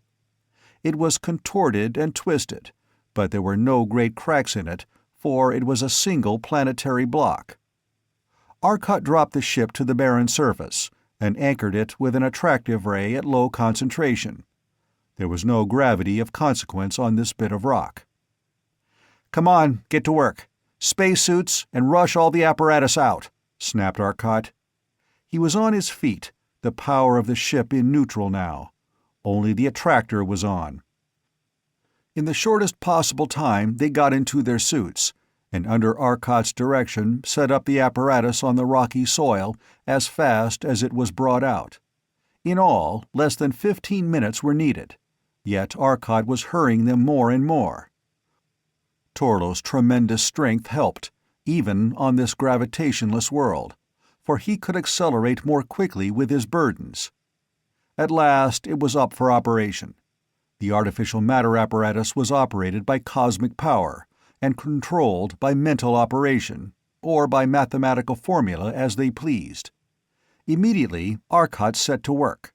A giant hollow cylinder drilled a great hole completely through the thin, curved surface of the ancient planetary block, through 12 miles of solid rock, a cylinder of artificial matter created on a scale possible only to cosmic power. The cylinder, half-mile across, contained a huge plug of matter. Then the artificial matter contracted swiftly, compressing the matter, and simultaneously treating it with the tremendous fields that changed its energy form. In seconds it was a tremendous mass of cosmium. A second, smaller cylinder bored a plug from the rock and worked on it. A huge mass of relux resulted. Now other artificial matter tools set to work at Arcot's bidding, and cut pieces from his huge masses of raw materials, and literally, quick as thought, built a great framework of them, anchored in the solid rock of the planetoid. Then a tremendous plane of matter formed, and neatly bisected the planetoid. Two great flat pieces of rock were left where one had been, miles across, miles thick, planetary chips. On the great framework that had been constructed, 4 tall shafts of cosmium appeared, and each was a hollow tube, up the center of which ran a huge cable of relux. At the peak of each mile-high shaft was a great globe. Now in the framework below things were materializing, as Arcot's flying thoughts arranged them, great tubes of cosmium with relux element, huge coils of relux conductors, insulated with microscopic but impenetrable layers of cosmium. Still, for all his swiftness of mind and accuracy of thought, he had to correct 2 mistakes in all his work. It was nearly an hour before the thing was finished. Then, 200 feet long, 100 wide, and 50 in height, the great mechanism was completed, the tall columns rising from 4 corners of the great framework that supported it. Then into it, Arcot turned the powers of the cosmos. The stars in the airless space wavered and danced as though seen through a thick atmosphere. Tingling power ran through them as it flowed into the tremendous coils. For 30 seconds, then the heavens were as before. At last, Arcot spoke. Through the radio communicators and through the thought channels, his ideas came as he took off the headpiece. "It's done now, and we can rest." There was a tremendous crash from within the apparatus. The heavens reeled before them and shifted, then were still, but the stars were changed. The sun shone weirdly, and the stars were altered.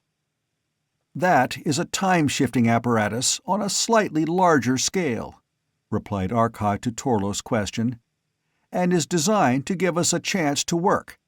Come on, let's sleep. A week here should be a few minutes of Earth time." "You sleep, Arcot.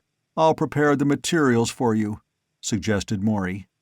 So Arcot and Wade went to sleep, while Maury and the Talsonian and Torlos worked. First, Maury bound the Ancient Mariner to the frame of the time apparatus, safely away from the 4 luminous balls, broadcasters of the time field. Then he shut off the attractive ray and bound himself in the operator's seat of the apparatus of the artificial matter machine. A plane of artificial matter formed, and a stretch of rock rose under its lift as it cleft the rock apart. A great cleared, level space resulted. Other artificial matter enclosed the rock, and the fragments cut free were treated under tremendous pressure. In a few moments a second enormous mass of cosmium was formed. For 3 hours Maury worked steadily, building a tremendous reserve of materials. Lux metal he did not make, but relux, the infusible, perfect conductor, and cosmium in tremendous masses he did make. And he made some great blocks of oxygen from the rock, transmuting the atoms, and stored it frozen on the plane, with liquid hydrogen in huge tanks, and some metals that would be needed.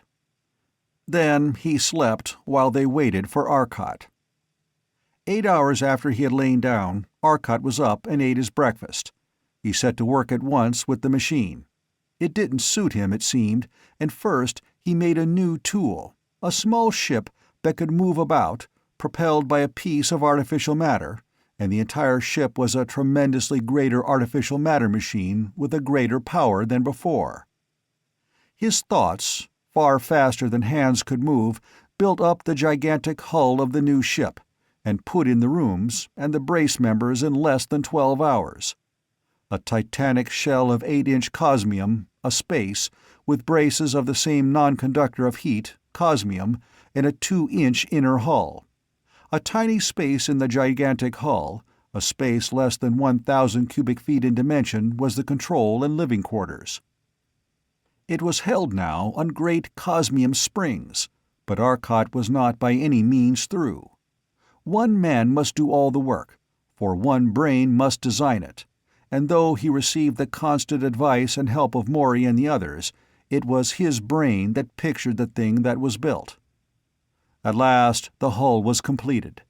A single glistening tube of enormous bulk, a mile in length, 1,000 feet in diameter.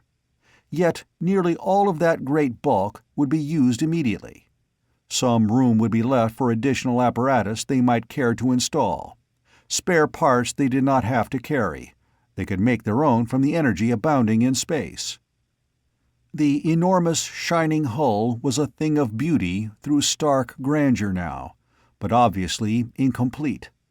The ray projectors were not mounted, but they were to be ray projectors of a type never before possible. Space is the transmitter of all rays, and it is in space that those energy forms exist. Arcot had merely to transfer the enormously high energy level of the space curvature to any form of energy he wanted, and now, with the complete statistics on it, he was able to do that directly. No tubes, no generators, only fields that changed the energy already there, the immeasurable energy available. The next period of work he started the space distortion apparatus. That must go at the exact center of the ship. One tremendous coil, big enough for the Ancient Mariner to lie in easily. Minutes, and flying thoughts had made it. Then came thousands of the individual coils, by thinking of one, and picturing it many times. In ranks, rows, and columns they were piled into a great block, for power must be stored for use of this tremendous machine, while in the artificial space when its normal power was not available, and that power source must be tremendous. Then the time apparatus, and after that the driving apparatus. Not the molecular drive now, but an attraction ray focused on their own ship, with projectors scattered about the ship that it might move effortlessly in every direction. And provision was made for a force drive by means of artificial matter, planes of it pushing the ship where it was wanted. But with the attraction drive, they would be able to land safely, without fear of being crushed by their own weight on Thett, for all its enormous gravity. The control was now suspended finally with a series of attraction drives about it, locking it immovably in place, while smaller attraction devices stimulated gravity for the occupants. Then, finally, the main apparatus, the power plant, was installed. The enormous coils which handled, or better, caused space to handle as they directed, power so great that whole suns could be blasted instantaneously, were put in place, and the field generators that would make and direct their ray screen if need be, and handle their artificial matter. Everything was installed, and all but a rather small space was occupied. It had been 6 weeks of continuous work for them, for the mind of each was aiding in this work, indirectly or directly, and it neared completion now. But we need one more thing, Arcot. That could never land on any planet smaller than Jupiter. What is its mass? Suggested Maury. Don't know. I'm sure, but it's of the order of 1 billion tons. I know you are right. What are we going to do? Put on a tender? Why not the Ancient Mariner? Asked Wade. It isn't fitting. It was designed for individual use anyway, replied Maury. I suggest something more like this on a small scale. We won't have much work on that. Merely think of every detail of the big ship on a small scale, with the exception of the control cube furnishings. Instead of the numerous decks, swimming pool, and so forth, have a large single room. Good enough, replied Arcot. As if by magic, a machine appeared, a small machine of 200-foot length, modified slightly in some parts, its bottom flattened and equipped with an attractor anchor. Then they were ready. We will leave the Mariner here and get it later. This apparatus won't be needed any longer, and we don't want the enemy to get it. Our trial trip will be a fight, called Arcot as he leapt from his seat. The mass of the giant ship pulled him, and he fell slowly toward it. Into its open port he flew, the others behind him, their suits still on. The door shut behind them as Arcot at the controls closed it. As yet, they had not released the air supplies. It was airless. Now the hiss of air and the quickening of heat crept through it. The water in the tanks thawed as the heat came, soaking through from the great heaters. In minutes, the air and heat were normal throughout the great bulk. There was air in power compartments, though no one was expected to go there, for the control room alone need be occupied. Vision screens here viewed every part of the ship and all about it. The eyes of the new ship were set in recesses of the tremendously strong cosmium wall, and over them, protecting them, was an infinitely thin but infinitely strong wall of artificial matter, permanently maintained. It was opaque to all forms of radiation known from the longest Hertzian to the shortest cosmics, save for the very narrow band of visible light. Whether this protection would stop the Thessian beam that was so deadly to Lux and Relux was not, of course, known. But Arcot hoped it would, and if that beam was radiant energy or material particles, it would. We'll destroy our station here now and leave the Ancient Mariner where it is. Of course, we are a long way out of the orbit this planetoid followed, due to the effect of the time apparatus, but we can note where it is, and we'll be able to find it when we want it, said Arcot, seated at the great control board now. There were no buttons now, or visible controls. All was mental. A tiny sphere of artificial matter formed and shot toward the control board of the time machine outside. It depressed the main switch, and space about them shifted, twisted, and returned to normal. The time apparatus was off for the first time in 6 weeks. Can't fuse that, and we can't crush it. It's made of cosmium, and trying to crush it against the rock would just drive it into it. We'll see what we can do, though, muttered Arcot. A plane of artificial matter formed just beneath it, and sheared it from its bed on the planetoid, cutting through the heavy cosmium anchors. The framework lifted, and the apparatus with it. A series of planes, a gigantic honeycomb formed, and the apparatus was cut across again and again, till only small fragments were left of it. Then these were rolled into a ball and crushed by a sphere of artificial matter beyond all repair. The enemy would never learn their secret. A huge cylinder of artificial matter cut a great gouge from the plane that was left where the apparatus had been, and a clamp of the same material picked up the Ancient Mariner, deposited it there, and covered it with rubble and broken rock. A cosmic flashed on the rock for an instant, and it was a glowing, incandescent lava. The Ancient Mariner was buried under 100 feet of rapidly solidifying rock, but rock which could be fused away from its infusible walls when the time came.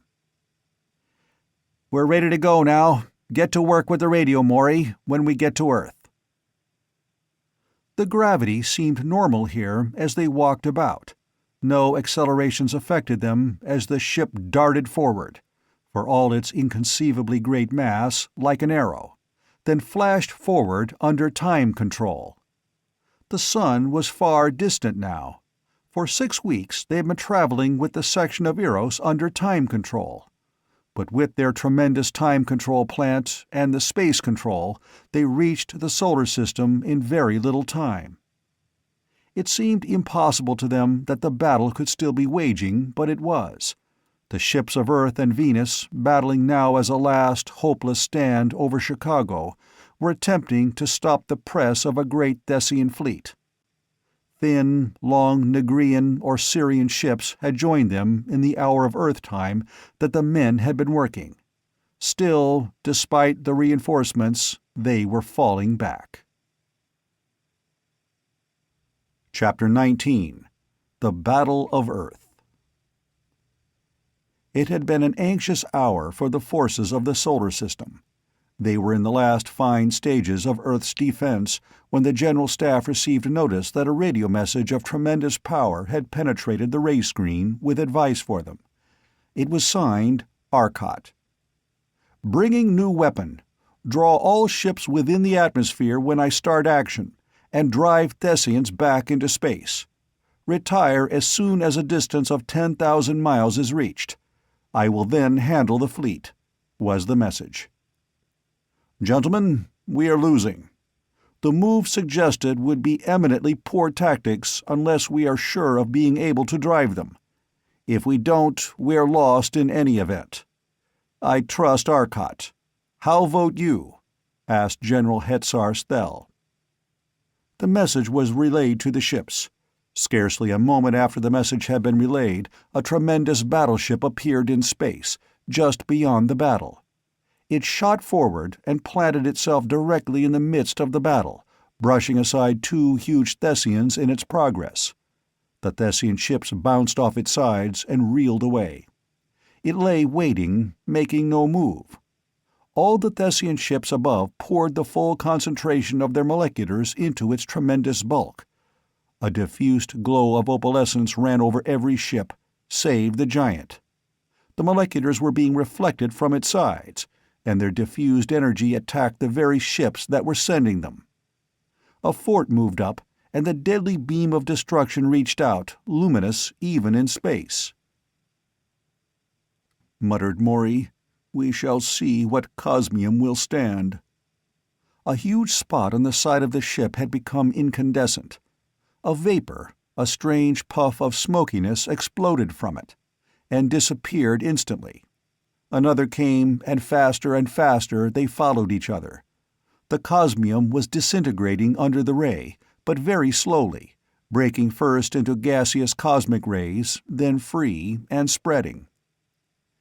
"We will not fight," muttered Maury happily as he saw Arcot shift in his seat.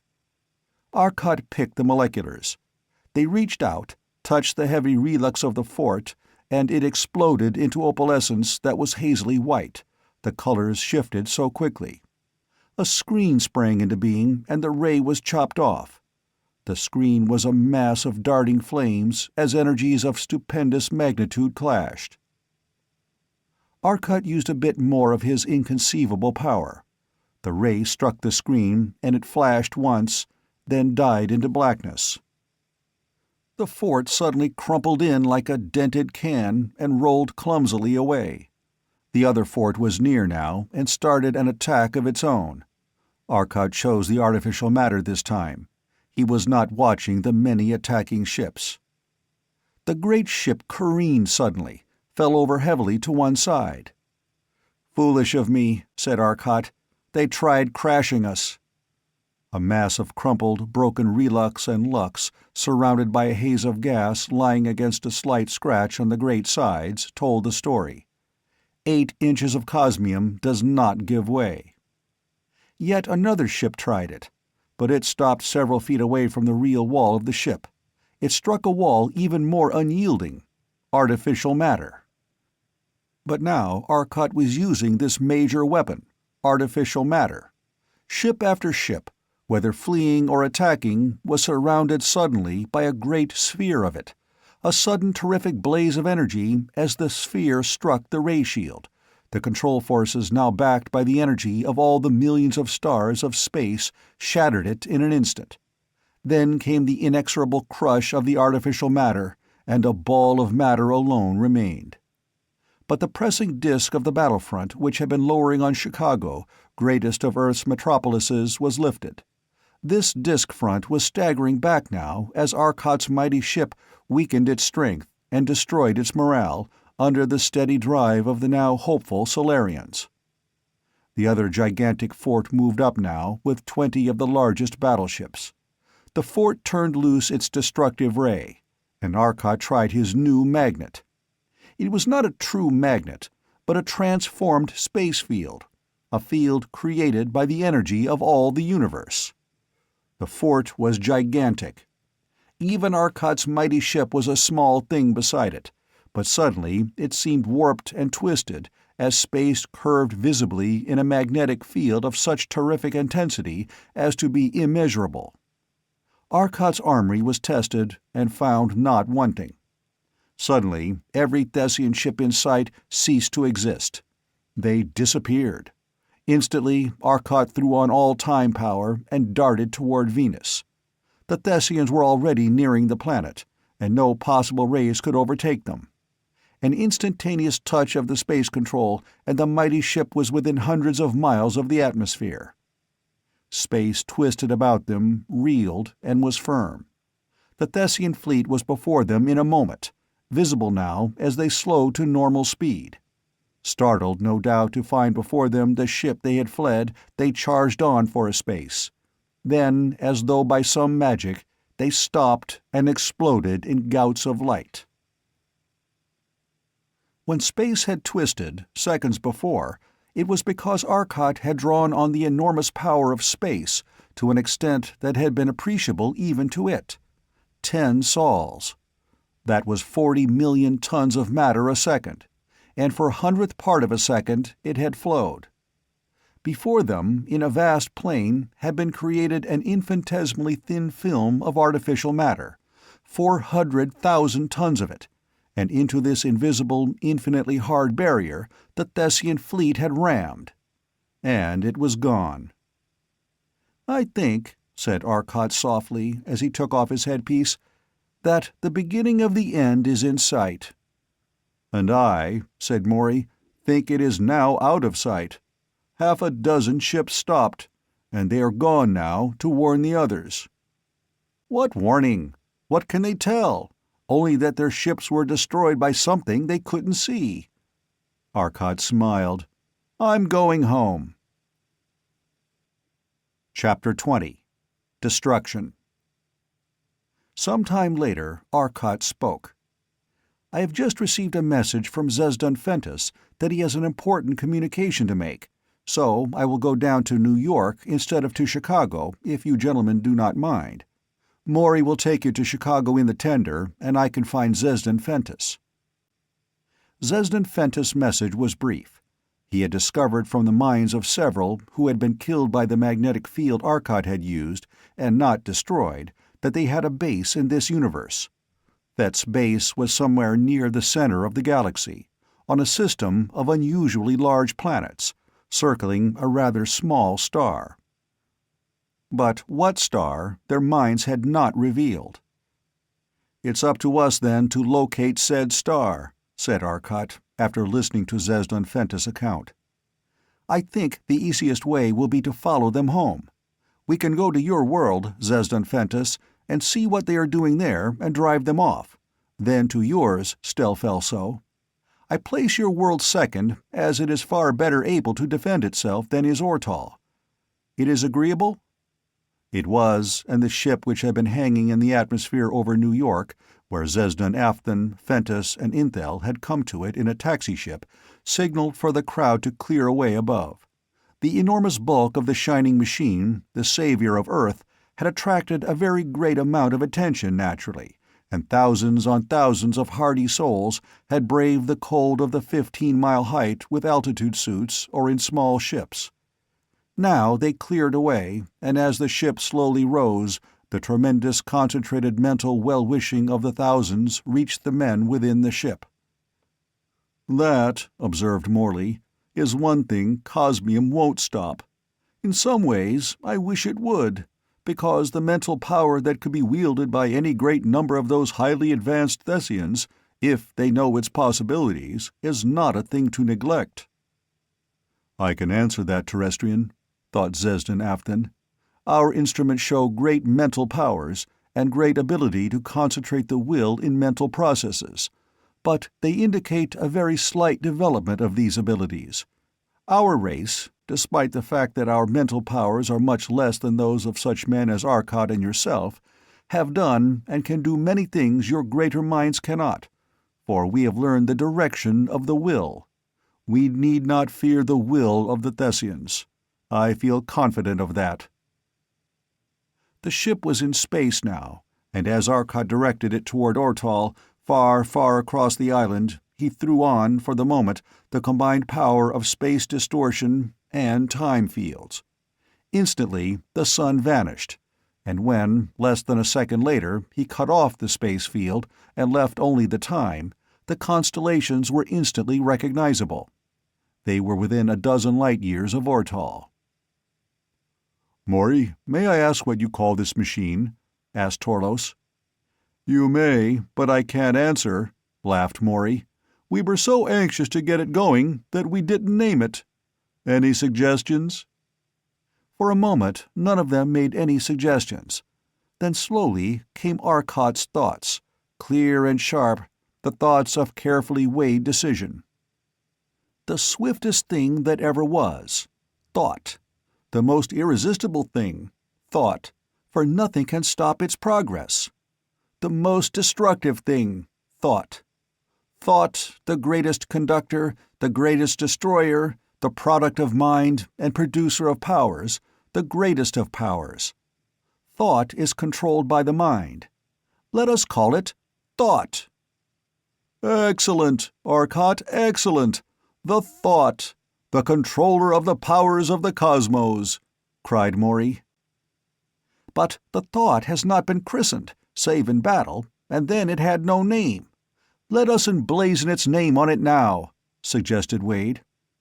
Stopping their motion through space, but maintaining a time field that permitted them to work without consuming precious time, Arcot formed some more cosmium, but now he subjected it to a special type of converted field, and into the cosmium he forced some light photons, half bound, half free. The fixture he formed into the letters, and welded forever on the gigantic prow of the ship and on its huge sides. Thought. It stood in letters 10 feet high, made of clear, transparent cosmium, and the golden light photons imprisoned in it, the slowly disintegrating lux metal, would cause those letters to shine for countless eons with the steady golden light they now had. The thought continued on now, and as they slowed their progress for Ortol, they saw that messengers of Thett had barely arrived. The fort here, too, had been razed to the ground, and now they were concentrating over the largest city of Ortol. Their rays were beating down on the great ray screen that terrestrial engineers had set up protecting the city, as Earth had been protected. But the fleet that stood guard was small, and was rapidly being destroyed. A fort broke free, and plunged at last for the ray screen. Its relux walls glowed 1,000 colors as the tremendous energy of the ray screen struck them, but it was through. A molecular ray reached down for the city and stopped halfway in a tremendous coruscating burst of light and energy. Yet there was none of the sheen of the ray screen, merely light. The fort was still driving downward. Then suddenly it stopped, and the side dented in like the side of a can someone has stepped on, and it came to a sudden rest against an invisible, impenetrable barrier. A molecular reached down from somewhere in space, hit the ray screen of Ortol, which the Thessians had attacked for hours, and the screen flashed into sudden brilliance and disappeared. The ray struck the Thessian fort, and the fort burst into tremendous opalescence, while the invisible barrier the ray had struck was suddenly a great sheet of flaming light. In less than half a second, the opalescence was gone. The fort shuddered and shrieked out of the planet's atmosphere, a mass of lux now and susceptible to the moleculars. And everything that lived within that fort had died instantly and painlessly. The fleet which had been preparing to follow the leading fort was suddenly stopped. It halted indecisively. Then the thought became visible as its great golden letters showed suddenly, streaking up from distant space. Every ship turned cosmic and moleculars on it. The cosmic rebounded from the cosmium walls and from the artificial matter that protected the eyes. The moleculars did not affect either, but the invisible protective sheet that the thought was maintaining in the Ortolian atmosphere became misty as it fought the slight molecular rebounds. The thought went into action. The fort which remained was the point of attack. The fort had turned its destructive ray on the cosmium ship with the result that, as before, the cosmium slowly disintegrated into puffs of cosmic rays. The vapor seemed to boil out, puffed suddenly, then was gone. Arcot put up a wall of artificial matter to test the effect. The ray went right through the matter, without so much as affecting it. He tried a sheet of pure energy, an electromagnetic energy stream of tremendous power. The ray bent sharply to one side, but in a moment the Thessians had realigned it. "It's a photonic stream, but of some type that doesn't affect ordinary matter, but only artificial matter, such as lux, relux, or cosmium. If the artificial matter would only fight it, I'd be all right." The thought running through Arcot's mind reached the others. A tremendous burst of light energy to the rear announced the fact that a Thessian had crashed against the artificial matter wall that surrounded the ship. Arcot was throwing the Thessian destructive beam from side to side now, and twice succeeded in misdirecting it so that it hit the enemy machines. The thought sent out its terrific beam of magnetic energy. The ray was suddenly killed, and the fort cruised helplessly on. Its drive apparatus was dead. The diffused cosmic reached out, and as the magnetic field, the relux, and the cosmics interacted, the great fort was suddenly blue-white. Then, instantly, a dust that scattered before an enormous blast of air. From the thought, a great shell of artificial matter went, a visible, misty wall that curled forward and wrapped itself around the Thessian ships with a motion of tremendous speed, yet deceptive, for it seemed to billow and flow. A Thessian warship decided to brush it away and plowed into inconceivable strength. The ship crumpled to a mass of broken relux. The greater part of the Thessian fleet had already fled, but there remained 100 great battleships. And now, within 500,000 miles of the planet, there began a battle so weird that astronomers who watched could not believe it. From behind the thought, where it hung motionless behind the misty wall, a thing came. The Thessian ships had realized now that the misty sphere that walled them in was impenetrable, and their rays were off, for none they now had would penetrate it. The forts were gone. But the thing that came behind the thought was a ship, a little ship of the same misty white, and it flowed into and through the wall, and was within their prison. The Thessian ships turned their rays toward it and waited. What was this thing? The ovaloid ship which drifted so slowly toward them suddenly seemed to jerk, and from it reached pseudopods. An amoeba on a titanic scale. It writhed its way purposefully toward the nearest ship, and while that ship waited, a pseudopod reached out and suddenly drove through the 4-foot relux armor. A second pseudopod followed with lightning rapidity, and in an instant the ship had been split from end to end. Now 100 rays were leaping toward the thing, and the rays burst into fire and gouts of light. Blackened, burned pseudopods seemed to fall from the thing, and hastily it retreated from the enclosure, flowing once more through the wall that stopped their rays. But another thing came. It was enormous, a mile long, a great, shining, scaly thing, a dragon, and on its mighty neck was mounted an enormous distorted head, with great flat nose and huge flapping nostrils. It was a Thessian head. The mouth, 50 feet across, wrinkled into an horrific grin, and broken stained teeth of iron showed in the mouth. Great talons upraised, it rent the misty wall that bound them, and writhed its awful length in. The swish of its scales seemed to come to the watchers, as it chased after a great battleship whose pilot fled in terror. Faster than the mighty spaceship, the awful thing caught it in mighty talons that ripped through solid relux. Scratching, fluttering, enormous blood-red wings, the silvery claws tore away great masses of relux, sending them flying into space. Again rays struck at it, cosmic and moleculars with blinding pencils of light.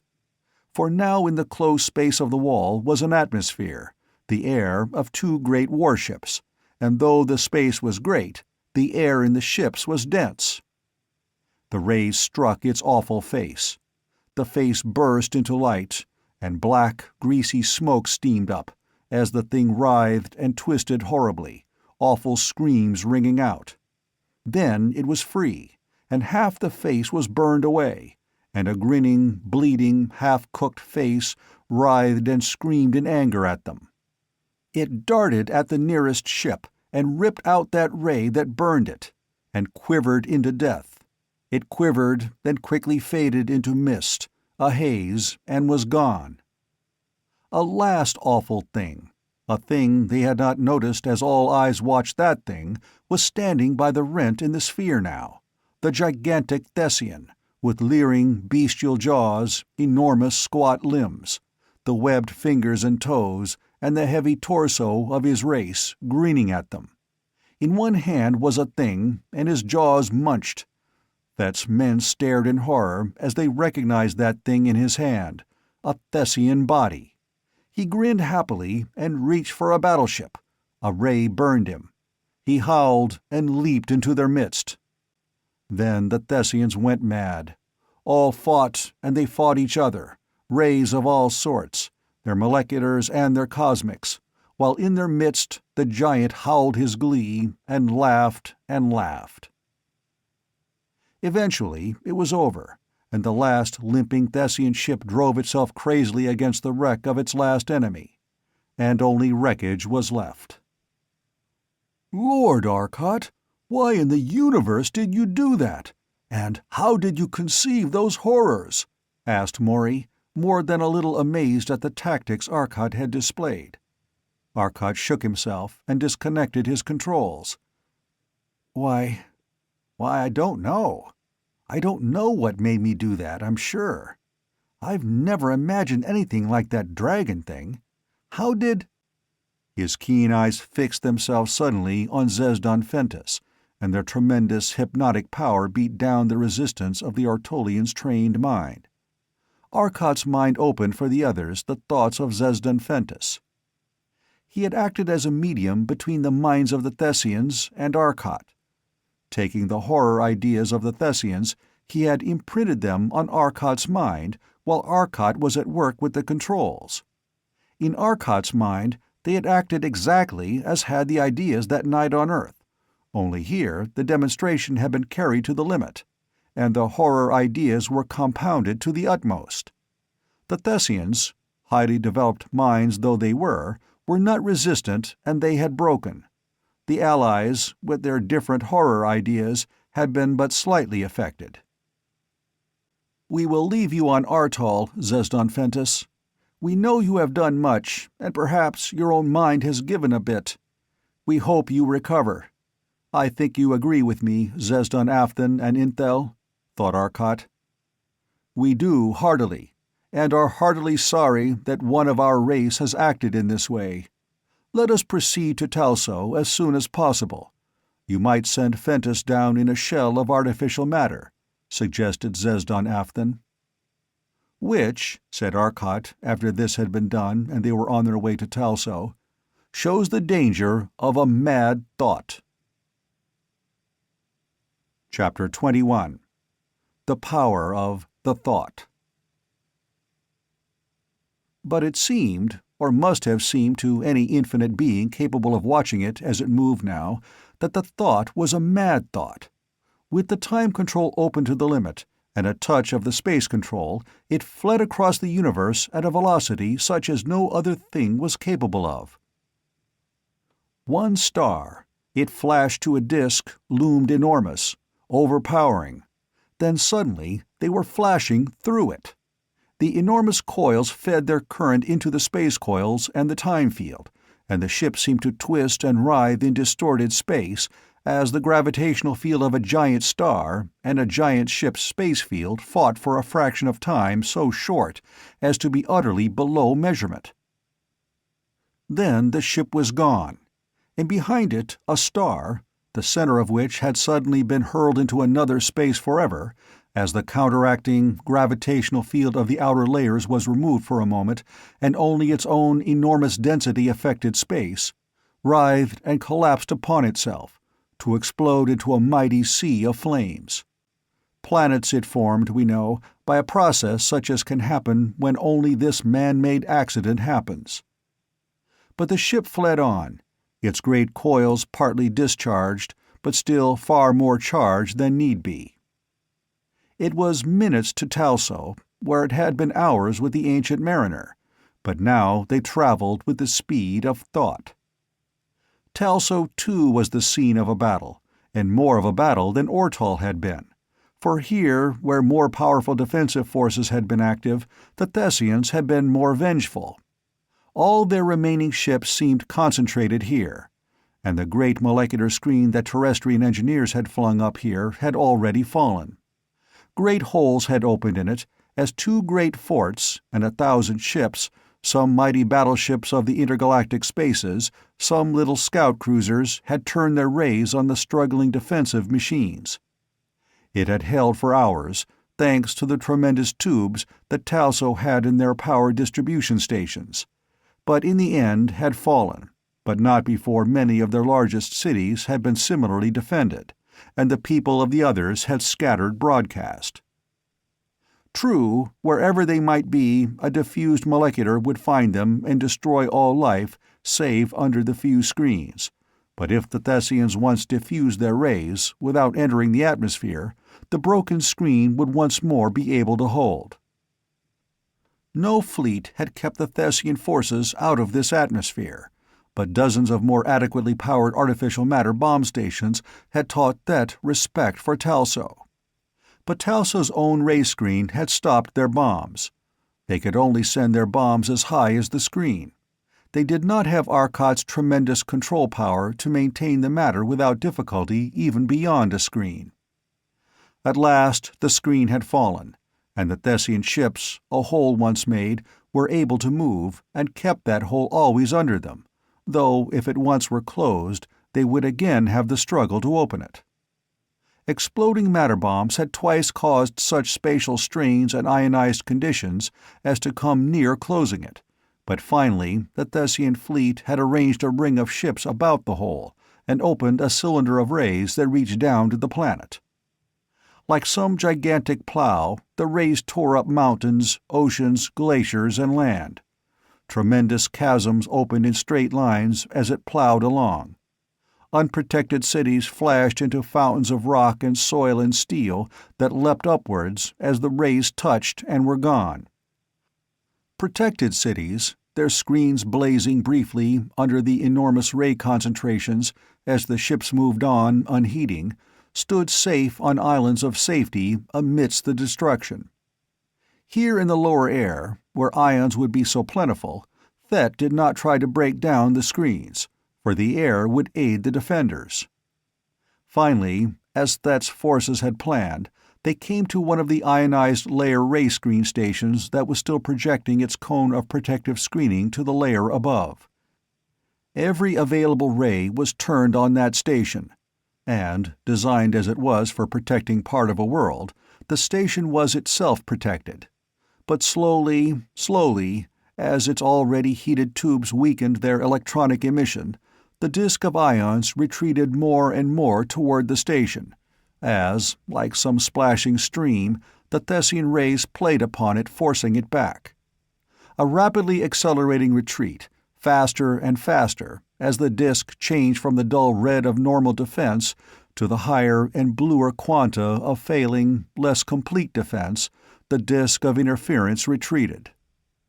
Then, with a flash of light, and a roar as the soil below spouted up, the station was gone. It had failed. Instantly, the ring of ships expanded as the great screen was weakened by the withdrawal of this support. Wider was the path of destruction now as the forces moved on. But high, high in the sky, far out of sight of the naked eye, was a tiny spot that was in reality a giant ship. It was flashing forward, and in moments it was visible. Then, as another deserted city vanished, it was above the Thessian fleet. Their rays were directed downward through a hole that was even larger. A second station had gone with that city. But, as by magic, the hole closed up, and chopped their rays off with a decisiveness that startled them. The interference was so sharp now that not even the dullest of reds showed where their beams touched. The close interference was giving off only radio. In amazement, they looked for this new station of such enormous power that their combined rays did not noticeably affect it. A world had been fighting their rays unsuccessfully. What single station could do this, if the many stations of the world could not? There was but one they knew of, and they turned now to search for the ship they knew must be there. "No horrors this time, just clean, burning energy," muttered Arcot. It was clean, and it was burning. In an instant, one of the forts was a mass of opalescence that shifted so swiftly in its purest white, then rocketed away lifeless and no longer relux. The other fort had its screen up, though its power, designed to withstand the attack of a fleet of enormous intergalactic, matter-driven, fighting ships, lasted but an instant under the driving power of 500,000 suns, concentrated in one enormous ray of energy. The sheer energy of the ray itself, molecular ray though it was, heated the material it struck to blinding incandescence, even as it hurled it at a velocity close to that of light into outer space. With little sparkling flashes, battleships of the void, after giant cruisers, flashed into lux, and vanished under the ray. A tremendous combined ray of magnetism and cosmic ray energy replaced the molecular, and the ships exploded into a dust as fine as the primeval gas from which came all matter. Sweeping energy, so enormous that the defenses of the ships did not even operate against it, shattered ship after ship, till the few that remained turned, and, faster than the pursuing energies could race through space, faster than light, headed for their base. "That was fair fight. Energy against energy," said Arcot delightedly, for his new toy, which made playthings of suns and fed on the cosmic energy of a universe, was behaving nicely. "And as I said, Stelfelso Theo, at the beginning of this war, the greater power wins always. And in our island here, I have 500,000 million separate power plants, each generating at the rate of decillions of ergs a second, backing this ship. Your world will be safe now, and we will head for our last embattled ally, Sirius." The Titanic ship turned and disappeared from the view of the madly rejoicing billions of Talso below, as it sped, far faster than light, across a universe to relieve another sorely tried civilization. Knowing their cause was lost, hopeless in the knowledge that nothing known to them could battle that enormous force concentrated in one ship, the Thessians had but one aim now, to do all the damage in their power before leaving. Already their tremendous, unarmed and unarmored transports were departing with their hundreds of thousands from that base system for the far-off island of space from which they had come. Their battle fleets were engaged in destroying all the cities of the Allies, and those other helpless races of our system that they could.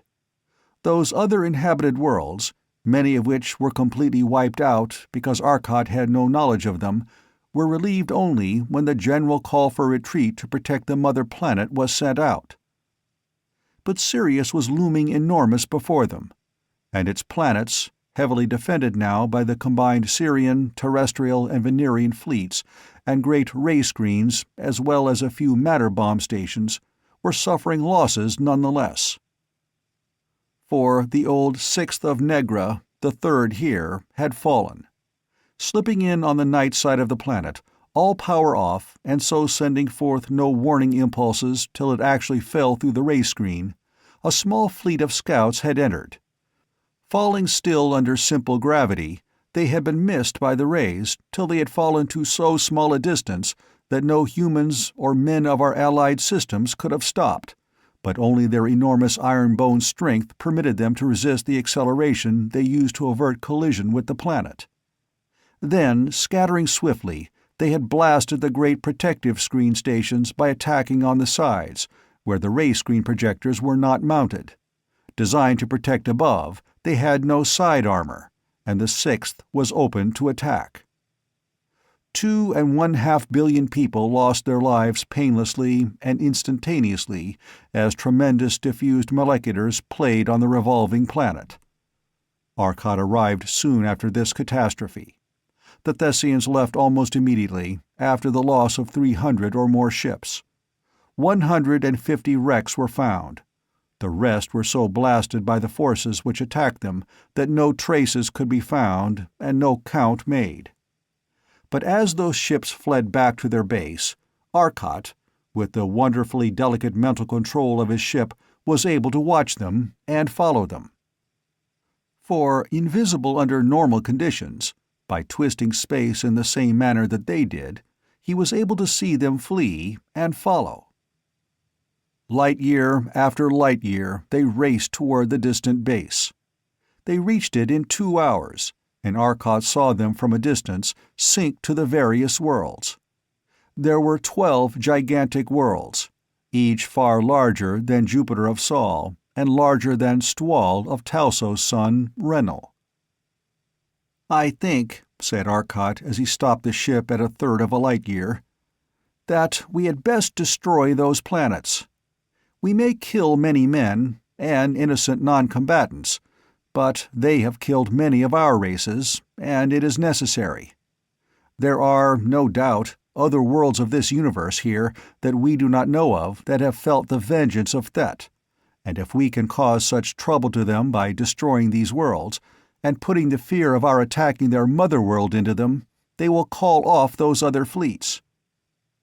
I could have been invisible to Thett's ships as we followed them here, and for the greater part of the way I was, for I was sufficiently out of their time rate, so that they were visible only by the short ultraviolet, which would have put in their infrared, and no photoelectric cell will work on quanta of such low energy.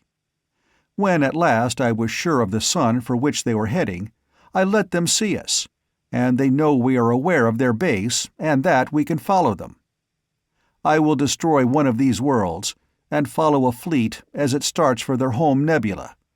Gradually, as they run, I will fade into invisibility, and they will not know that I have dropped back here to complete the work, but will think I am still following. Probably they will run to some other nebula in an effort to throw me off, but they will most certainly send back a ship to call the fleets here to the defense of Thett.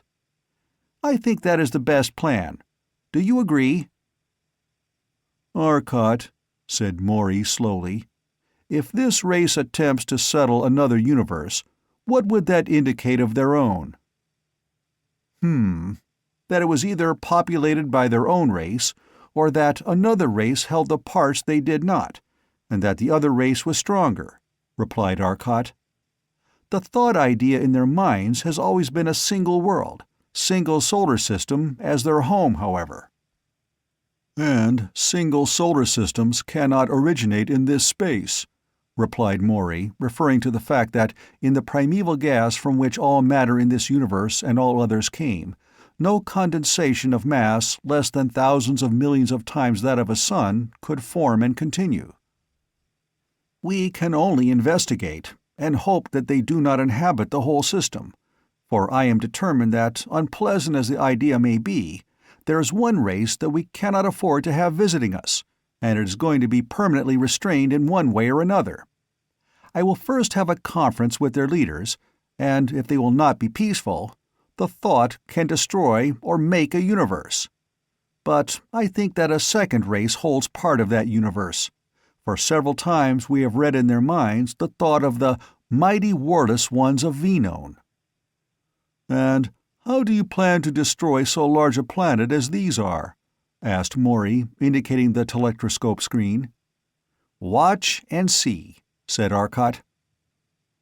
They shot suddenly toward the distant sun, and as it expanded, the planets came into view. Moving ever slower on the time control, Arcot drove the ship toward a gigantic planet at a distance of approximately 300 million miles from its primary, the sun of this system. Arcot fell into step with the planet as it moved about in its orbit, and watched the speed indicator carefully. "What's the orbital speed, Maury?" asked Arcot. "About 12.5 miles per second," replied the somewhat mystified Maury. "Excellent, my dear Watson," replied Arcot. "And now, does my dear friend know the average molecular velocity of ordinary air?" "Why, about 1/3 of a mile a second, average." "And if that planet as a whole should stop moving, and the individual molecules be given the entire energy, what would their average velocity be? And what temperature would that represent?" asked Arcot. "Good. Why, they would have to have the same kinetic energy as individuals as they now have as a whole, and that would be an average molecular velocity in random motion of 12.5 miles a second, giving about 12,000 degrees centigrade," exclaimed Maury in surprise. "That would put it in the far blue-white region." "Perfect. Now watch." Arcot donned the headpiece he had removed and once more took charge. He was very far from the planet, as distances go, and they could not see his ship. But he wanted to be seen. So he moved closer, and hung off to the sunward side of the planet, then moved to the night side, but stayed in the light. In seconds, a battle fleet was out attempting to destroy him. Surrounding the ship with a wall of artificial matter, lest they annoy him, he set to work. Directly in the orbit of the planet, a faint mistiness appeared, and rapidly solidified to a titanic cup, directly in the path of the planet. Arcot was pouring energy into the making of that matter at such a rate that space was twisted now about them. The meter before them, which had not registered previously, was registering now, and had moved over to 3. 3 sols, and was still climbing. It stopped when 10 were reached. 10 times the energy of our sun was pouring into that condensation, and it solidified quickly. The Thessians had seen the danger now. It was less than 10 minutes away from their planet, and now great numbers of ships of all sorts started up from the planet, swarming out like rats from a sinking vessel. Majestically, the great world moved on in its orbit toward the thin wall of infinite strength and infinite toughness. Already Thessian battleships were tearing at that wall with rays of all types, and the wall sputtered back little gouts of light, and remained. The meters on the thought were no longer registering. The wall was built, and now Arcot had all the giant power of the ship holding it there. Any attempt to move it or destroy it, and all the energy of the universe would rush to its defense. The atmosphere of the planet reached the wall. Instantly, as the pressure of that enormous mass of air touched it, the wall fought and burst into a blaze of energy. It was fighting now, and the meter that measured sun powers ran steadily, swiftly up the scale. But the men were not watching the meter. They were watching the awesome sight of man stopping a world in its course, turning a world from its path. But the meter climbed suddenly, and the world was suddenly a tremendous blaze of light. The solid rock had struck the giant cup, 110,000 miles in diameter. It was silent as a world pitted its enormous kinetic energy against the combined forces of a universe. Soundless and as hopeless. Its strength was nothing, its energy pitted unnoticed against the energy of 500,000 million suns, as vain as those futile attempts of the Thessian battleships on the invulnerable walls of the thought. What use is there to attempt description of that scene, as 2.5 million billion tons of rock and metal and matter crashed against a wall of energy immovable and inconceivable? The planet crumpled and split wide, 1,000 pieces, and suddenly there was a further mistiness about it, and the whole enormous mass, seeming but a toy as it was from this distance in space, and as it was in this ship, was enclosed in that same immovable, unalterable wall of energy. The ship was as quiet and noiseless, as without indication of strain as when it hummed its way through empty space. But the planet crumpled and twirled, and great seas of energy flashed about it. The world, seeming tiny, was dashed helpless against a wall that stopped it, but the wall flared into equal and opposite energy, so that matter was raised not to the 12,000 Maury had estimated, but nearer 24,000 degrees. It was over in less than half an hour, and a broken, misshapen mass of blue incandescence floated in space.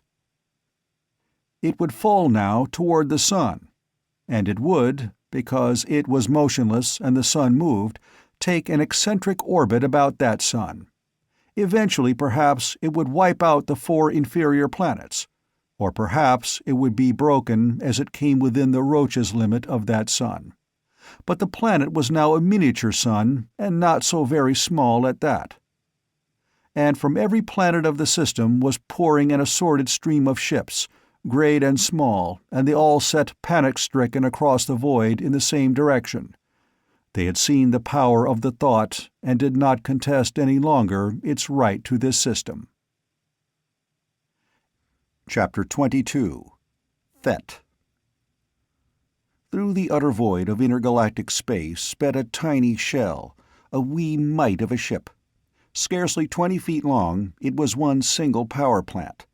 The man who sat alone in it, as it tore through the void at the maximum speed that even its tiny mass was capable of, when every last twist possible had been given to the distorted time fields, watched a far, far galaxy ahead that seemed unchanging. Hours, days sped by, and he did not move from his position in the ship. But the ship had crossed the Great Gulf, and was speeding through the galaxy now. He was near the end. At a reckless speed, he sat motionless before the controls, save for slight movements of supple fingers that directed the ship at a mad pace about some gigantic sun and its family of planets. Suns flashed, grew to disks, and were left behind in the briefest instant. The ship slowed. The terrific pace it had been holding fell, and dull whine of overworked generators fell to a contented hum. A star was looming, expanding before it. The great sun glowed the characteristic red of a giant as the ship slowed to less than a light speed, and turned toward a gigantic planet that circled the red sun. The planet was very close to 50,000 miles in diameter, and it revolved at a distance of 4.5 billions of miles from the surface of its sun, which made the distance to the center of the Titanic primary 4,800,000,000 miles in round figures, for the sun's diameter was close to 650 million miles. Greater even than Antares, whose diameter is close to 400 million miles, was this star of another universe, and even from the billions of miles of distance that its planet revolved, the disk was enormous, a titanic disk of dull red flame. But so low was its surface temperature that even that enormous disk did not overheat the giant planet. The planet's atmosphere stretched out tens of thousands of miles into space, and under the enormous gravitational acceleration of the tremendous mass of that planet, it was near the surface a blanket dense as water. There was no temperature change upon it, though its night was 100 hours long and its day the same. The centrifugal force of the rapid rotation of this enormous body had flattened it when still liquid, till it seemed now more the shape of a pumpkin than of an orange. It was really a double planet, for its satellite was a world of 100,000 miles diameter, yet smaller in comparison to its giant primary than is Luna in comparison to Earth. It revolved at a distance of 5 million miles from its primary center, and it too was swarming with its people. But the racing ship sped directly toward the great planet, and shrieked its way down through the atmosphere, till its outer shell was radiating far in the violet. Straight it flew to where a gigantic city sprawled in the heaped, somber masonry, but in some order yet, for on closer inspection the appearance of interlaced circles came over the edge of the giant cities. Ray screens were circular, and the city was protected by dozens of stations. The scout was going well under the speed of light now, and a message, imperative and commanding, sped ahead of him. Half a dozen patrol boats flashed up and fell in beside him, and with him raced to a gigantic building that reared its somber head from the center of the city. Under a white sky they proceeded to it, and landed on its roof. From the little machine the single man came out. Using the webbed hands and feet that had led the Allied scientists to think them an aquatic race, he swam upward, and through the water-dense atmosphere of the planet toward the door. Trees overtopped the building, for it had but 4 stories above ground, though it was the tallest in the city. The trees, like seaweed, floated most of their enormous weight in the dense air, but the buildings under the gravitational acceleration, which was more than 100 times Earth's gravity, could not be built very high ere they crumple under their own weight. Though one of these men weighed approximately 200 pounds on Earth, for all their short stature, on this planet their weight was more than 10 tons. Only the enormously dense atmosphere permitted them to move. And such an atmosphere! At a temperature of almost exactly 360 degrees centigrade, there was no liquid water on the planet, naturally. At that temperature, water cannot be a liquid, no matter what the pressure, and it was a gas. In their own bodies there was liquid water, but only because they lived on heat. Their muscles absorbed their energy for work from the heat of the air. They carried in their own muscles refrigeration, and with that aid were able to keep liquid water for their life processes. With death, the water evaporated. Almost the entire atmosphere was made up of oxygen, with but a trace of nitrogen and some amount of carbon dioxide. Here their enormous strength was not needed, as Arcot had supposed, to move their own bodies, but to enable them to perform the ordinary tasks of life. The mere act of lifting a thing weighing perhaps 10 pounds on Earth here required a lifting force of more than half a ton. No wonder enormous strength had been developed. Such things as a man might carry with him, perhaps a ray pistol, would weigh half a ton. His money would weigh near to 100 pounds. But there were no guns on this world. A man could throw a stone perhaps a short distance, but when a gravitational acceleration of more than a half a mile per second acted on it, and it was hurled through an atmosphere dense as water, what chance was there for a long range? But these little men of enormous strength did not know other schemes of existence, save in the abstract and as things of comical peculiarity. To them, life on a planet like Earth was as life to a terrestrian on a planetoid such as Ceres, Juno, or Eros would have seemed. Even on Thetsost, the satellite planet of Thett, life was strange, and they used Lux roofs over their cities, though their weight there was 4 tons. As the scout swam through the dense atmosphere of his world toward the entrance-way to the building, guards stopped him and examined his credentials. Then he was led through long halls and down a shaft 10 stories below the planet's surface, to where a great table occupied a part of a low-ceilinged, wide room. This room was shielded, Interference screens of all known kinds lined the hollow walls. No rays could reach through it to the men within. The guard changed, and new men examined the scout's credentials, and he was led still deeper into the bowels of the planet. Once more the guard changed, and he entered a room guarded not by single shields, but by triple, and walled through 6-foot relux, and sealed with the same strong material. But here, under the enormous gravity, even its great strength required aid in the form of pillars. A giant of his race sat before a low table. The table ran half the length of the room, and beside it sat 4 other men. But there were places for more than 24. "A scout from the colony? What news?" demanded the leader. His voice was a growl, deep and throaty. "Oh, mighty Stanto, I bring news of resistance. We waited too long in our explorations, and those men of world 3769-848-2730-3 have learned too much. We were wrong. They had found the secret of exceeding the speed of light, and can travel through space fully as rapidly as we can. And now, since by some means we cannot fathom they have learned to combine both our own system and theirs, they have one enormous engine of destruction that travels across their huge universe in less time than it takes us to travel across a planetary system. Our cause is lost, which is by far the least of our troubles. Thett is in danger. We cannot hope to combat that ship."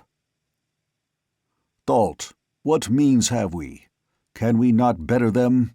demanded Stanto of his chief scientist. "Great Stanto, we know that such a substance can be made when pressure can be brought to bear on cosmic rays under the influence of field 247649-321. But that field cannot be produced, because no sufficient concentration of energy is available. Energy cannot be released rapidly enough to replace the losses when the field is developing.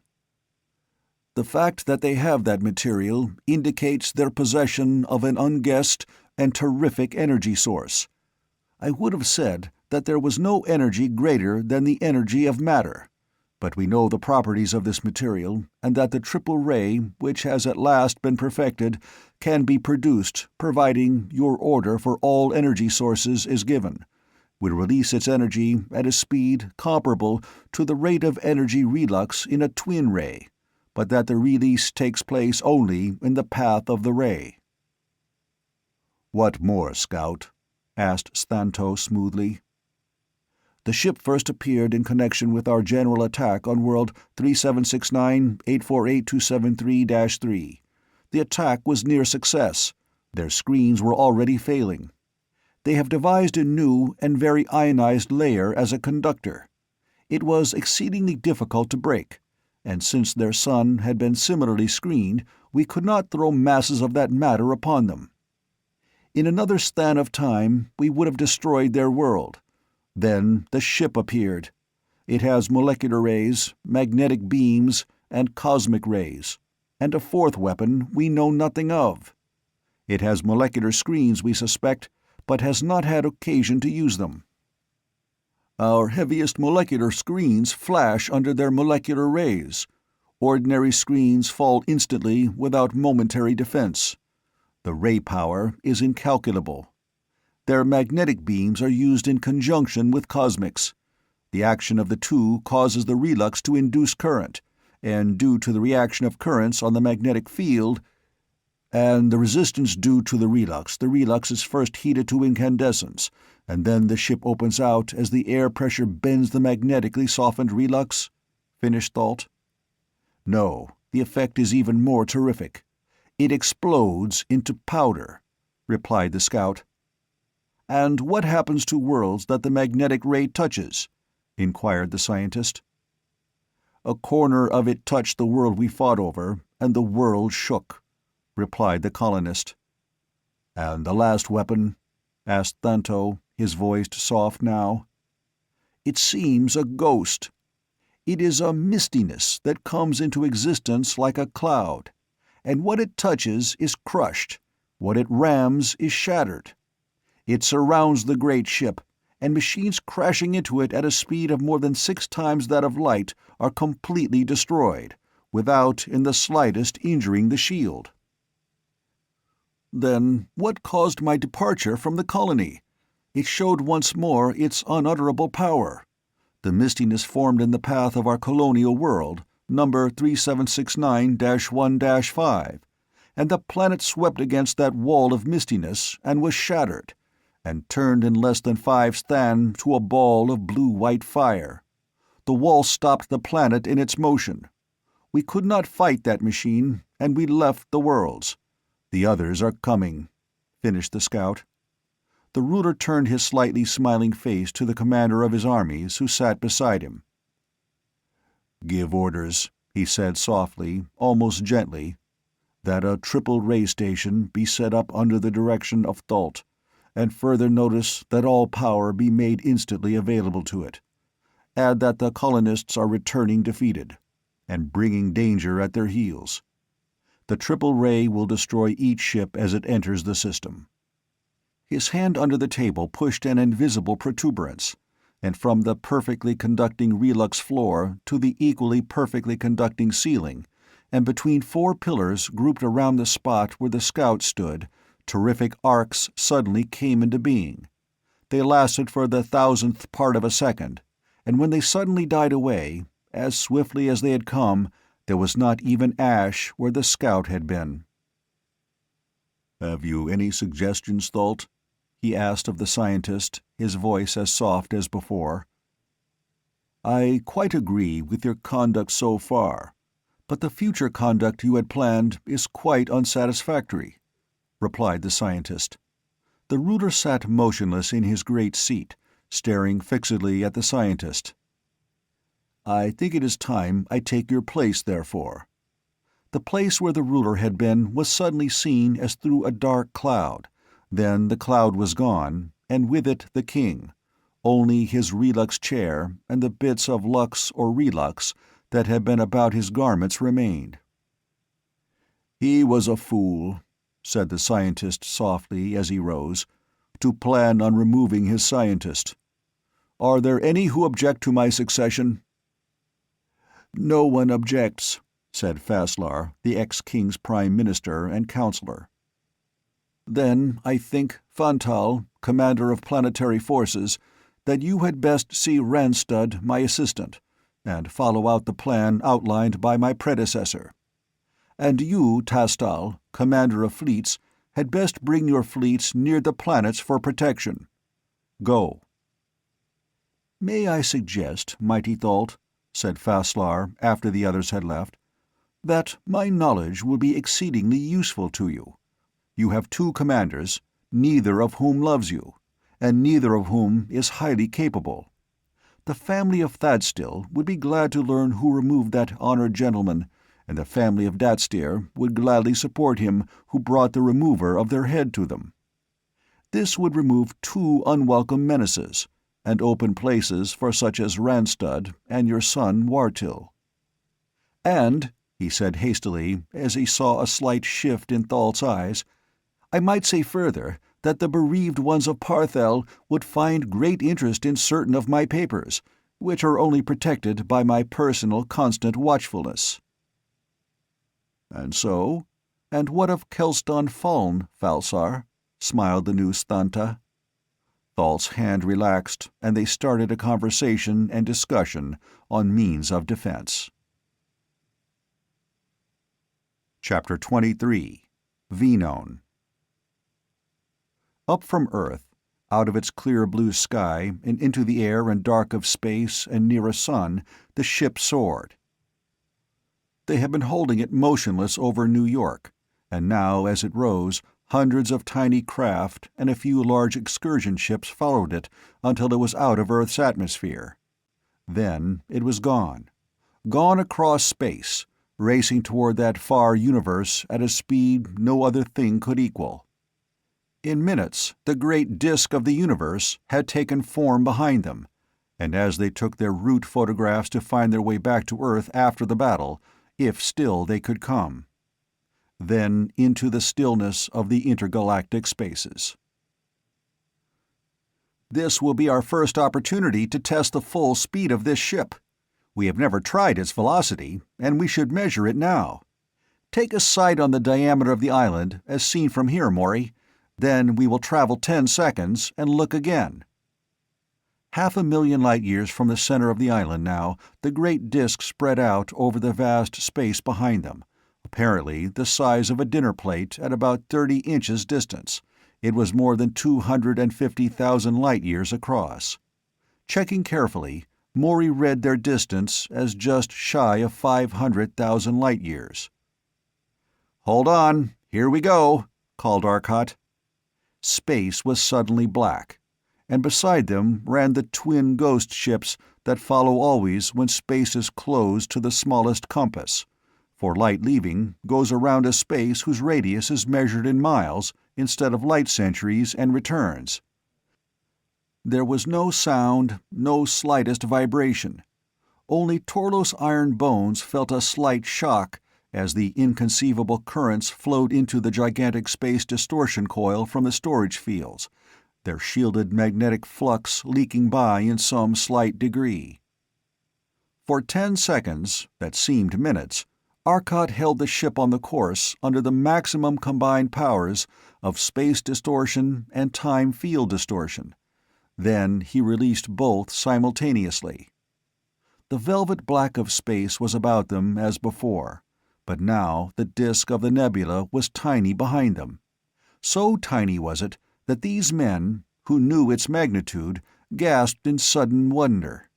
None of them had been able to conceive of such a velocity as this ship had shown. In seconds, Maury announced a moment later, they had traveled 1,100,000 light-years. Their velocity was 660 quadrillion miles per second. "Then it will take us only a little over 1,000 seconds to travel the 150 million light-years at 110,000 light-years per second. That's about the radius of our galaxy, isn't it?" exclaimed Wade. They started on now, and 1,010 seconds, or a little more than 18 minutes later, they stopped again. So far behind them now as to be almost lost in the far-scattered universes lay their own island, and carefully they photographed the universe that now lay less than 20 million light-years ahead. Still, it was further, even after crossing this enormous gulf, than are many of those nebulae we see from Earth, many of which lie within that distance. They must proceed cautiously now, for they did not know the exact distance to the nebula. Carefully, running forward in jumps of 5 million light-years, 45-second drives, they worked nearer. Then, finally, they entered the island, and drove toward the denser center. "Good Lord, Arcot, look at those suns!" exclaimed Maury in amazement. For the first time, they were seeing the suns of this system at a range that permitted observation, and Arcot had stopped to observe. The first one they had chosen had been a blue-white giant of enormous mass, nearly 150 times as heavy as our own sun, and all the enormous surface was radiating power into space at a rate of nearly 30,000 horsepower per square inch. No planet circled it, however, in its journey through space. "I've been noticing the number of giants here. Look around." The thought moved on to other suns. They must find one that was inhabited. They stopped at last near a great orange giant and examined it. It had indeed planets, and as Arcot watched, he saw in the telectroscope a line of gigantic freighters rise from the world and whisk off to nothingness as they exceeded the speed of light. Instantly, he started the thought searching in time fields for the freighters. He found them and followed them as they raced across the void. He knew he was visible to them, and as he suspected, they soon stopped, slowing down and signaling to him. "Maury, take the thought. I'm going to visit them in the Banderlog, as I think we shall name the tender," called Arcot, stripping off the headset and leaving the control seat. The other fleet of ships was now less than 100,000 miles away, clearly visible in the telectroscope. They were still signaling, and Arcot had set an automatic signaling device flashing an enormously powerful searchlight toward them, in a succession of dots and dashes, an obvious signal, though also obviously unintelligible to those others. "Is it safe, Arcot?" asked Torlos anxiously. To approach those enormous ships in the relatively tiny Banderlog seemed unwise. "Far safer than they'll believe. Remember, only the thought could stand up against such weapons as even the Banderlog carries, run as they are by cosmic energy," replied Arcot, diving down toward the little tender. In a moment it was out through the lock and sped away from them like a bullet, reaching the distant stranger fleet in less than 10 seconds. "They are communicating by thought," announced Zesdan Afthan presently. "But I cannot understand them, for the impulses are too weak to be intelligently received." For nearly an hour the Banderlog hung beside the fleet. Then it turned about and raced once more to the thought. Inside the lock, and a moment later Arcot appeared again on the threshold of the door. He looked immensely relieved. "Well, I have some good news," he said, and smiled, sitting down. "Follow that bunch, Maury, and I'll tell you about it. Set it, and she'll hold nicely.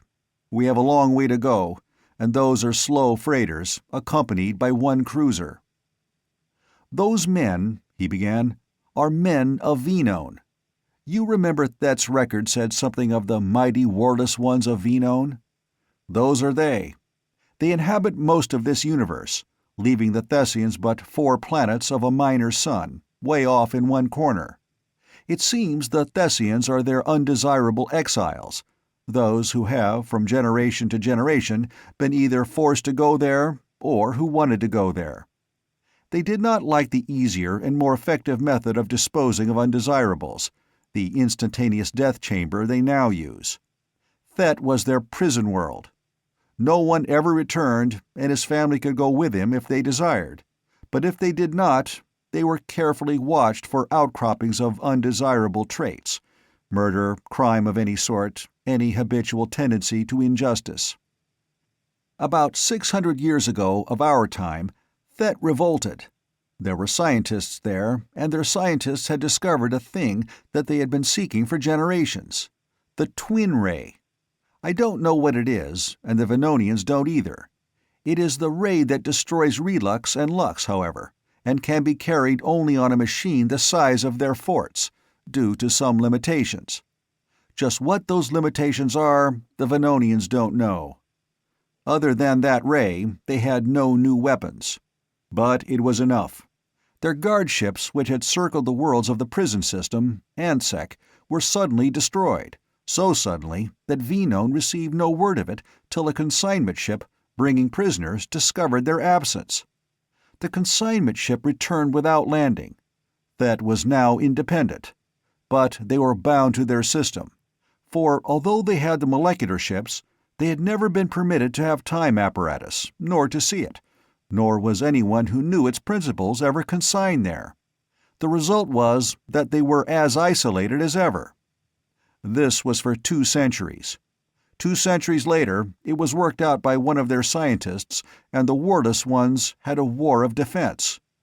Their small fleet of cruisers, designed for rescue work and for clearing space lanes of wrecks and asteroids, was destroyed instantly. Their world was protected only by the ray screen, which the Thessians did not have, and by the fact that they could build more cruisers.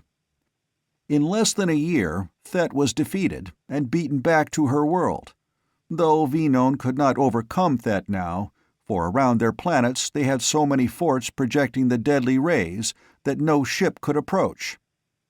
Then Thett learned how to make the screen, and came again.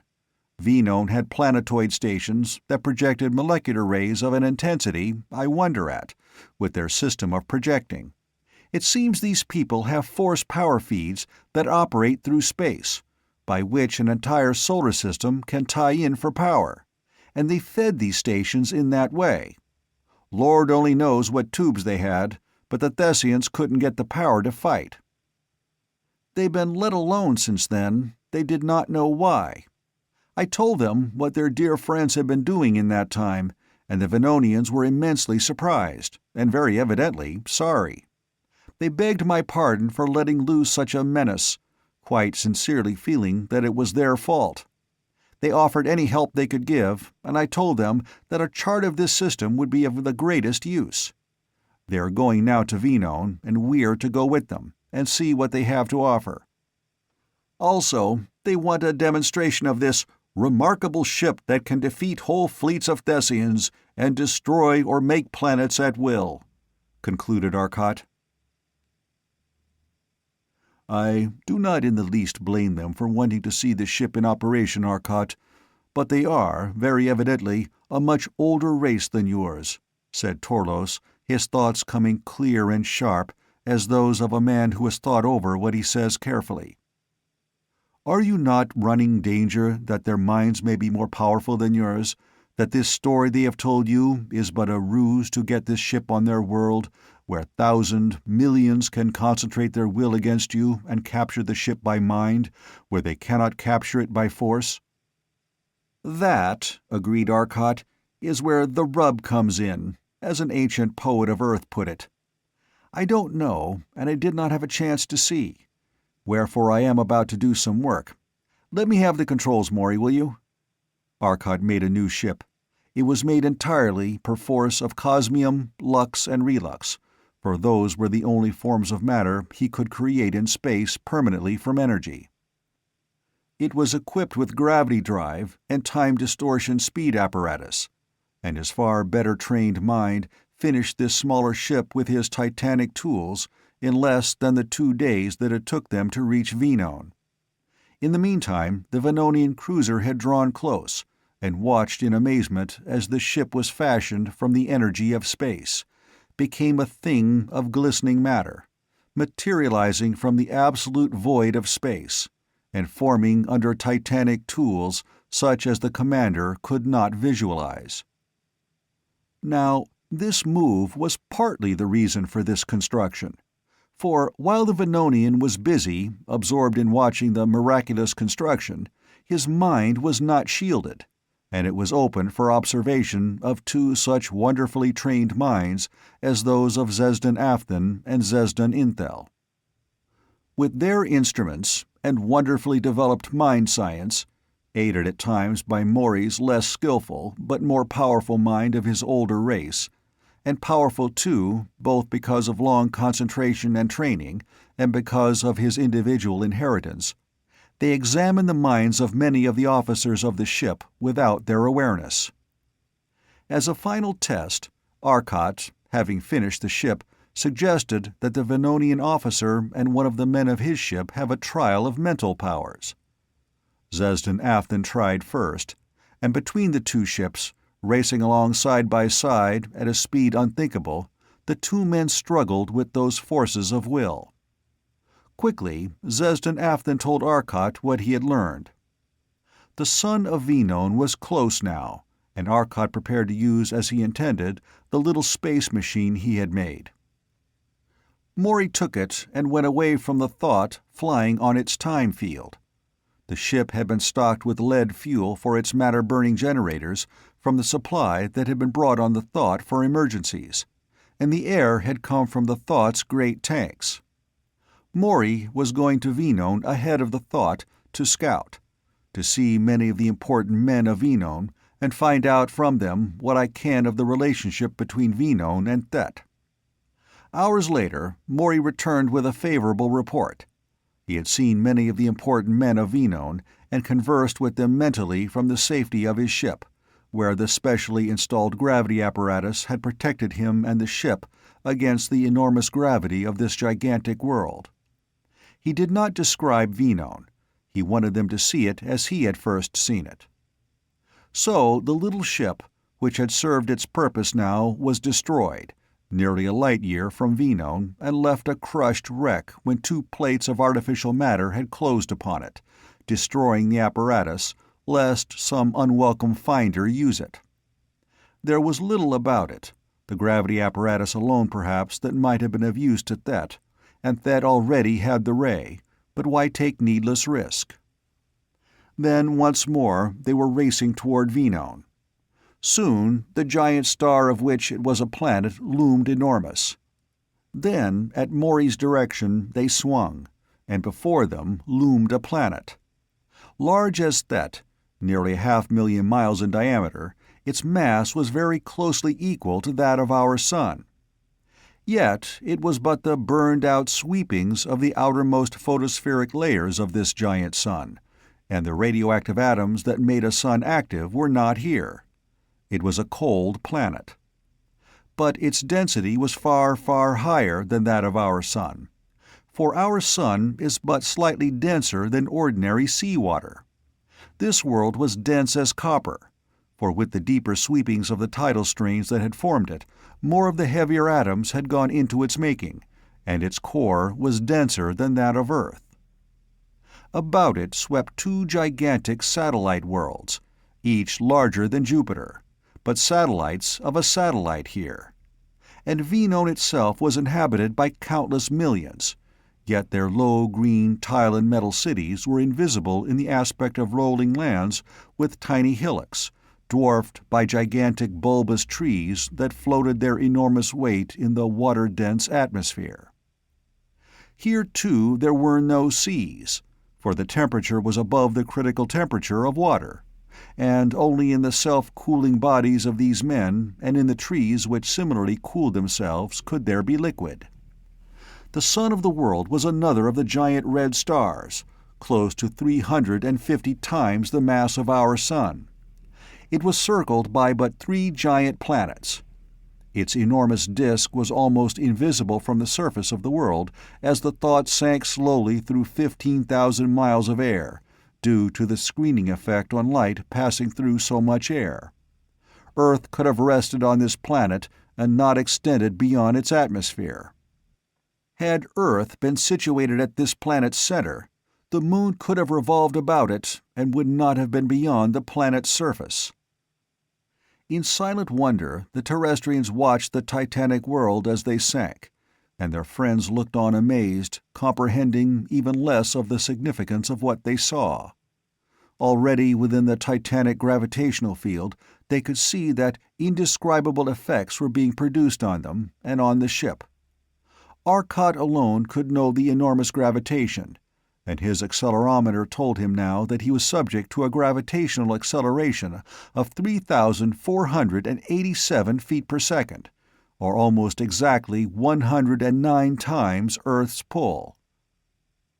The thought weighs 1,206,500,000 tons with tender on Earth. Here it weighs approximately 121 billion tons, said Arcot softly.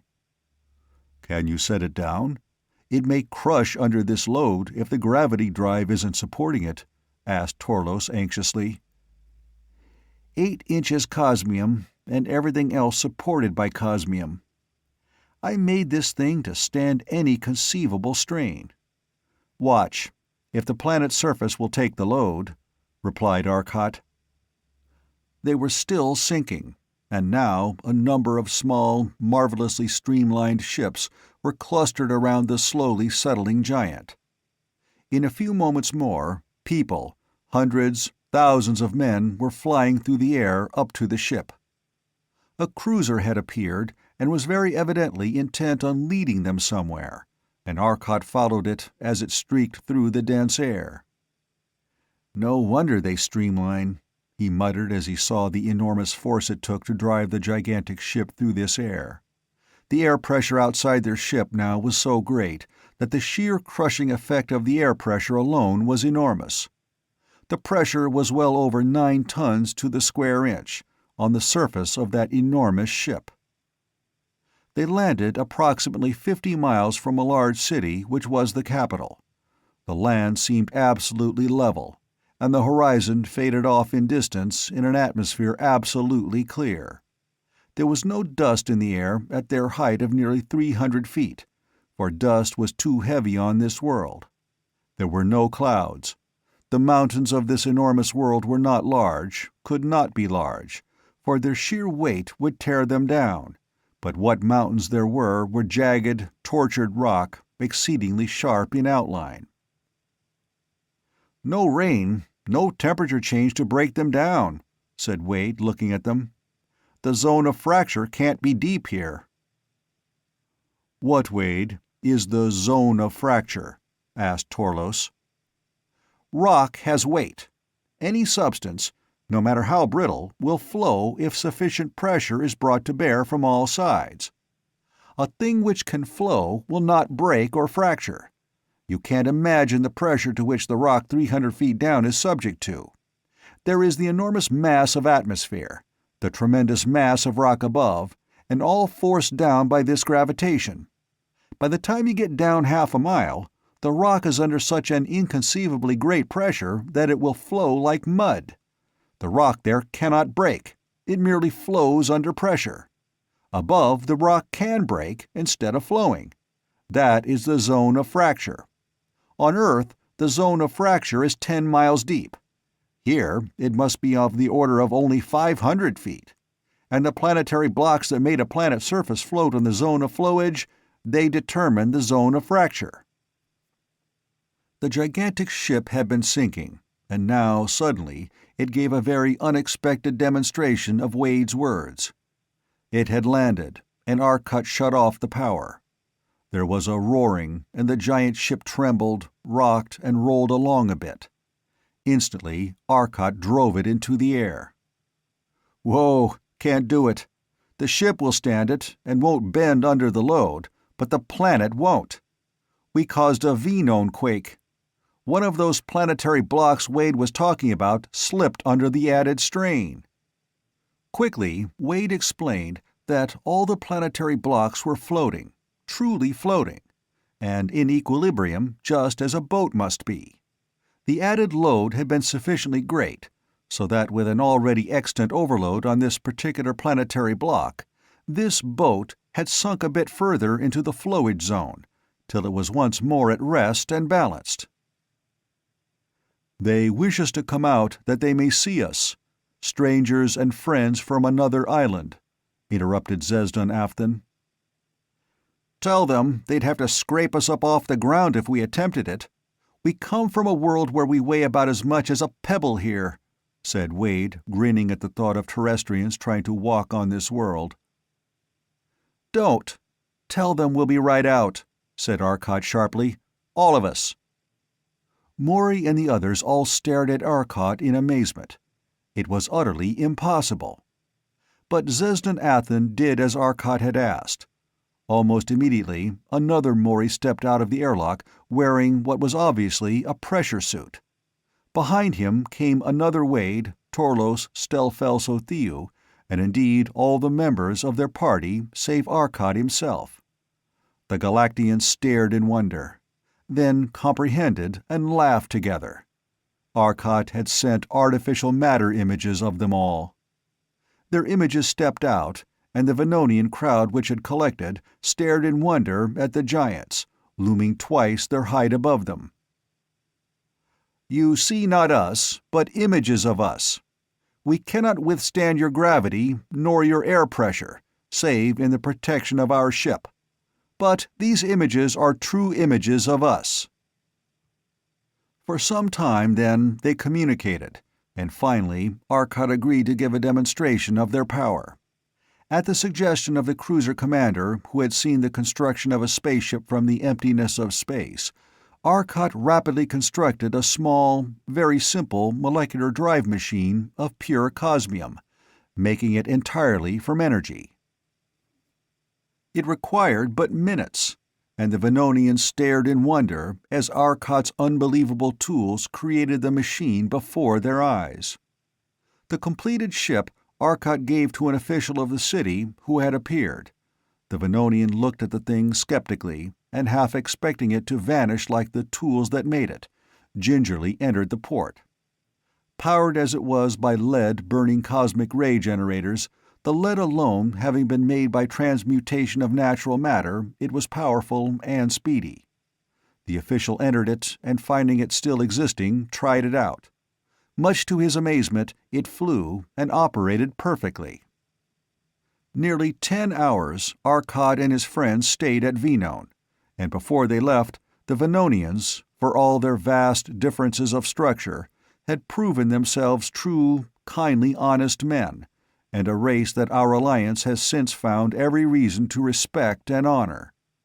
Our commerce with them, though carried on under difficulties, is nonetheless a bond of genuine friendship. Chapter 24. Thett Prepares. Streaking through the void toward Thett was again a tiny scout ship. It carried but a single man, and with all the power of the machine he was darting toward distant Thett, at a speed insanely reckless. But he knew that he must maintain such a speed if his mission were to be successful. Again a tiny ship entered Thett's far-flung atmosphere, and slowed to less than a light speed, and sent its signal call ahead. In moments the patrol ship, less than 300 miles away, had reached it, and together they streaked through the dense air in a screaming dive toward Shatten Soma, the capital city. It was directly beneath, and it was not long before they had reached the great palace grounds and settled on the upper roof. Then the scout leapt out of his tiny craft and dove for the door. Flashing his credentials, he dove down and into the first shielded room. Here, precious seconds were wasted while a check was made of the credentials the man carried, then he was sent through to the council room. And he too stood on that exact spot where the other scout, but a few weeks before, had stood, and vanished. Waiting, it seemed, were 4 counselors and the new Stanto, Thalt. "What news, Scout?" asked the Stanto. "They have arrived in the universe to Venone, and gone to the planet Venone. They were on the planet when I left. None of our scouts were able to approach the place, as there were innumerable Venonian watchers who would have recognized our deeper skin color and destroyed us. 2 scouts were rayed, though the Galactians did not see this. Finally, we captured 2 Venonians who had seen it and attempted to force the information we needed from them. A young man and his chosen mate. The man would tell nothing, and we were hurried. So we turned to the girl. These accursed Venonians are courageous for all their pacifism. We were hurried, and yet it was long before we forced her to tell what we needed to know so vitally. She had been one of the note-takers for the Venonian government. We got most of their conversation, but she died of burns before she finished. The Galactians know nothing of the twin ray beyond its action, and that it is an electromagnetic phenomenon, though they have been able to distort it by using a sheet of pure energy. But their walls are impregnable to it, and their power of creating matter from the pure energy of space, as we saw from a distance, would enable them to easily defeat it, were it not that the twin ray passes through matter without harming it. Any ray which will destroy matter of the natural electrical types will be stopped. The girl was damnably clever, for she gave us only the things we already knew, and but few new facts. Knowing that she would inevitably die soon, she talked, but it was empty talk. The one thing of import we have learned is that they burn no fuel, use no fuel of any sort, but in some inconceivable manner get their energy from the radiations of the suns of space. This could not be great, but we know she told the truth, and we know their power is great. She told the truth, for we could determine when she lied by mental action, of course. But more we could not learn. The man died without telling anything, merely cursing. He knew nothing anyway, as we already had determined," concluded the scout. Silently, the Stanto sat in thought for some moments. Then he raised his head and looked at the scout once more. "You have done well. You secured some information of import, which was more than we had dared hope for. But you managed things poorly. The woman should not have died so soon. We can only guess. The radiation of the suns of space— Stanto Thalt's brow wrinkled in thought. The radiation of the suns of space. Were his power derived from the sun near which he is operating, he would not have said suns. It was more than one? "It was, O Stanto," replied the scout positively. "His power is unreasonable. I doubt that he gave the true explanation. It may well have been that he did not trust the Venonians. I would not, for all their warless ways. But surely the sons of space give very little power at any given point at random. Else space would not be cold. But go, Scout, and you will be assigned a position in the fleet. The colonial fleet, the remains of it, have arrived, and the colonists been removed. They failed. We will use their ships. You will be assigned. The scout left and was indeed assigned to a ship of the colonists. The incoming colonial transports had been met at the outposts of the system, and rayed out of existence at once. Failures, and bringing danger at their heels. Besides, there was no room for them on Thett without Thessians being crowded uncomfortably. As their battleships arrived, they were conducted to one of the satellites, and each man was fumigated lest he bring disease to the mother planet. Men entered, men apparently emerged. But they were different men. "It seems," said the Stanto softly, after the scout had left, "that we will have little difficulty, for they are, we know, vulnerable to the triple ray. And if we can but once destroy their driving units, they will be helpless on our world. I doubt that wild tale of their using no fuel. Even if that be true, they will be helpless with their power apparatus destroyed. And, if we miss the first time, we can seek it out or drive them off. All of which is dependent on the fact that they attack at a point where we have a triple ray station to meet them. There are but 3 of these, actually, but I have had dummy stations, apparently identical with our other real stations, set up in many places. This gibberish we hear of creating matter, it is impossible, and surely unsuitable as a weapon. Their misty wall, that may be a force plane, but I know of no such possibility. The artificial substance, though, why should anyone make it? It but consumes energy, and once made, is no more dangerous than ordinary matter, save that there is the possibility of creating it in dangerous position. Remember, we have heard already of the mental suggestions planes, mere force planes, plus a wonderfully developed power of suggestion. They do most of their damage by mental impression. Remember, we have heard already of the mental suggestions of horrible things that drove one fleet of the weak-minded colonists mad. And that, I think, we will use to protect ourselves. If we can, with the apparatus which you, my son, have developed, cause them to believe that all the other forts are equally dangerous, and that this one on Thett is the best point of attack, it will be easy. Can you do it?" "I can, O Stanto, if but a sufficient number of powerful minds may be brought to aid me," replied the youngest of the 4 councilmen. "And you, Ranstud, are the stations ready?" asked the ruler. "We are ready." Chapter 25. With Galaxies in the Balance. The thought arose from Venone after long hours, and at Arcot's suggestion they assumed an orbit about the world at a distance of 2 million miles, and all on board slept save Torlos, the tireless molecular motion machine of flesh and iron. He acted as a guard, and as he had slept but 4 days before, he explained there was really no reason for him to sleep as yet.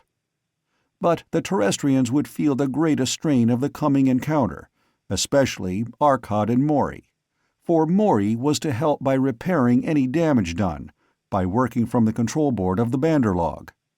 The little tender had sufficient power to take care of any damage that Thett might inflict, they felt sure. For they had not learned of the triple ray. It was hours later that, rested and refreshed, they started for Thett. Following the great space chart that they had been given by the Venonians, a series of blocks of clear lux metal with tiny points of slowly disintegrating lux, such as has been used to illuminate the letters of the thought's name representing suns, the colors and relative intensity being shown. Then there was a more manageable guide in the form of photographs, marked for route by constellations formations as well, which would be their actual guide. At the maximum speed of the time apparatus, for thus they could better follow the constellations, the Thought plunged along in the wake of the tiny scout ship that had already landed on Thett. And hours later they saw the giant red sun of Ansec, the star of Thett and its system. "We're about there," said Arcot, a peculiar tenseness showing in his thoughts. "Shall we barge right in, or wait and investigate?" "We'll have to chance it. Where is their main fort here?" "From the direction, I should say it was to the left and ahead of our position," replied Zezdon Afthan. The ship moved ahead, while about it the tremendous Thessian battle fleet buzzed like flies, thousands of ships now, and more coming with each second. In a few moments the titanic ship had crossed a great plain and come to a region of bare rocky hills several 100 feet high. Set in those hills, surrounded by them, was a huge sphere, resting on the ground. As though by magic, the Thessian fleet cleared away from the Thought. The last one had not left when Arcot shot a terrific cosmic ray toward the sphere. It was Relux, and he knew it, but he knew what would happen when that cosmic ray hit it. The solometer flickered and steadied at 3 as that inconceivable ray flashed out. Instantly, there was a terrific explosion. The soil exploded into hydrogen atoms and expanded under heat that lashed it to more than 1,000,000 degrees in the tiniest fraction of a second. The terrific recoil of the ray pressure was taken by all space, for it was generated by space itself, but the direct pressure struck the planet, and that titanic planet reeled. A tremendous fissure opened, and the section that had been struck by the ray smashed its way suddenly far into the planet, and a geyser of fluid rock rolled over it, 20 miles deep in that world. The Relux sphere had been struck by the ray and had turned it, with the result that it was pushed doubly hard. The enormously thick Relux strained and dented, then shot down as a whole into the incandescent rock. For miles the vaporized rock was boiling off. Then the fort sent out a ray, and that ray blasted the rock that had flowed over it as Arcot's titanic ray snapped out. In moments the fort was at the surface again, and a molecular hit it. The molecular did not have the energy the cosmic had carried, but it was a single concentrated beam of destruction 10 feet across. It struck the fort, and the fort recoiled under its energy. The marvelous new tubes that ran its ray screen flashed instantly to a temperature inconceivable, and so long as the elements embedded in the infusible Relux remained the metals they were, those tubes could not fail. But they were being lashed by the energy of half a sun. The tubes failed. The elements heated to that enormous temperature when elements cannot exist, and broke to other elements that did not resist. The Relux flashed into blinding iridescence. And from the fort came a beam of pure silvery light. It struck the Thought just behind the bow, for the operator was aiming for the point where he knew the control room and pilot must be. But Arcot had designed the ship for mental control, which the enemy operator could not guess. The beam was a flat beam, perhaps an inch thick, but it fanned out to 50 feet width. And where it touched the Thought, there was a terrific explosion, and the inconceivably violent energy lashed out as the cosmium instantaneously liberated its energy. 100 feet of the nose was torn off the ship, and the enormously dense air of Thett rushed in. But that beam had cut through the very edge of one of the ray projectors, or better, one of the ray feed apparatus. And the ray feed released it without control. It released all the energy it could suck in from space about it, as one single beam of cosmic energy, somewhat lower than the regular cosmics, and it flashed out in a beam as solid matter.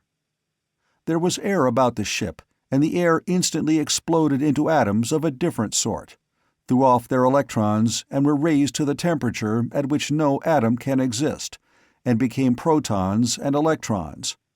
but so rapidly was that coil sucking energy from space that space tended to close in about it, and in enormous spurts the energy flooded out. It was directed almost straight up, but one ship was caught in its beam. It was made of relux, but the relux was powdered under the inconceivable blow that countless quintillions of cosmic ray photons struck it.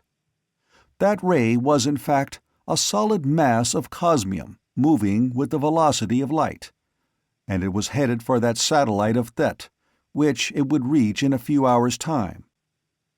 The thought, due to the spatial strains of the wounded coil, was constantly rushing away to an almost infinite distance, as the ship approached that other space toward which the coil tended with its load, and rushing back as the coil, reaching a spatial condition which supplied no energy, fell back. In 1/100th of a second it had reached equilibrium, and they were in a weirdly, terribly distorted space. But the triple ray of the Thessian seemed to shear off and miss, no matter how it was directed. And it was painfully weak, for the coil sucked up the energy of whatsoever matter disintegrated in the neighborhood. Then suddenly the performance was over, and they plunged into artificial space that was black and clean, and not a thing of wavering, struggling energies. Maury, from his control in the Banderlog, had succeeded in getting sufficient energy, by using his space distortion coils, to destroy the great projector mechanism. Instantly Arcot, now able to create the artificial space without the destruction of the coils by the struggling ray feed coil, had thrown them into comparative safety. Space writhed before they could so much as turn from the instruments. The Thessians had located their artificial space, and reached it with an attraction ray. They already had been withstanding the drain of the enormous fields of the giant planet and the giant sun. The attractive ray was an added strain. Arcot looked at his instruments, and with a grim smile set a single dial. The space about them became black again. "Pulling our energy. Merely let 'em pull. They're pulling on an ocean, not a lake this time. I don't think they'll drain those coils very quickly." He looked at his instruments. "Good for 2.5 hours at this rate. Maury, you sure did your job then. I was helpless. The controls wouldn't answer, of course, with that titanic thing flopping its wings, so to speak. What are we going to do?" Maury stood in the doorway and from his pocket drew a cigarette, handed it to Arcot, another to each of the others who smoked and lit them, and his own. "Smoke," he said, and puffed. "Smoke and think. From our last experience with a minor tragedy, it helps." "But this is no minor tragedy. They have burst open the wall of this invulnerable ship, destroyed one of those enormous coils, and can do it again," exclaimed Zesden Afthan, exceedingly nervous, so nervous that the normal courage of the man was gone. His too psychic breeding was against him as a warrior. "Afthan," replied Stelfelso Theo calmly, "when our friends have smoked and thought, the thought will be repaired perfectly, and it will be made invulnerable to that weapon." "I hope so, Stelfelso Theo," smiled Arcot. He was feeling better already. "But do you know what that weapon is, Maury?" "Got some readings on it with the Banderlog's instruments, and I think I do. Twin Ray is right," replied Maury. So I think. It's a super photon. What they do is to use a field somewhat similar to the field we use in making cosmium, except that in theirs, instead of the photons lying side by side, they slide into one another, compounding. They evidently got 3 photons to go into one. Now, as we know, that size photon doesn't exist for the excellent reason that it can't in this space. Space closes in about it. Therefore, they have a projected field to accompany it that tends to open out space, and they're using that, not the attractive ray, on us now. The result is that for a distance not too great, the triple ray exists in normal space, then goes into another. Now the question is, how can we stop it? I have an idea. Have you any?" Yes, but my idea can't exist in this space either, grinned Maury. I think it can. If it's what I think, remember, it will have a terrific electric field. It's what you think, then. Come on. Arcot and Maury went to the calculating room, while Wade took over the ship. But one of the ray feeds had been destroyed, and they had 3 more in action, as well as their most important weapon, artificial matter. Wade threw on the time field, and started the emergency lead burner working to recharge the coils that the Thessians were constantly draining. Being in their own peculiar space, they could not draw energy from the stars, and Arcot didn't want to return to normal space to discharge them unless necessary. "How's the air pressure in the rest of the ship?" asked Wade. "Triple normal," replied Maury. "The Thessian atmosphere leaked in and sent it up terrifically, but when we went into our own space, at the halfway point, a lot leaked out. But the ship is full of water now. It was a bit difficult coming up from the Banderlog, and I didn't want to breathe the air I wasn't sure of. But let's work." They worked. For 8 hours of the time they were now in, they continued to work. The supply of lead metal gave out before the end of the 4th hour, and the coils were nearing the end of their resistance. It would soon be necessary for Arcot to return to normal space. So they stopped, their calculations very nearly complete. Throwing all the remaining energy into the coils, they a little more than held the space about them and moved away from Thett at a speed of about twice that of light. For an hour more, Arcot worked, while the ship plowed on. Then they were ready. As Arcot took over the controls, space reeled once more, and they were alone, far from Thett. The suns of this space were flashing and glowing about them, and the unlimited energy of a universe was at Arcot's command. But all the remaining atmosphere in the ship had either gone instantaneously in the vacuum or solidified as the chill of expansion froze it. To the amazement of the extraterrestrians, Arcot's first move was to create a titanic plane of artificial matter and neatly bisect the thought at the middle. He had thrown all of the controls thus interrupted into neutral, and in the little more than half of the ship which contained the control cabin was also the artificial matter control. It was busy now. With bewildering speed, with the speed of thought trained to construct, enormous masses of cosmium were appearing beside them in space, as Arcot created them from pure energy. Cosmium, relux, and some clear, cosmium-like lux metal. Ordinary cosmium was reflective, and he wanted something with cosmium strength and the clearness of lux. In seconds, under Arcot's flying thought manipulation, a great tube had been welded to the original hull, and the already gigantic ship lengthened by more than 500 feet.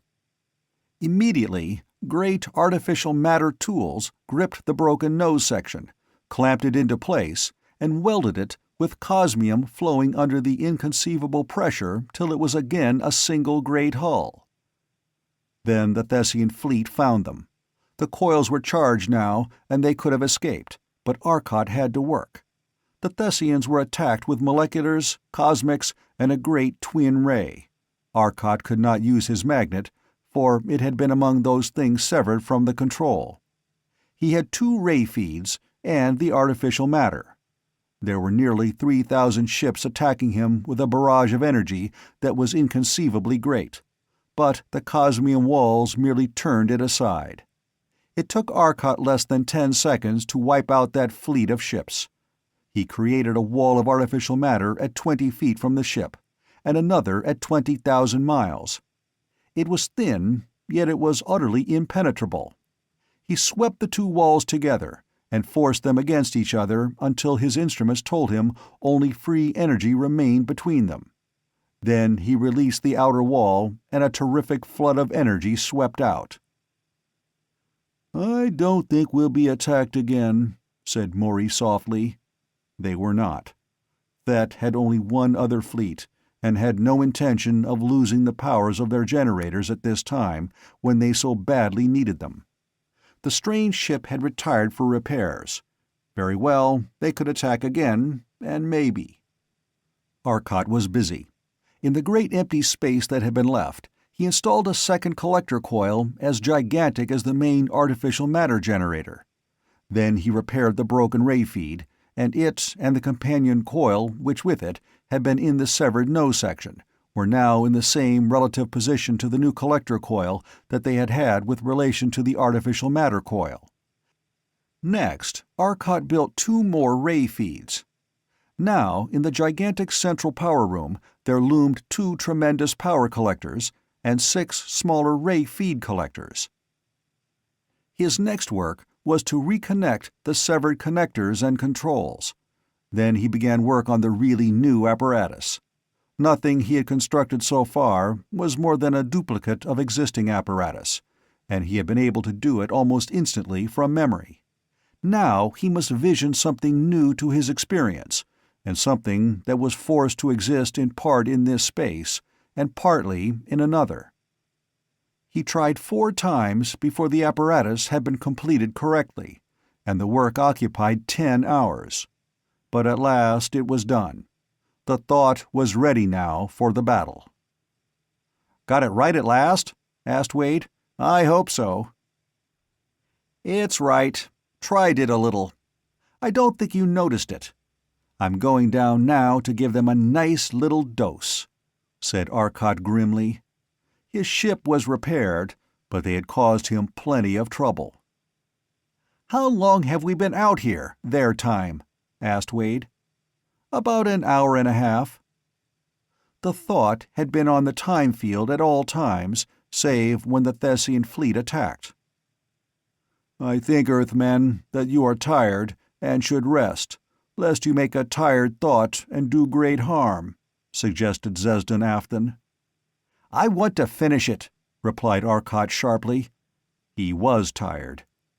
In seconds, the thought was once more over that fortified station in the mountains, and the triple ray reached out, and suddenly about the ship was a wall of absolute, utter blackness. The triple ray touched it, and exploded into coruscating, blinding energy.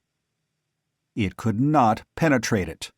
More energy lashed at the wall of blackness as the operators within the sphere fort turned in the energy of all the generators under their control.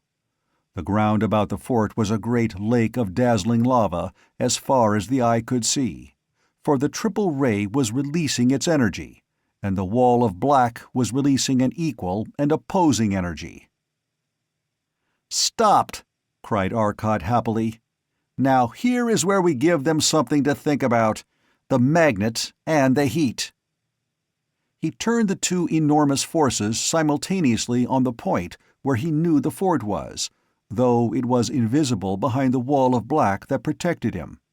From his side, the energy of the spot where all the system of Thett was throwing its forces was invisible.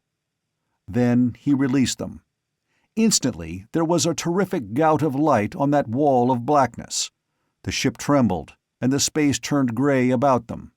The black wall dissolved into grayness in one spot, as a flood of energy beyond comprehension exploded from it. The enormously strong cosmium wall dented as the pressure of the escaping radiation struck it, and turned X-ray hot under the minute percentage it absorbed. The triple ray bent away, and faded to black as the cosmic force playing about it actually twisted space beyond all power of its mechanism to overcome. Then, in the tiniest fraction of a second, it was over. And again there was blackness, and only the brilliant, blinding blue of the cosmium wall testified to its enormous temperature, cooling now far more slowly through green to red. "Lord, you're right, Zesdan Afton. I'm going to sleep," called Arcot. And the ship was suddenly far, far away from Thett. Maury took over, and Arcot slept. First, Maury straightened the uninjured wall and ironed out the dents. "What, Maury, is the wall of blackness?" asked Stelfelso Thiu. "It's solid matter. A thing that you never saw before. That wall of matter is made of a double layer of protons lying one against the other. It absorbs absolutely every and all radiation, and because it is solid matter, not tiny sprinklings of matter in empty space, as is the matter of even the densest star. It stops the triple ray. That matter is nothing but protons. There are no electrons there, and the positive electrical field is inconceivably great. But it is artificial matter, and that electrical field exerts its strain not in pulling and electrifying other bodies, but in holding space open, in keeping it from closing in about that concentrated matter, just as it does about a single proton, except that here the entire field energy is so absorbed. Arcot was tired and forgot. He turned his magnet and his heat against it. The heat fought the solid matter with the same energy that created it, and with an energy that had resources as great. The magnet curved space about it and about us. The result was the terrific energy release you saw, and the hole in the wall. All Thett could make any impression on it. One of the rays blasted a hole in it, said Morey with a laugh, for he too loved this mighty thing, the almost living ideas of his friend's brain. But it is as bad as the space defense. It works both ways. We can't send through it, but neither can they. Anything we use that attacks them attacks it, and so destroys it, and it fights. "We're worse off than ever," said Morey gloomily. "My friend, you too are tired. Sleep, sleep soundly. Sleep till I call. Sleep." And Morey slept under Zesdan Afthan's will, till Torlos carried him gently to his room. Then Afthan let the sleep relax to a natural one. Wade decided he might as well follow under his own power, for now he knew he was tired and could not overcome Zesdan Afthan, who was not. On Thett, the fort was undestroyed, and now floating on its power units in a sea of blazing lava. Within, men were working quickly to install a second set of the new tubes in the molecular motion ray screen, and other men were transmitting the orders of the Sthanto, who had come here as the place of actually greatest safety. "Order all battleships to the nearest power feed station, and command that all power available be transmitted to the station attacked. I believe it will be this one. There is no limit on the power transmission lines, and we need all possible power," he commanded his son, now in charge of all land and spatial forces. "And Randstad, what happened to that molecular ray screen?" "I do not know. I can't understand such power. But what most worries me is his wall of darkness," said Randstad seriously. "But he was forced to retire for all his wall of darkness, as you saw. He can maintain it but a short time, and it was full of holes when he fled." "Old Sthanto is much too confident, I believe," said an assistant working at one of the great boards in the enemy's fort to one of his friends. "And I think he has lost his science knowledge. Any power man could tell what happened. They tried to use their own big rays against us, and their screen stopped them from going out, just as it stopped ours on the way in. Ours had been working at it for seconds and hadn't bothered them. Then for a bare instant their ray touched it, and they retired. That shield of blackness is absolutely new." "They have many men on that ship of theirs," replied his friend, helping to lift the 300-ton load of a vacuum tube into place. "For it is evident that they built new apparatus, and it is evident their ship was increased in size to contain it. Also, the nose was repaired. They probably worked under a time field, for they accomplished an impossible amount of work in the period they were gone." Randstad had come up behind them and overheard the latter part of this conversation. "And what," he asked suddenly, "did your meters tell you when our ray opened his ship?" "Counselor of Science Wisdom, they told us that our power diminished, and our generators gave off but little power when his power was exceedingly little. We still had much." "Have you heard the myth of the source of his power, in the story that he gets it from all the stars of the island?" "We have, Great Counselor.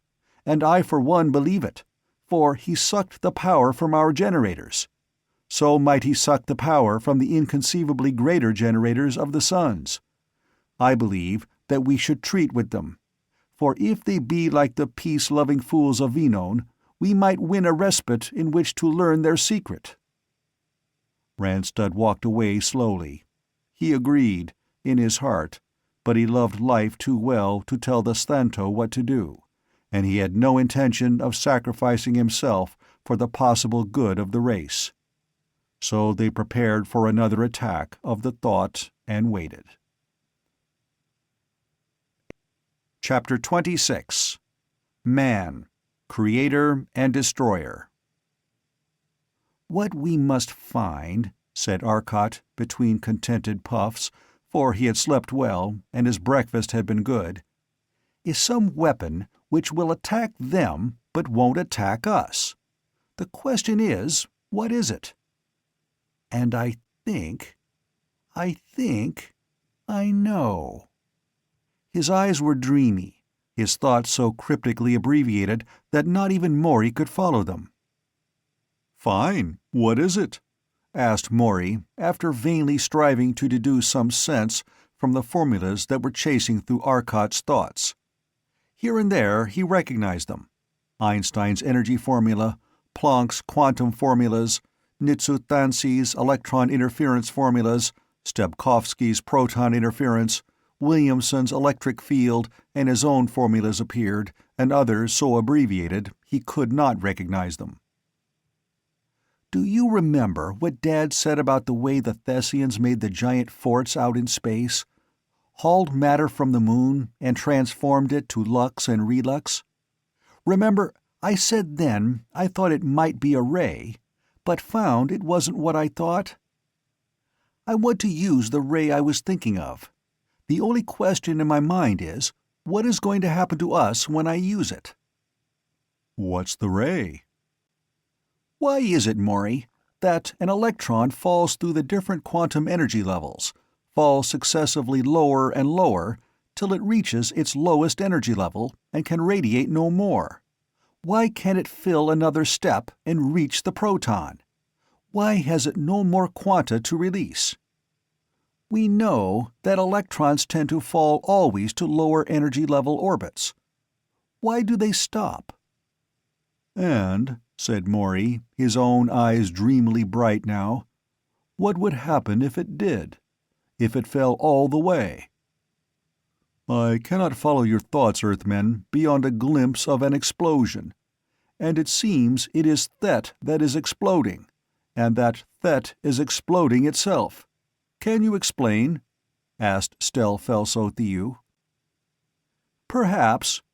You know that electrons in their planetary orbits, so-called, tend to fall away to orbits of lower energy, till they reach the lowest energy orbit, and remain fixed till more energy comes and is absorbed, driving them out again.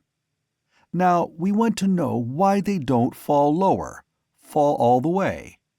As a matter of fact, thanks to some work I did last year with disintegrating lead, we do know. And, thanks to the absolute stability of artificial matter, we can handle such a condition. The thing we are interested in is this. Artificial matter has no tendency to radiate.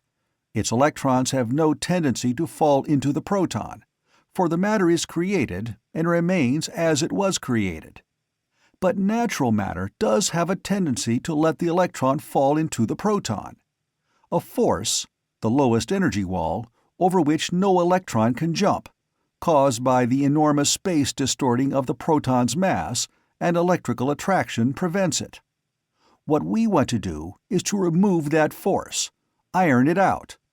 Requires inconceivable power to do so in a mass the size of Thett, but then... And here's what will happen. Our wall of protonic material won't be affected by it in the least, because it has no tendency to collapse, as has normal matter. But Thett, beyond the wall, has that tendency, and the ray will release the energy of every planetary electron on Thett, and every planetary electron will take with it the energy of one proton, and it will take about 1/100 millionth of a second. Thett will disappear in one instantaneous flash of radiation. Radiation in the high cosmics. Here's the trouble. Thett represents a mass as great as our sun, and our sun can throw off energy at the present rate of 1 sol for a period of some 10 million years, 3.5 million tons of matter a second for 10 million years. If all of that went up in 1/100 millionth of a second, how many sols? Asked Maury. Too many is all I can say. Even this ship couldn't maintain its walls of energy against that, declared Stelfelso-Theou, awed by the thought. But that same power would be backing this ship and helping it to support its wall. We would operate from 500,000 miles. We will. If we are destroyed, so is Thett, and all the worlds of Thett. Let that flood of energy get loose, and everything within a dozen light-years will be destroyed. We will have to warn the Venonians that their people on nearby worlds may escape in the time before the energy reaches them, said Arcot slowly. The thought started toward one of the nearer suns, and as it went, Arcot and Maury were busy with the calculators. They finished their work and started back from that world, having given their message of warning with the artificial matter constructors. When they reached Thett, less than a quarter of an hour of Thessian time had passed. But before they reached Thett, Arcot's viewplates were blinded for an instant as a terrific flood of energy struck the artificial matter protectors and caused them to flame into defense. That satellite was sending out its message of instantaneous destruction. That terrific ray had reached it, touched it, and left it a shattered, glowing ball of hydrogen. There won't be even that left when we get through with Thett, said Arcot grimly. The apparatus was finished, and once more they were over the now fiery red lava sea that had been mountains. The fort was still in action. Arcot had cut a sheet of sheer energy now, and as the triple ray struck it, he knew what would happen. It did. The triple ray shut it off at an angle of 45 degrees in the energy field, and spread instantly to a diffused beam of blackness. Arcot's molecular reached out. The lava was instantly black, and mountains of ice were forming over the struggling defenses of the fort. The molecular screen was working.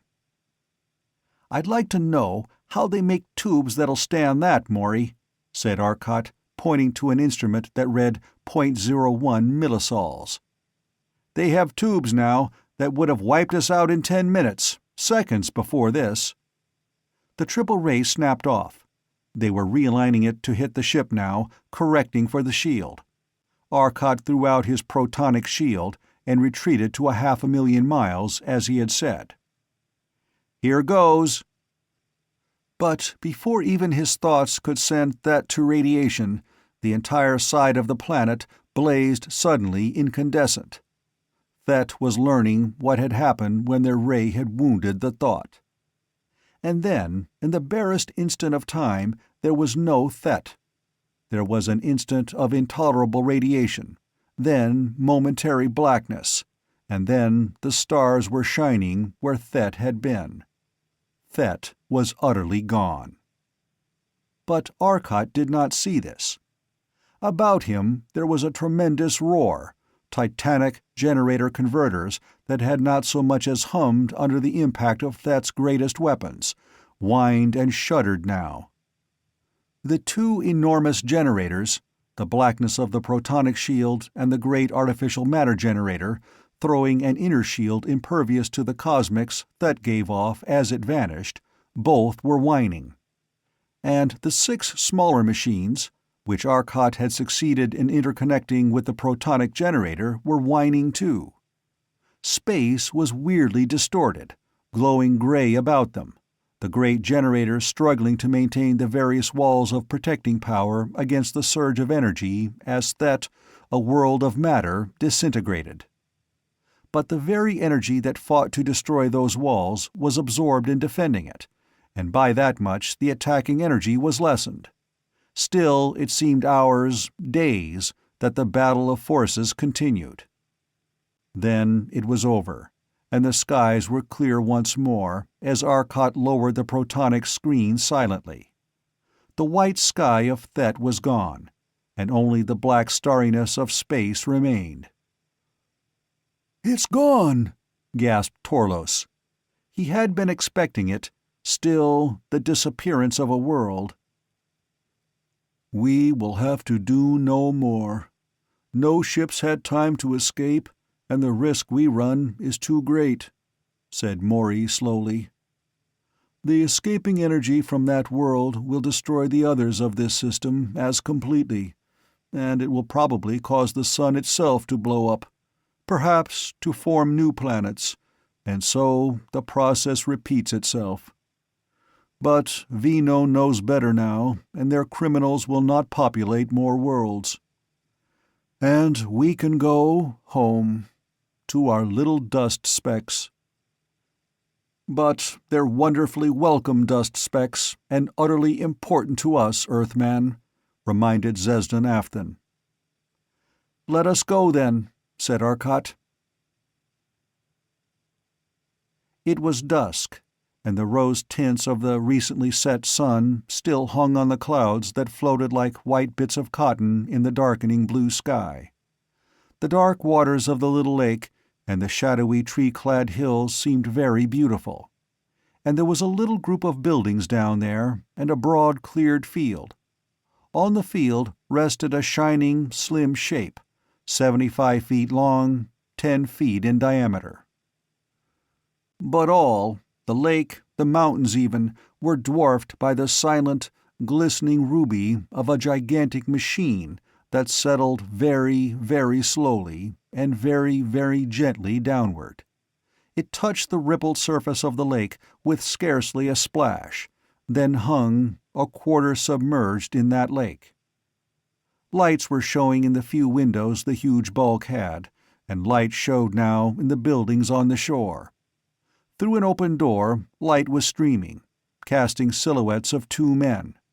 And now a tiny door opened in the enormous bulk that occupied the lake, and from it came 5 figures that floated up and away toward the cottage.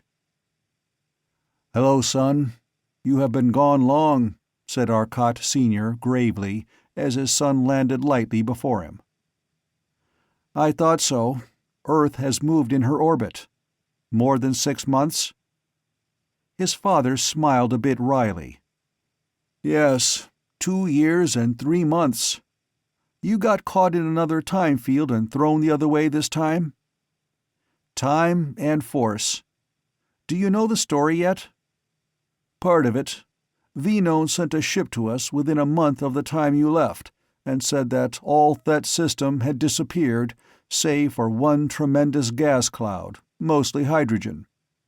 Their ships were met by such a blast of cosmic rays as they came toward Thett that the radiation pressure made it almost impossible to advance. There were 2 distinct waves. One was rather slighter, and was more in the gamma range, so they suspected that 2 bodies had been directly destroyed. One small one and one large one were reduced completely to cosmics.